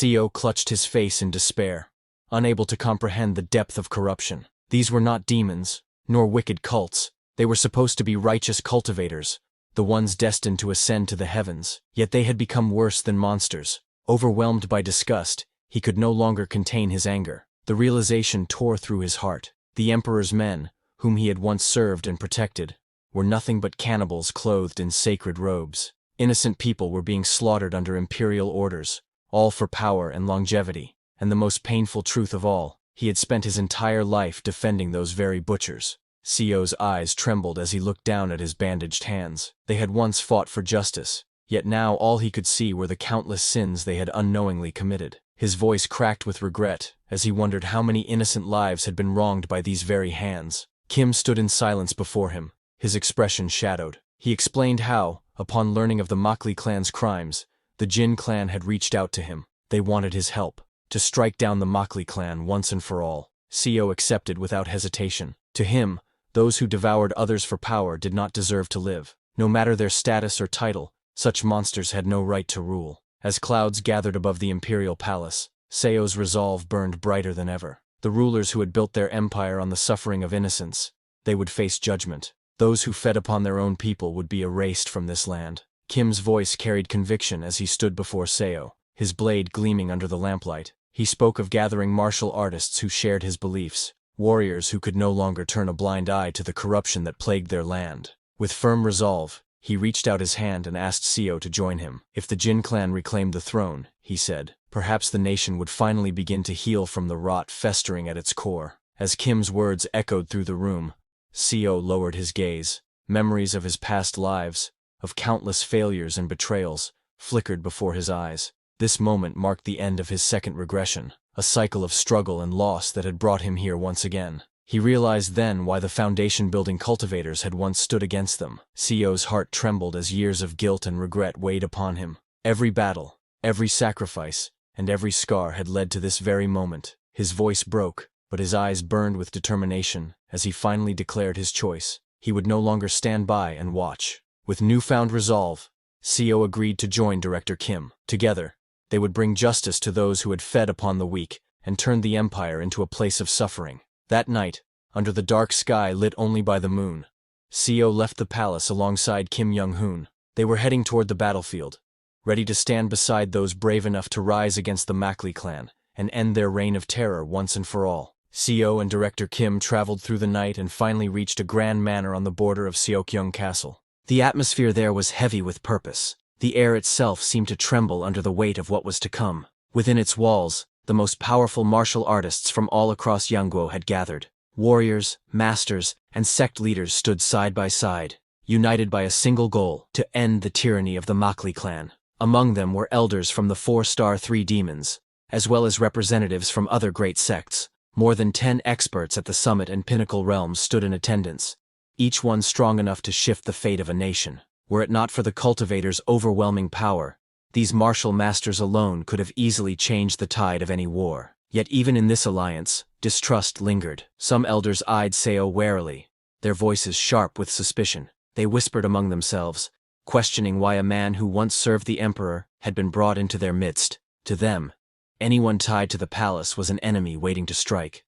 Co stood silent for a moment, sensing the hostility that lingered in the air. He understood their doubt. After all, he had once served within the very palace they despised. A faint smirk crossed his face as he exhaled slowly, realizing there was only one way to earn their trust. Then, without warning, he raised his voice and unleashed a storm of fury. The courtyard trembled with Seo's furious voice as he hurled one curse after another toward the emperor. His anger echoed through the manor, shocking everyone present. The gathered martial artists exchanged uneasy glances. None had expected such raw hatred from a man once tied to the palace. Soon, the elders could no longer bear the noise. Their ears rang from his relentless shouting, and even those who had doubted him now stepped back, waving their hands in surrender. They had seen enough. His rage was real. No spy would dare speak with such venom. Realizing he had proven his loyalty, the crowd finally began to calm. Yet Seo simply exhaled and wiped his mouth, a faint smile tugging at his lips. It almost seemed like a disappointment lingered in his tone, as he murmured that he could have gone on much longer. After Seo's furious outburst, the tension within the group faded, and the warriors finally accepted him as one of their own. With their trust earned, they began their march toward the cultivator's hidden base, determined to bring it down. Under the bright sky, their journey led them deep into the misty mountains, where the enemy's stronghold was said to lie. The forest was silent, save for the steady footsteps of countless warriors moving as one. Among them stood Seo, his sharp gaze scanning the horizon, until his eyes caught sight of something familiar. A group of men in dark blue robes stood ahead, their presence commanding attention. The leader, a tall man with long crimson hair, looked over the gathering and smirked, saying that Seo might prove useful. Seo froze, his breath hitched as his eyes locked onto their uniforms. That design, he had seen it before. Memories surged back like a blade to the chest. It was the same attire worn by the assassin from before. A cold realization struck him. Those men, they were from the Jin clan. Then, Director Kim approached the Jin clan leader and told him that he had kept his promise. He arrived with several men who agreed with his cause and stood beside him. He declared that his men were ready to help destroy their enemies. The red-haired man agreed, and told them to prepare for the battle ahead. Later, Director Kim walked down a quiet grassy path, followed closely by Seo. Curious, Seo asked where Director Kim was heading. Without turning back, Kim replied that they had to stop somewhere and told Seo to follow him. As they continued walking, Seo asked again how far they were going, but Kim remained silent, his steps steady and determined. Eventually, they arrived at a solemn clearing filled with rows of small dirt mounds. Kim stopped and looked at the graves before them. In a calm voice, he explained that these were the remains of people killed by the Mackley clan cultivators. He had gathered their bodies and buried them here to give them a proper resting place. Seo stared at the countless graves in shock, and asked if Kim had truly buried all these people by himself. Kim didn't answer. He simply pressed his hands together in silent prayer, paying respect to the fallen. Director Kim stood silently with his hands raised, a glowing blue-green light forming between them. His calm eyes reflected the gentle energy as he whispered the words, "Heavenly Tao spell." He explained that the people buried here had turned into vengeful spirits, their souls consumed by rage toward the Mackley clan. To help them find peace, he had gone to the Jin clan and learned the sacred Heavenly Tao spell, a technique meant to purify resentment and guide lost souls. As the spell shone brightly, the energy spread across the graves, releasing small, glowing lights that floated into the night sky. Director Kim's voice carried softly as he reminded Seo, "Not all cultivator spells are born from hatred. What matters is how they are used." Seo watched in silence as the glowing lights drifted upward, filling the dark forest with a calm, sacred glow. For a moment, it felt as though the restless spirits had finally found peace. Director Kim turned his gaze towards Seo, his expression calm yet firm. The soft light from the lingering spell reflected in his eyes as he spoke words of wisdom. He reminded Seo that true strength did not come from endless training or power alone. It came from holding on to one's humanity. Instead of obsessing over becoming stronger, Kim urged him to remember the importance of keeping his mortal spirit intact, for losing that would mean losing himself entirely. Seo stood quietly, unable to respond. The weight of Kim's words sank deep into his heart. He realized that his senior wasn't just teaching him cultivation, but also the meaning of life and restraint. After a moment of silence, Kim turned away, his long hair swaying with the wind. He told Seo to gather himself and follow. Together, they left the sacred ground where restless souls had found peace. The night sky glimmered softly above them, carrying the faint glow of the Heavenly Tao spell. Meanwhile, far across the valley, the red-haired man began to chant. Power surged through the air as he clasped his hands together, forming a spell that tore open the space before him. A bright portal appeared, swirling with energy, revealing the distant fortress of the Mackley clan. As the portal opened, a powerful shockwave spread through the air, distorting the surroundings. SEO and the others shielded their faces as the once peaceful landscape twisted and reshaped itself before their eyes. In an instant, the terrain changed completely. The ground hardened, the air thickened with dust, and a heavy pressure filled the atmosphere. The stench of decay soon reached them. A foul smell, of dried blood and rotting flesh, drifted through the wind, hinting at the countless deaths that had taken place within the Mokli clan's domain. It was a grim reminder of the cruelty that awaited them beyond the gate. From within the fortress, alarms were raised. Guards shouted in panic as they spotted the intruders through the swirling mist. Cries echoed across the walls, announcing that enemies had arrived. The Jin clan had come. A surge of spiritual energy erupted from the fortress as a shimmering blue barrier formed, covering the entire structure like a protective dome. It pulsed with power, distorting the air around it. The red-haired man stood at the front, gazing up at the fortress with a cold, calculating expression. He muttered under his breath, acknowledging the strength of the Mokli clan's defense.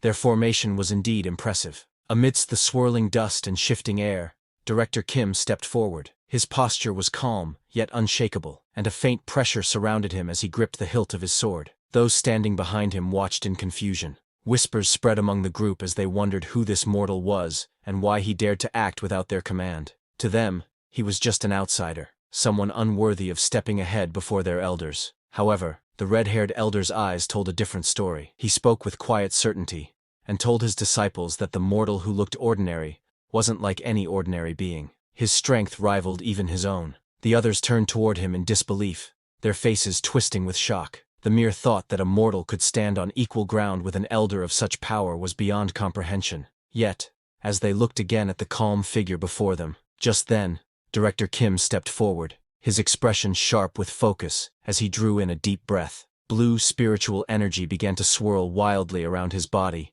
forming a violent storm that crackled with power. His hands trembled slightly as he gathered the energy, compressing it into a glowing sphere of light that pulsed like a beating heart. The ground beneath him cracked under the force, and his roar echoed through the battlefield. Seo's eyes widened in disbelief. He recognized the technique instantly. It was a power that surpassed the realm of the five energies converging to the origin. With a single motion, Director Kim thrust his hand forward.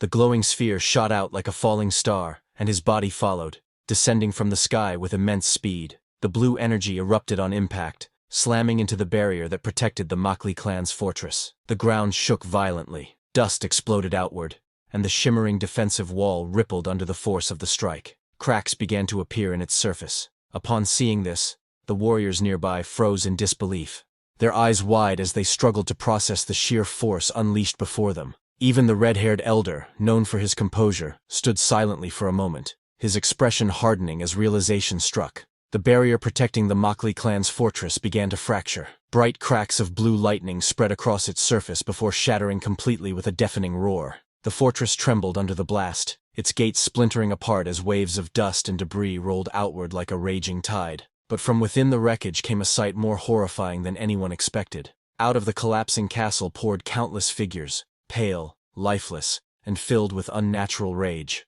Their eyes glowed white, their mouths twisted in grotesque snarls as they let out blood-curdling screams. These were no ordinary soldiers. They were Zhangshi, corpse puppets bound by dark energy. Seeing the swarm rush forward, the red-haired elder's voice thundered across the battlefield. He commanded his warriors to cut through the undead and storm the fortress. With blades drawn and energy flaring, the army charged ahead, following his cry as the real battle for the Mokli clan's stronghold began. The ground split apart as the army surged forward. Blue lightning raged in the sky, tearing through the clouds as the fortress shook beneath the overwhelming clash of power. Waves of dust and energy rolled outward, and the battlefield descended into chaos. The Jin clan warriors charged into the storm, meeting the oncoming tide of Zhangshi head-on. The undead shrieked as they lunged forward, their bodies twisted by dark ki. But the cultivators did not falter. Their blades glimmered in the stormlight, cutting down the monsters one after another. Among them, Seo also revealed himself, a master of martial arts whose strikes carried lethal precision.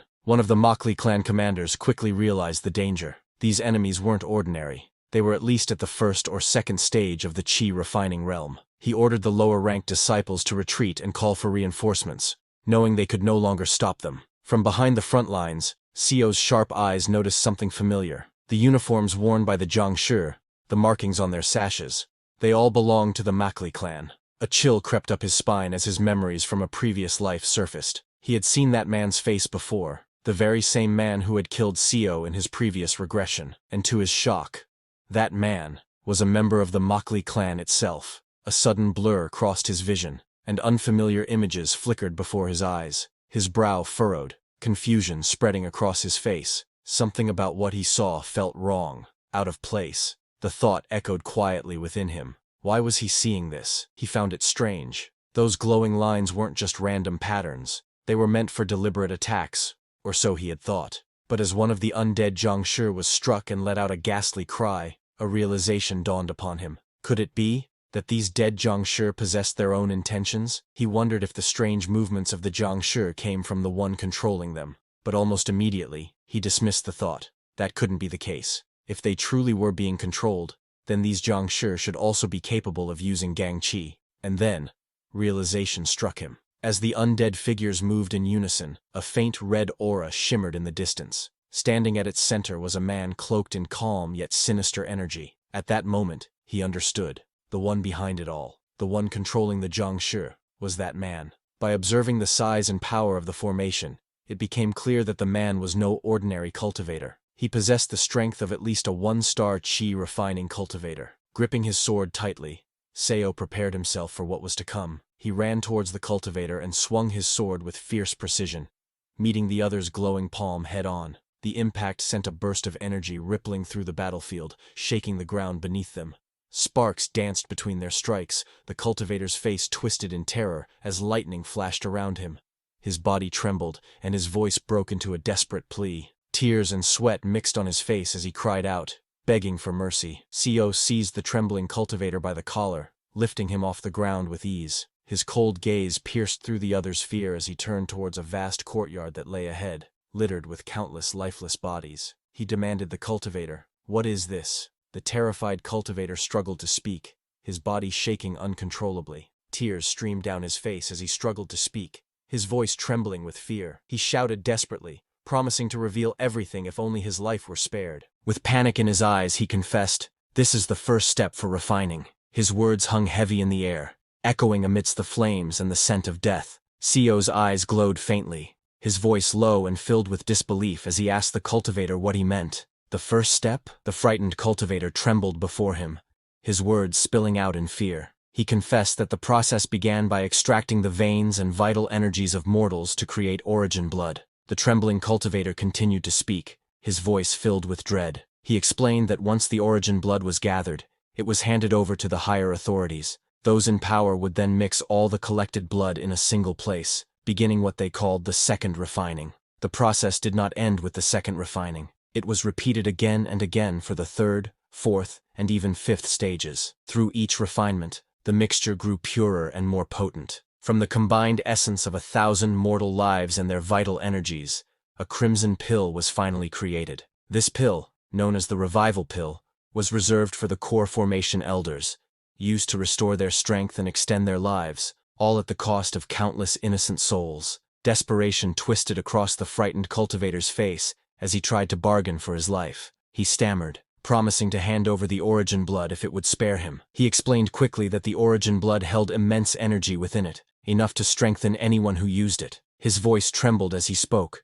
trying to sound convincing, though the fear in his eyes betrayed his crumbling composure. Seo finally spoke, his voice calm, yet heavy with finality. A faint, almost grateful smile crossed his face as he thanked the cultivator, saying that now he could kill them all without hesitation. The words sent a chill through the air. The terrified cultivator's face froze in disbelief, his breath catching as a single thought raced through his mind. This was the end. But just then, a spear launched toward Seo. However, Seo moved quickly and dodged the attack. As he turned back, he recognized the man who had just launched the attack toward him. It was the captain of the royal palace where he had once worked, but before he could say more, the older man before him snapped and told him to shut up. The captain's glare hardened as he pointed his spear forward at Seo and told him that he didn't know a man who would betray his own people. That's all for today, everyone. Before we wrap up, I want to let you know that we've recently launched a membership program here, where you can enjoy perks like early access to videos and soon, exclusive content just for members. You'll also receive custom badges and emojis to enhance your interactions. If you're interested, consider joining our membership to enjoy these benefits. Check out the link in the description to join. See you all in the next video.